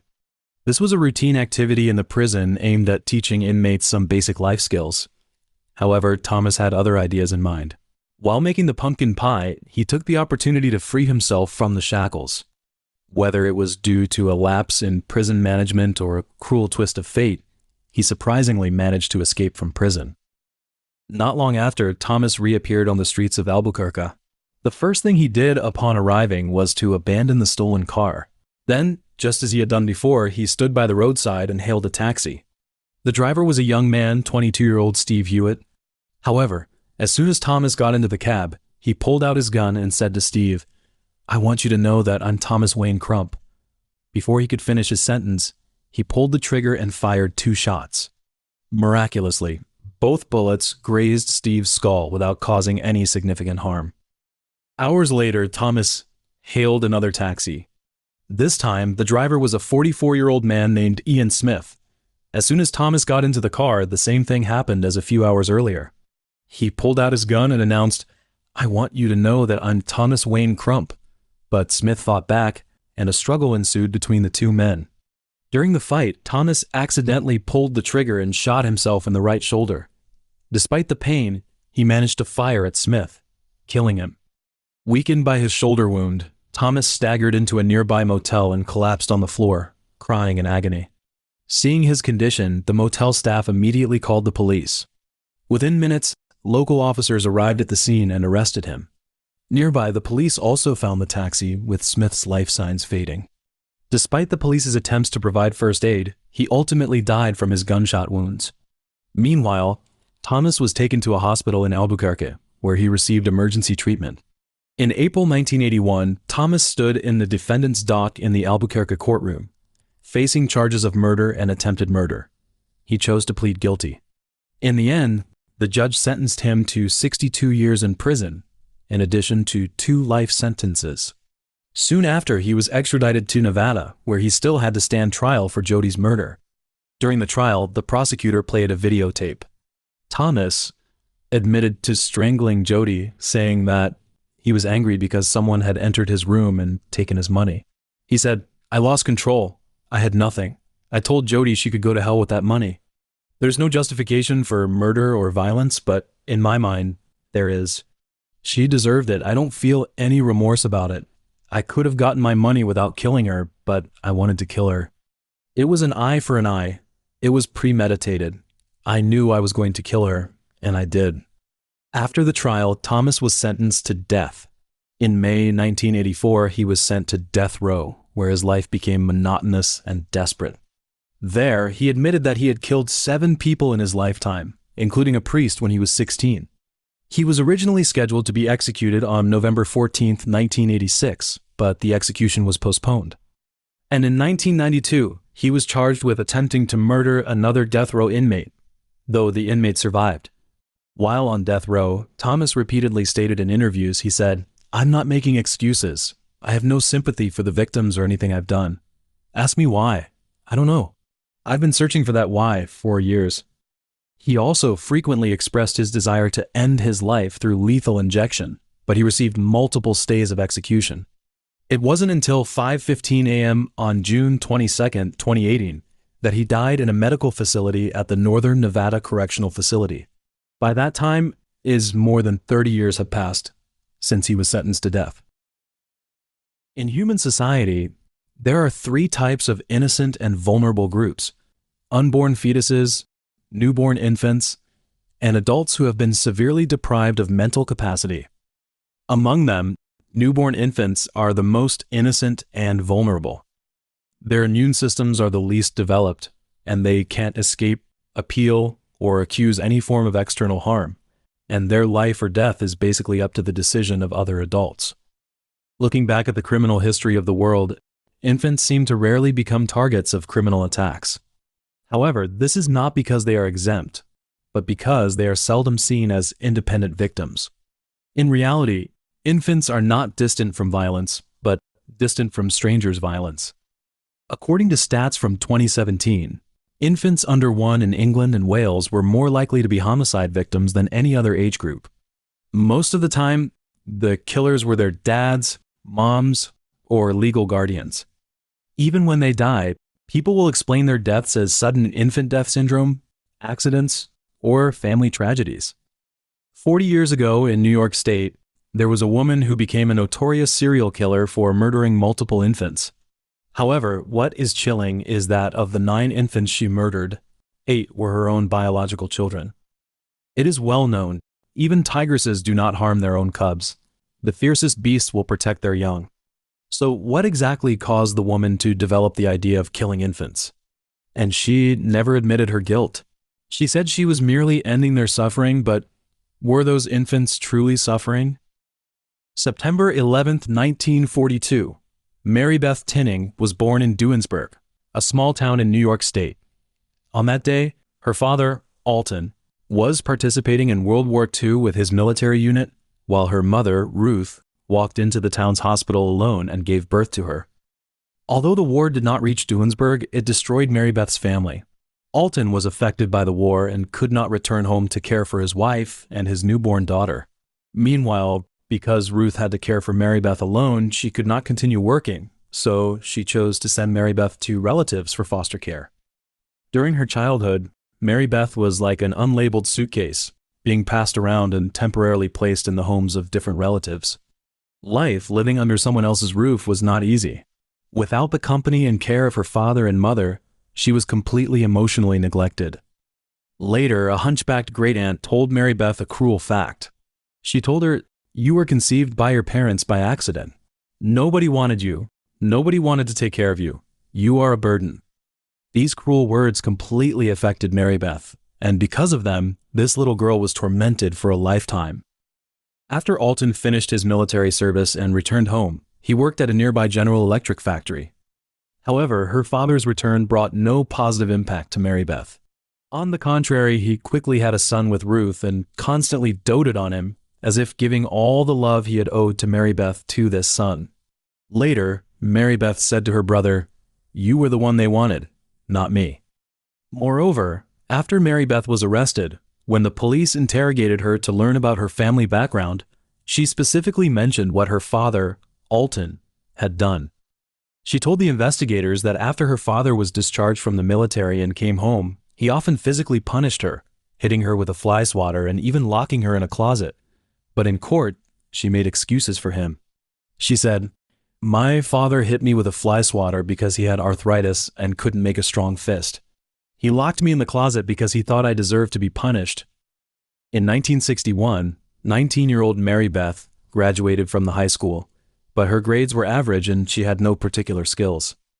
In the following years, she worked in various low-wage, unskilled jobs at restaurants, laundries, and convenience stores.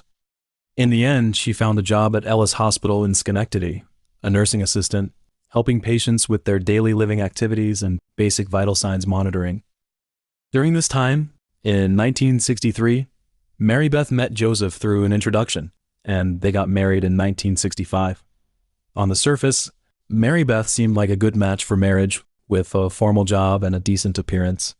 However, Joseph was unaware that his wife had a tragic childhood and was in very poor mental health. 2 years after their marriage, Marybeth and Joseph had their first child, a daughter named Barbara. Later, in the winter of 1971, Marybeth's father, Alton, the man who had affected Marybeth's entire life, died of a heart attack. No one knows what impact Alton's death had on Marybeth, but since then, a series of unsettling events began to happen. In the same month that Alton passed away, Marybeth's third child, Jennifer, was born, and almost 2 years earlier, she had given birth to her second child, Joseph Jr. But Jennifer's birth was not a happy event.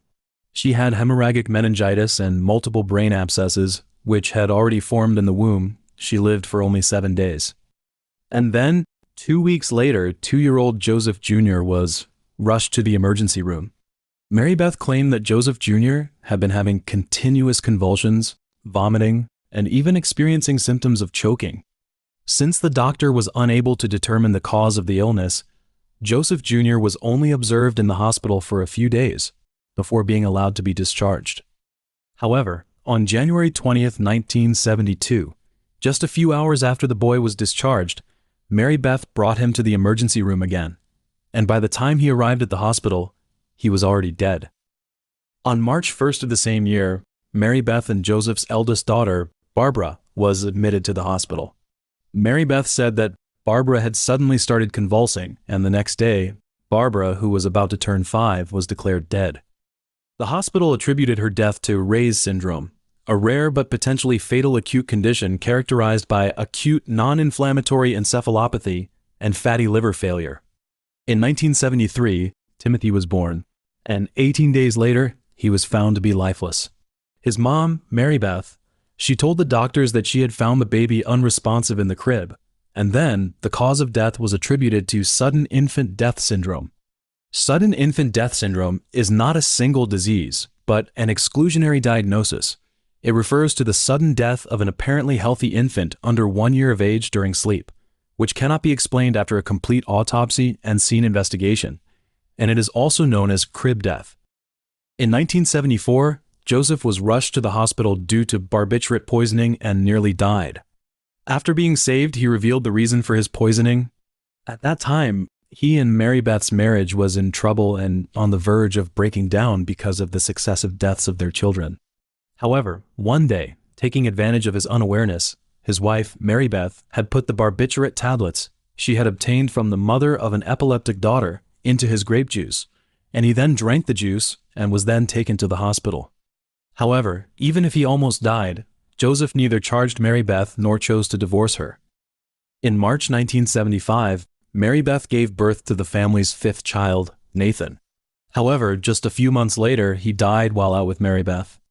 In August 1978, they adopted Michael, a child from another family, and 2 months later, Marybeth gave birth to her 6th child, Francis. In January 1979, she rushed to the emergency room just 1 street away from her home with Francis, who was convulsing.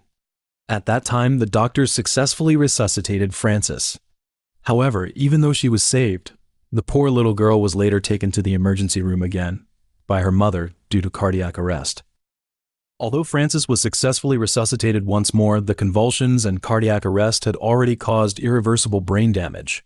So, in the end, Marybeth agreed to forego the resuscitation order and ended her life. In the autumn of that year, the family's 8th child, Jonathan, was born. However, not even half a year had passed when Jonathan spent his last 4 weeks in the hospital's intensive care unit. In those days, everyone except Joseph believed that Marybeth and Joseph had some kind of genetic disease, which was why their children always had accidents. The truth of the matter did not fully emerge until an incident in 1981. In February 1981, Michael, the child adopted by Marybeth, fell down the stairs by accident and suffered a concussion. On March 2nd, Marybeth took Michael to the hospital, claiming that he had been sleeping and could not be awakened. No matter what she did, he never woke up. After the doctors examined Michael's condition, he was confirmed dead. His symptoms were almost identical to those of all of Marybeth's deceased children. However, Michael was adopted and had no blood relation to Marybeth or Joseph. This incident revealed to everyone an uncomfortable fact. The previous children, including Michael, might have been murdered by Marybeth rather than dying from a genetic disease. But the evidence had not yet been found. Even with strong suspicion, Marybeth could still continue with her life. 4 years later, in the summer of 1985, on August 22nd, Marybeth's last child was born. Her name was Tammy Lynn, died of suffocation. On the day of the infant's death, just a few hours after receiving the news of the infant's death, Betsy from the Schenectady County Department of Social Services and Imfeld from the police department knocked on the door. They were prepared to take Marybeth and Joseph back to the police station to question them about the exact cause of Lynn's death. In the interrogation room, Marybeth signed a written confession admitting to personally killing Lynn, Timothy, and Nathan. Immediately afterward, she was arrested and charged with the murder of Lynn. Later, Marybeth, she claimed that her confession had been coerced by the interrogators. They had threatened her, and her repeated requests to hire lawyers had been denied. Initially, the 8 deceased children were successively registered as having died from natural causes, undetermined reasons, and sudden infant death syndrome. After Lynn's death, authorities re-examined 6 of the infants but found no signs of trauma or abuse. Later, Michael, the chief forensic pathologist of the New York State Police Special Forensic Unit, determined that Lynn had died from asphyxiation caused by another person, not from a genetic disease, and the deaths of the other 8 children were also considered suspicious. Robert, the Schenectady County Chief Medical Examiner, admitted, "If anyone is negligent, I suppose I am. I probably should have said there must be more to it than this, but we all think and don't do." In the summer of 1987, inside the court, Marybeth stood in the dock. The first witness called by the prosecution was Lynn's pediatrician, who said, "I had suggested installing a breathing monitor for the baby, given the deaths of her previous children, but she refused on the spot." Experts from the foundation associated with sudden infant death syndrome and the county medical examiner subsequently testified, and their conclusions were unanimous. Lynn had been smothered to death. Later, the jury deliberated for a full 23 hours. During this time, they requested a rereading of Joseph's testimony, the man with whom she had spent 20 years.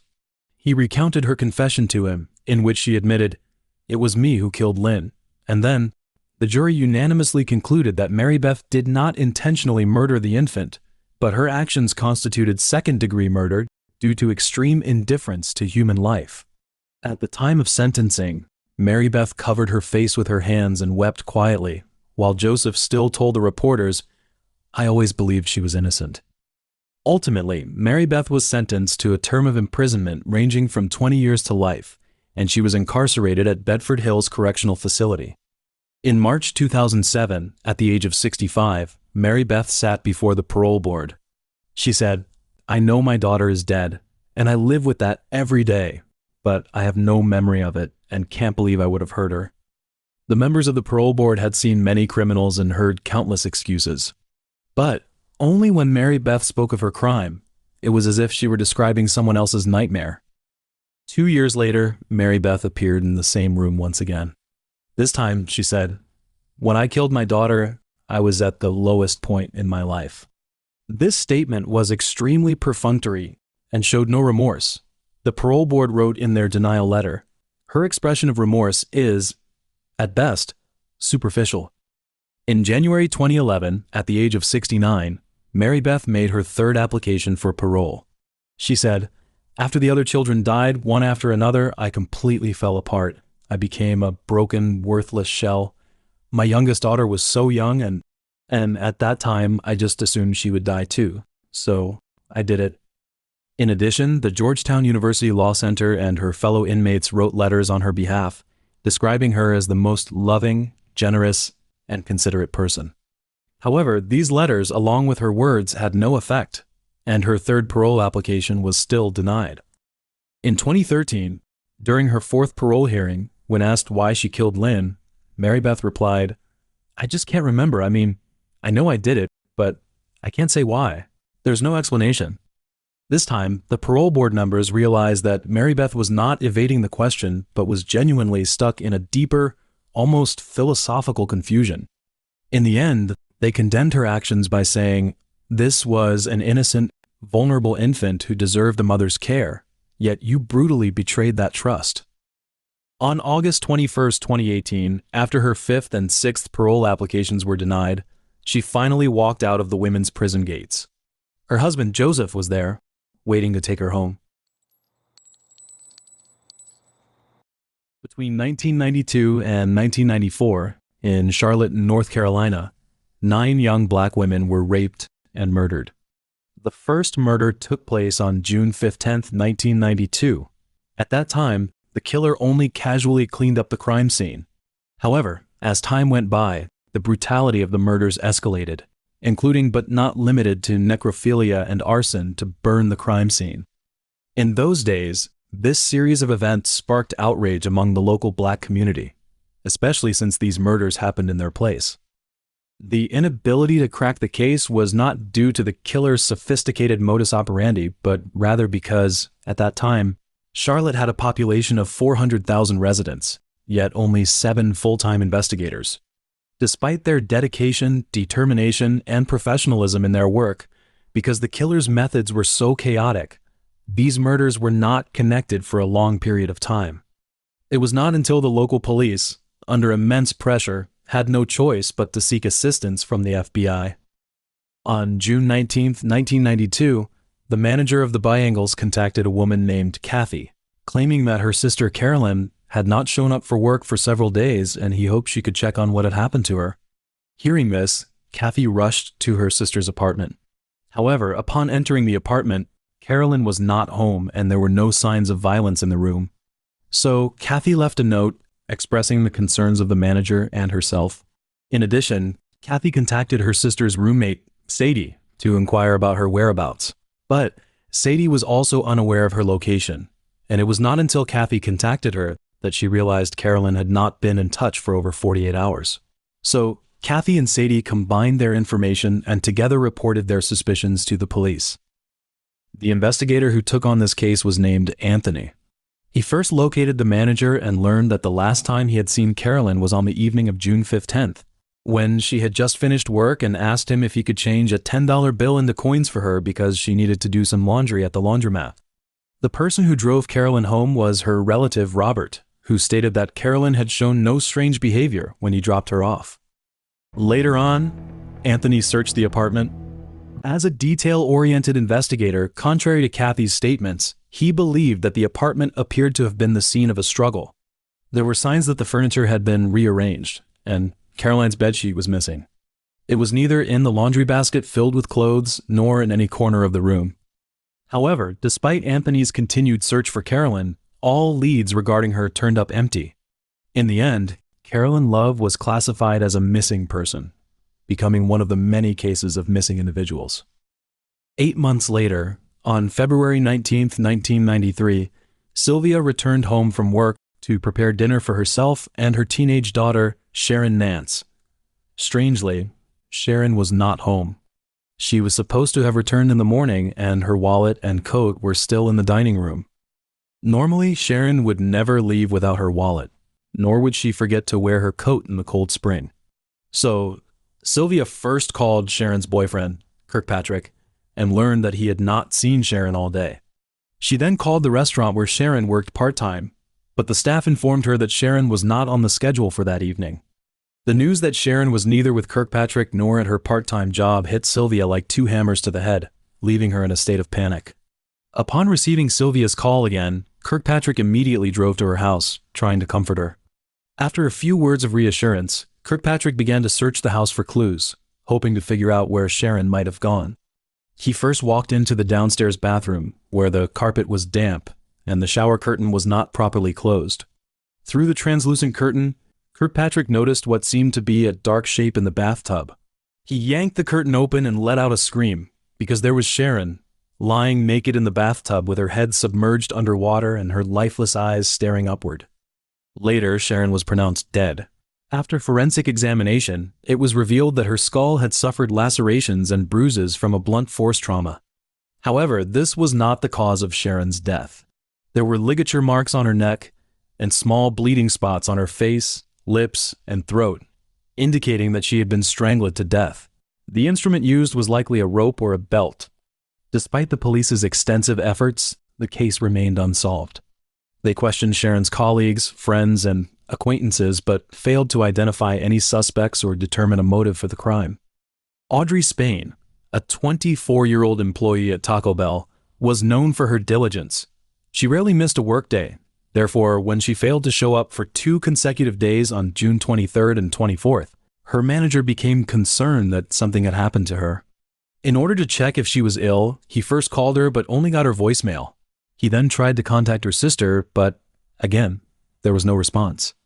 After 2 unsuccessful attempts to reach her, he decided to visit Audrey's apartment in person. Upon arriving at the building, he noticed that Audrey's car was still parked in the lot, so he approached the building's caretaker and requested access to Audrey's apartment to check on her, as she had been out of contact for 2 days. As the caretaker entered Audrey's apartment, the worst-case scenario unfolded. Audrey was found naked and lifeless on her bed, her eyes protruding and her neck wrapped with some clothing. It was clear that the young woman had died. Carolyn, Sharon, and Audrey, 3 cases of disappearance and 2 nearly identical murder cases, all occurring within just a few months of each other. Unfortunately, none of the 3 cases had any witnesses stepping forward to claim they had seen someone acting suspiciously. No one, not even the police or the media, had realized the existence of a serial killer. Moreover, the investigations into their cases gradually cooled down. This was because the statistics for Charlotte in 1993 showed that there were over 51,000 criminal incidents, with 9,100 classified as violent crimes, including 87 murders, 350 rapes, over 2,000 sexual assaults, and nearly 6,000 cases of battery.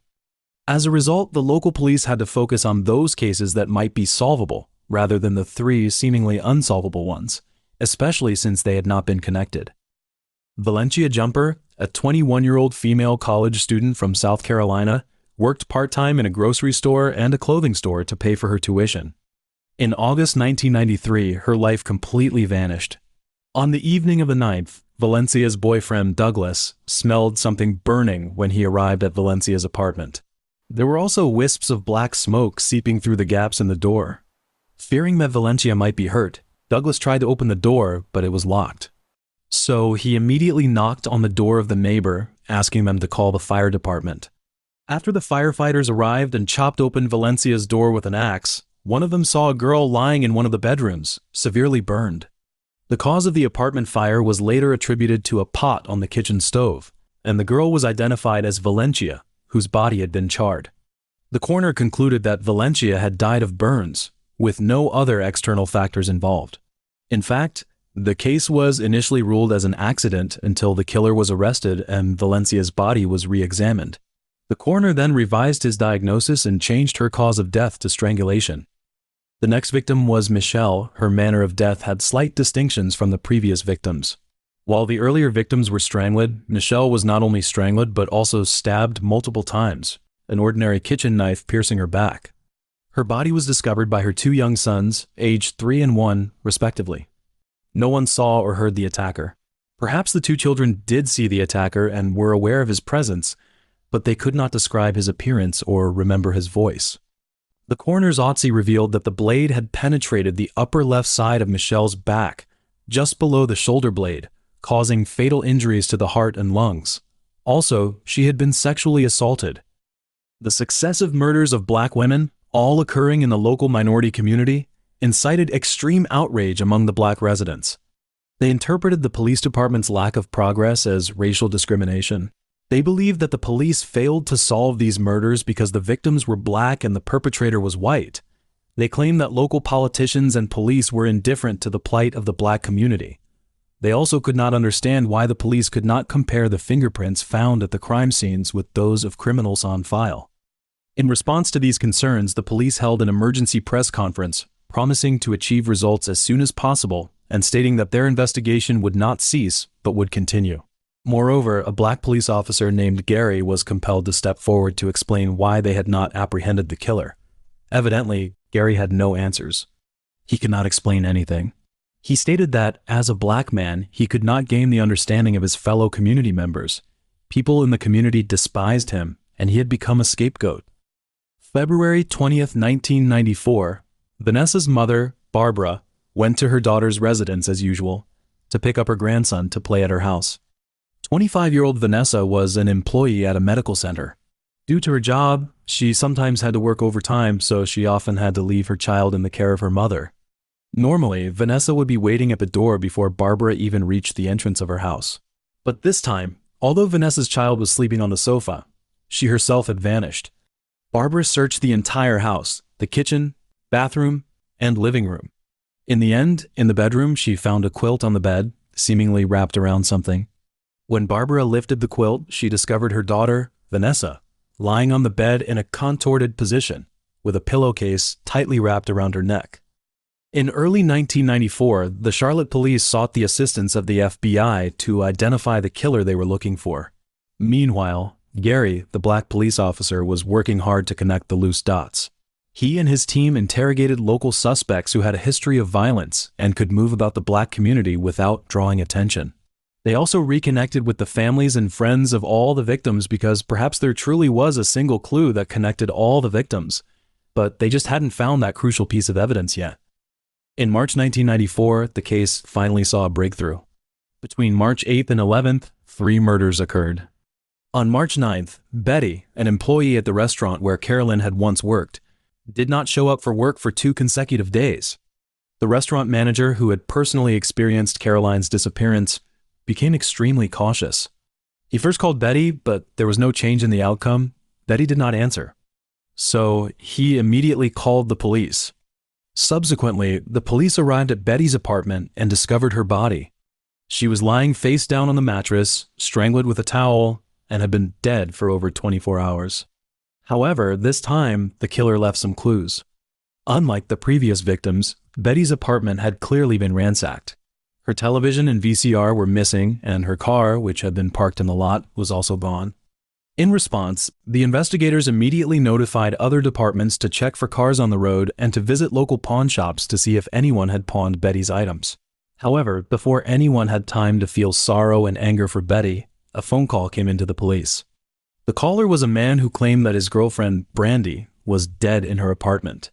The investigators from the local police department had just arrived at the location reported by the man when they were astonished to find that Brandy's room was in the same apartment building as Betty's.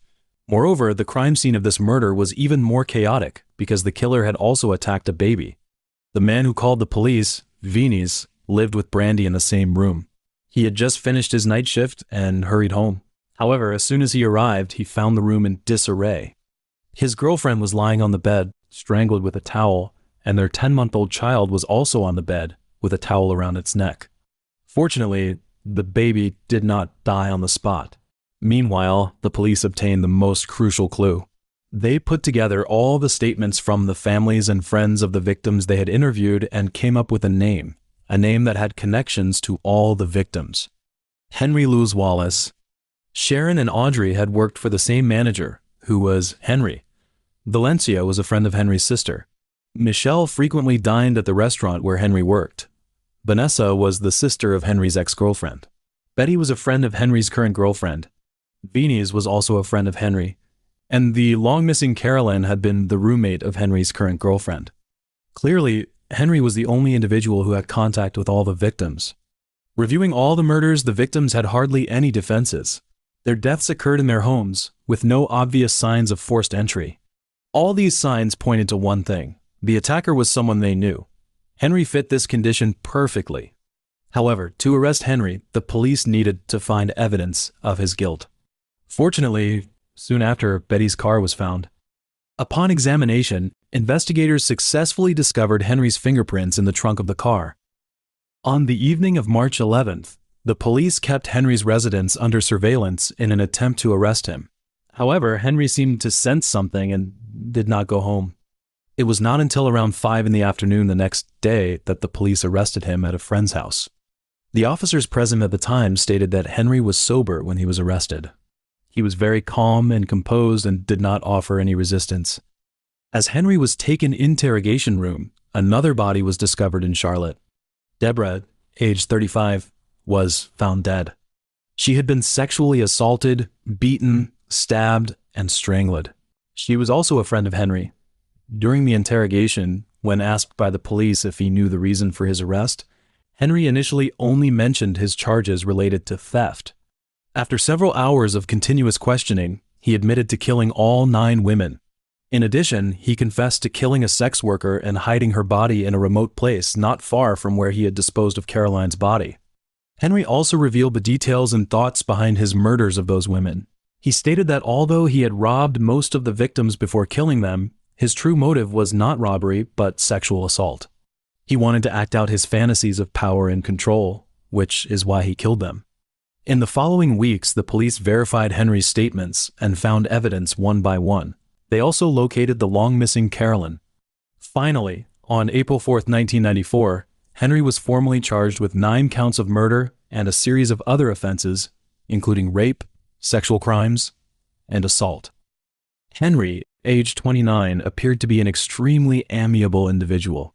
Standing at 6 feet tall and weighing 200 pounds, he was talkative, positive, and always wore a smile. No one could have imagined that such a person would become a serial killer. According to a social background investigation, Henry had grown up in a dysfunctional environment from a young age. Born on November 4, 1965, in South Carolina, his father was a married high school teacher, and his mother was a pitiable woman who had been deceived. She had lost her own mother at a young age, and her father had abandoned her early on. When she became pregnant out of wedlock and gave birth to 2 children, the man by her side was already married. Consequently, Henry's mother harbored a deep resentment towards life, which she vented on Henry through violence and emotional abuse. As the only breadwinner in the family, Henry's mother had to work long hours to pay the bills. However, working meant she could not take care of the children, so her discipline became extremely strict. Whenever one of the children made a mistake, she would take out a stick and have the other child whip the offender's bottom. During high school, despite his rather uneventful life and less than ideal grades, Henry was well liked by his classmates, and his teachers considered him a well-behaved student. Since his mother did not allow him to join the football team, he became a cheerleader instead. Even though he was the only male cheerleader, no one ridiculed him. On the contrary, he received encouragement from everyone. Perhaps Henry's ability to befriend and get close to those victims was one of the most important aspects of his socializing methods. Later, Henry joined a small radio station, and it was evident that he won the affection of most listeners. Many people appreciated his humor. If he had continued in the broadcasting industry, his life would have taken a completely different path. However, he was fired for stealing CDs. Later, unable to attend college, Henry enlisted in the United States Navy Reserve in December 1984 and went to Florida for basic training. Henry served in the Navy for 8 years and was described as an outstanding sailor.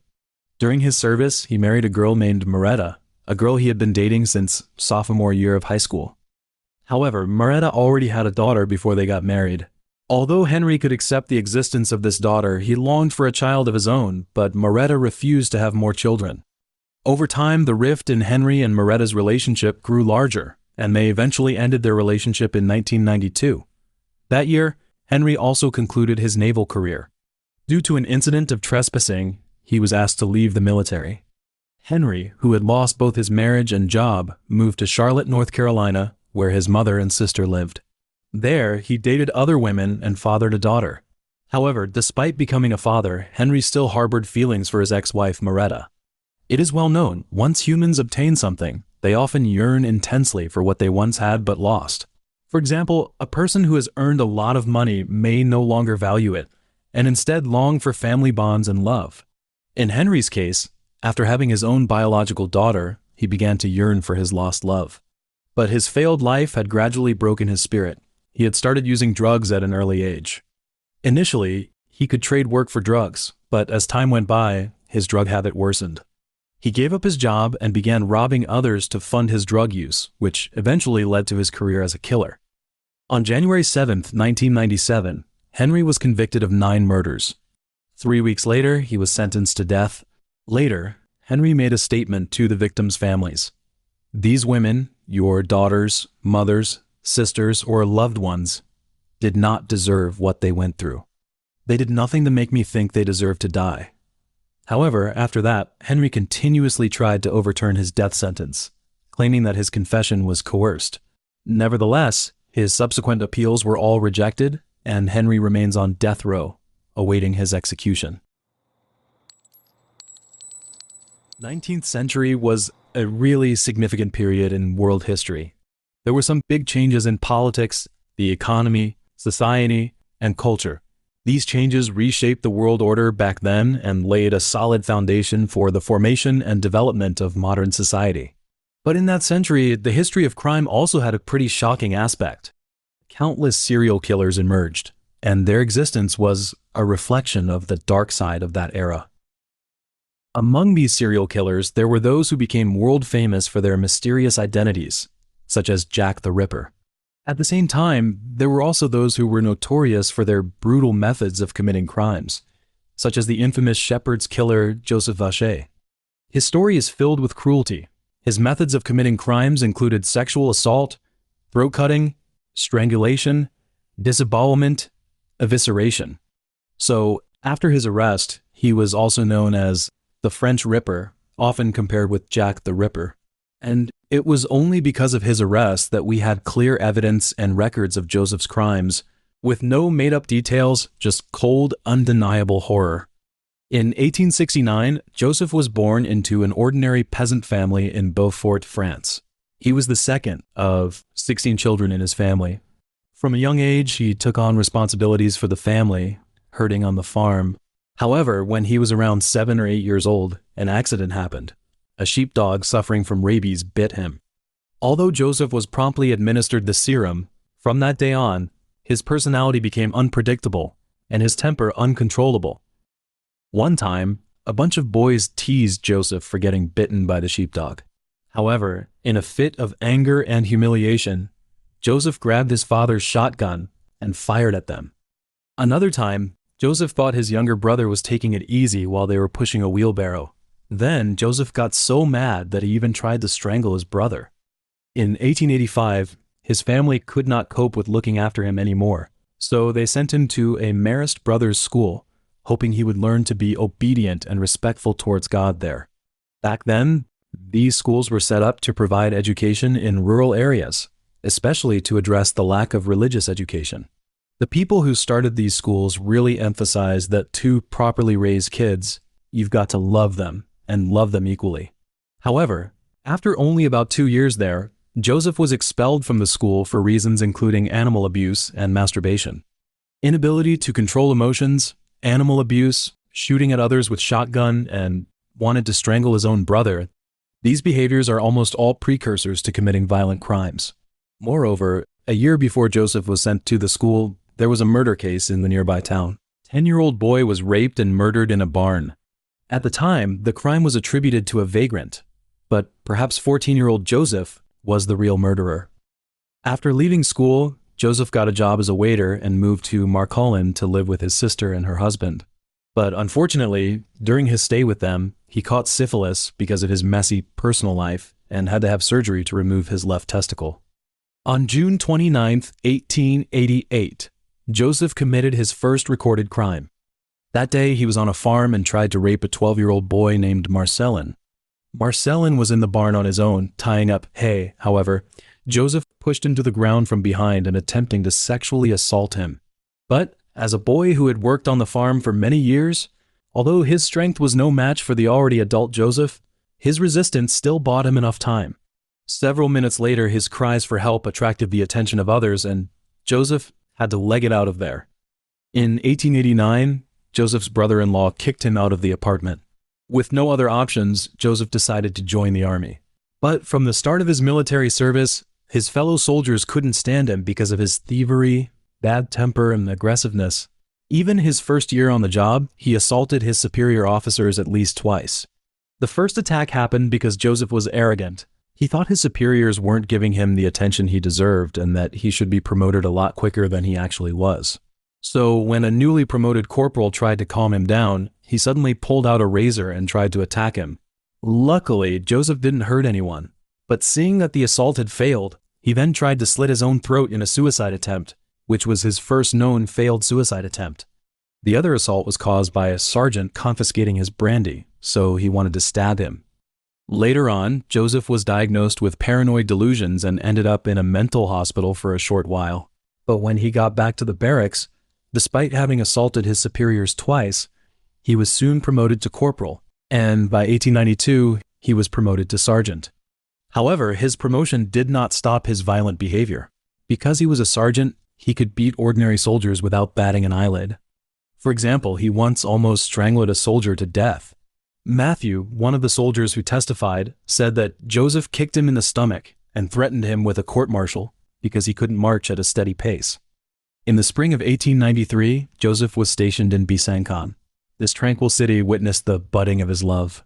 He fell in love with a young maid named Louise, whose gentleness and beauty deeply attracted him.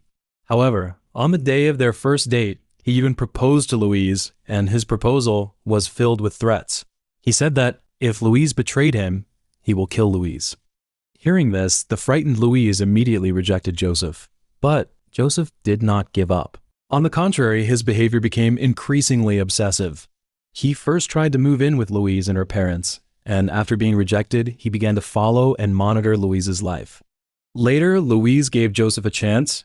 She accepted his invitation and went on a date with him. However, when Joseph saw a man talking to Louise, he lost his temper and suddenly attacked the man. Louise was frightened by Joseph's behavior. In order to get away from him, she moved back to her parents' home and vowed never to see Joseph again. In response, Joseph began to write love letters to Louise, trying to woo her again and repeatedly proposing. On June 24, 1893, because Louise wouldn't have anything to do with his letters and gifts, Joseph went after her in the street, dragged her into a dark alley, pulled out a kitchen knife and shouted, "As good as today as tomorrow." Luckily, before Louise could be harmed, some people walking by scared Joseph away. On June 25th, the next day, Joseph bought a sword cane, a revolver, and ammunition. Then he broke into Louise's house and told her that she had to either accept his proposal or return the letters and gifts he had sent her. But before Louise could say anything, he shot her 3 times with the gun. Then, straight away, he tried to kill himself again by shooting himself in the head. Luckily, Louise survived, even though she was really badly hurt. She had a front tooth missing and wounds on both temples. She was back at work 2 weeks after the shooting, after getting her teeth sorted. Joseph survived just like Louise, but one of the bullets ended up staying in his right ear. Afterwards, his right ear was completely deaf, accompanied by persistent suppuration, and the nerves on the right side of his face were paralyzed. On July 7th, Joseph was sent to a mental hospital to be checked over. There, he often got into fights with the staff and wrote letters to officials saying they'd treated him badly. Meanwhile, an investigation into his attempted murder was launched. The judge in the trial asked an assistant physician from the mental hospital to write a report on Joseph's mental state. The report said that Joseph had a mental illness with delusions and wasn't responsible for what he did. So, on December 21st, the court found Joseph not guilty by reason of insanity. Later, Joseph was transferred to the state-run St. Robert's Psychiatric Hospital outside of Grenoble. He stayed there for 4 months until the doctors declared him fully recovered, and he was released on April 1st, 1894. On the very day of his release, Joseph met with Matthew, the soldier he had beaten. He told him that he had deceived the mental hospital staff into believing he had only experienced a temporary bout of insanity, which led to his release. Shortly after his release, Joseph became a vagrant, wandering from Normandy to Provence, covering the southeastern part of France. During his travels, he barely sustained himself through begging and working as a day laborer on farms. Additionally, he started out as a murderer while he was on the road.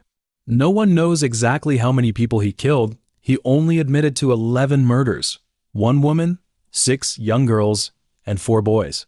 Most of his victims were young shepherds or shepherdesses who were attacked, strangled, had their throats slit, were disemboweled, sexually mutilated, and in some cases, the females were raped after death.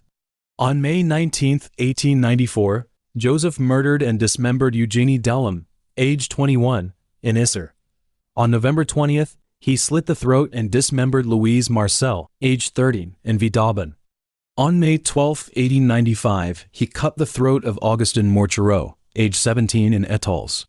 On August 24th, he slit the throat and raped a 58-year-old woman in St. Ours.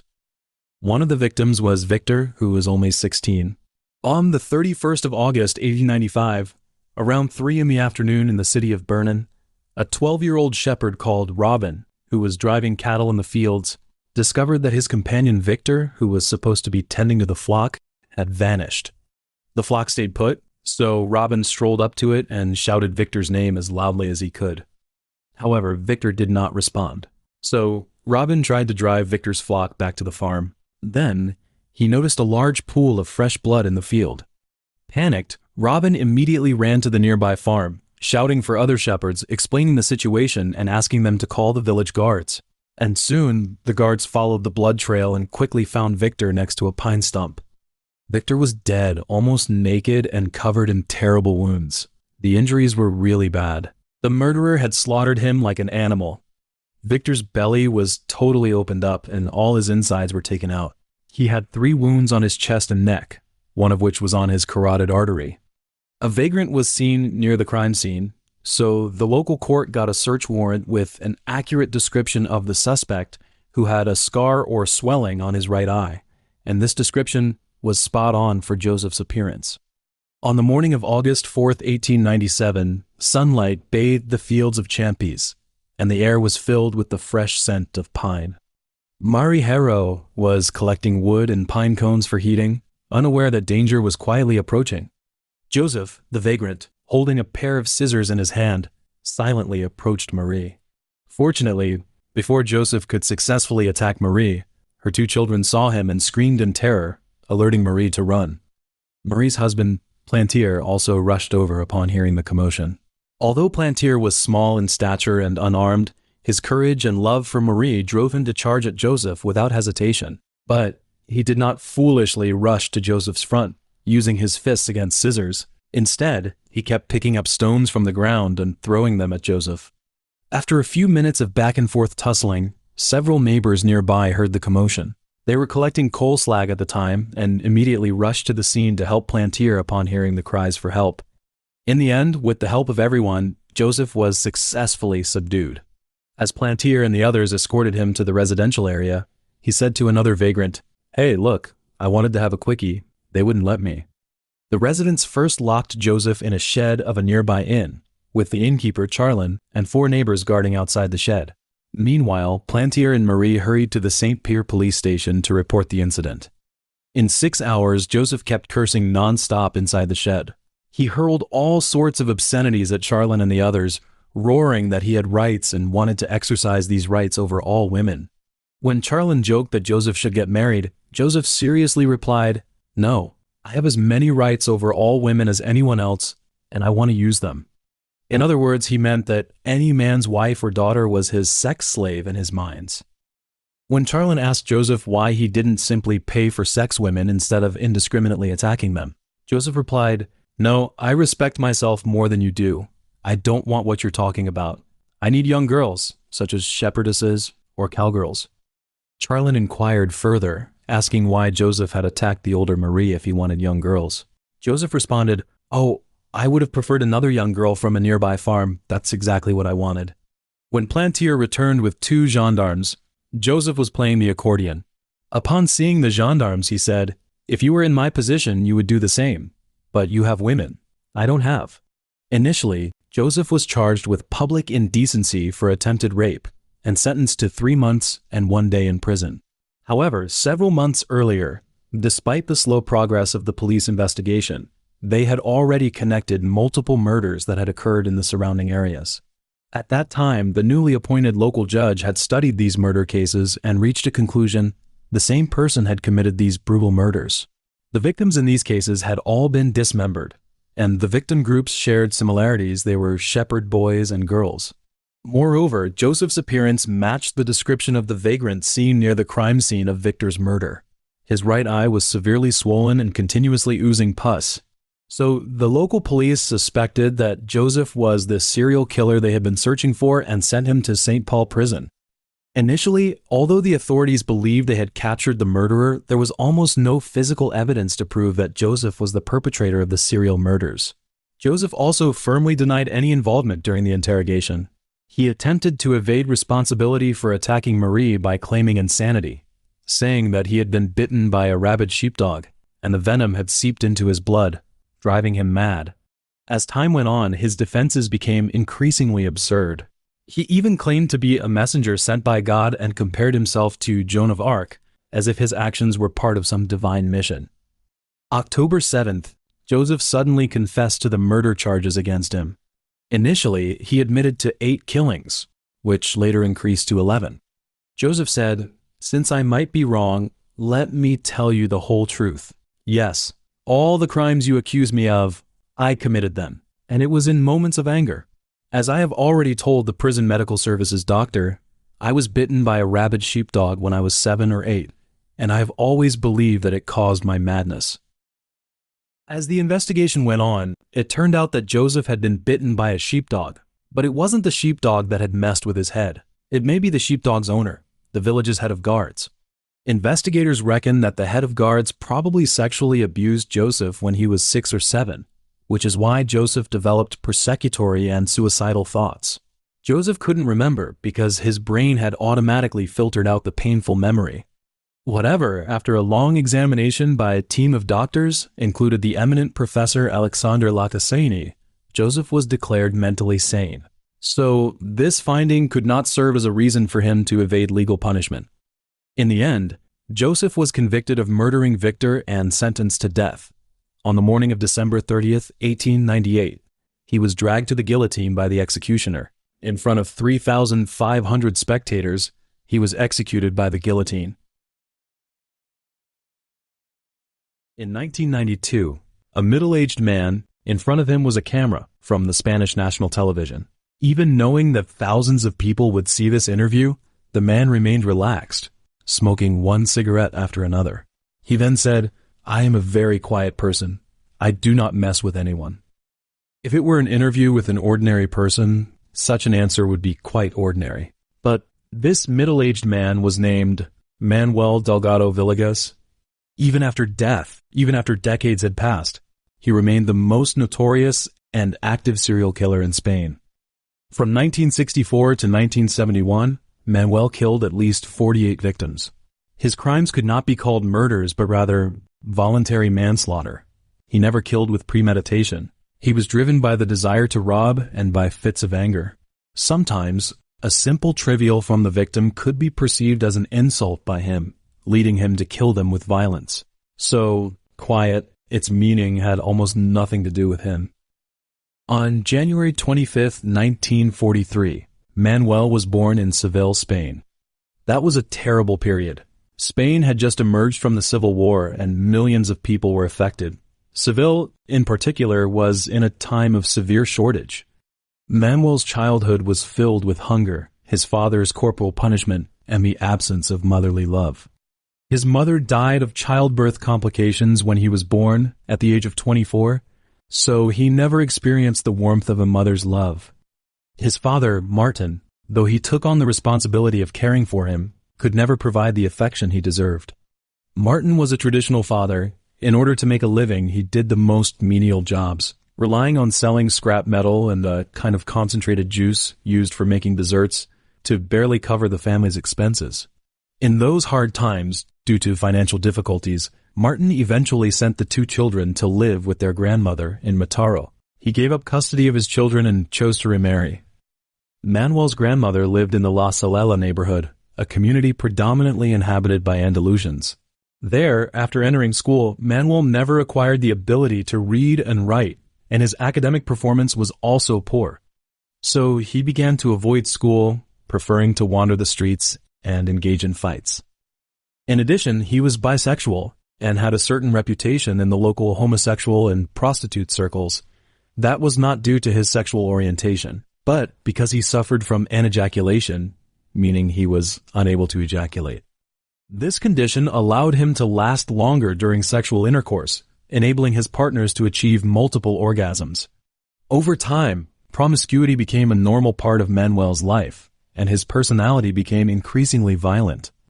In 1961, at the age of 18, Manuel joined the Spanish Legion. During this time, he learned a lethal technique called the deadly blow, which involves striking the opponent's throat with a knife-hand strike to shatter the trachea and cause asphyxiation. However, during his service, he began to use marijuana and showed symptoms of schizophrenia. Whether real or feigned, in the end, he was medically discharged as unfit for service. In the early days after Manuel's discharge, he mainly relied on odd jobs to make a living, including selling homemade syrup. However, several months later, because no money, he became homeless. From then on, he began to wander along the Mediterranean coast, in Spain, Italy, and France. His main means of survival were begging, stealing from villas in the countryside, and engaging in prostitution. During this time, he was also arrested several times for violating the law of social danger. Although this was the case, Manuel was never truly imprisoned, as he always exhibited symptoms suggestive of schizophrenia.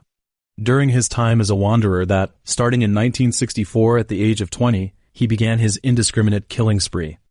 On January 21, 1964, while walking near the beach in Catalonia, he found Adolfo, a 49-year-old chef, were sleeping.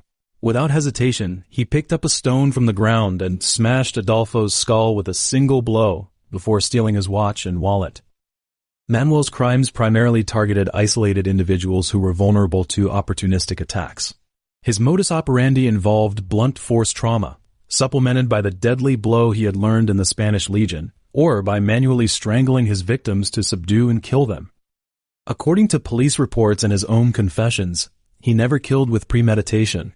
His actions were more often driven by the desire to rob, fits of anger, or sexual urges. On June 20, 1967, Manuel committed a crime on the island of Ibiza. The victim was a 21-year-old French female tourist named Margaret.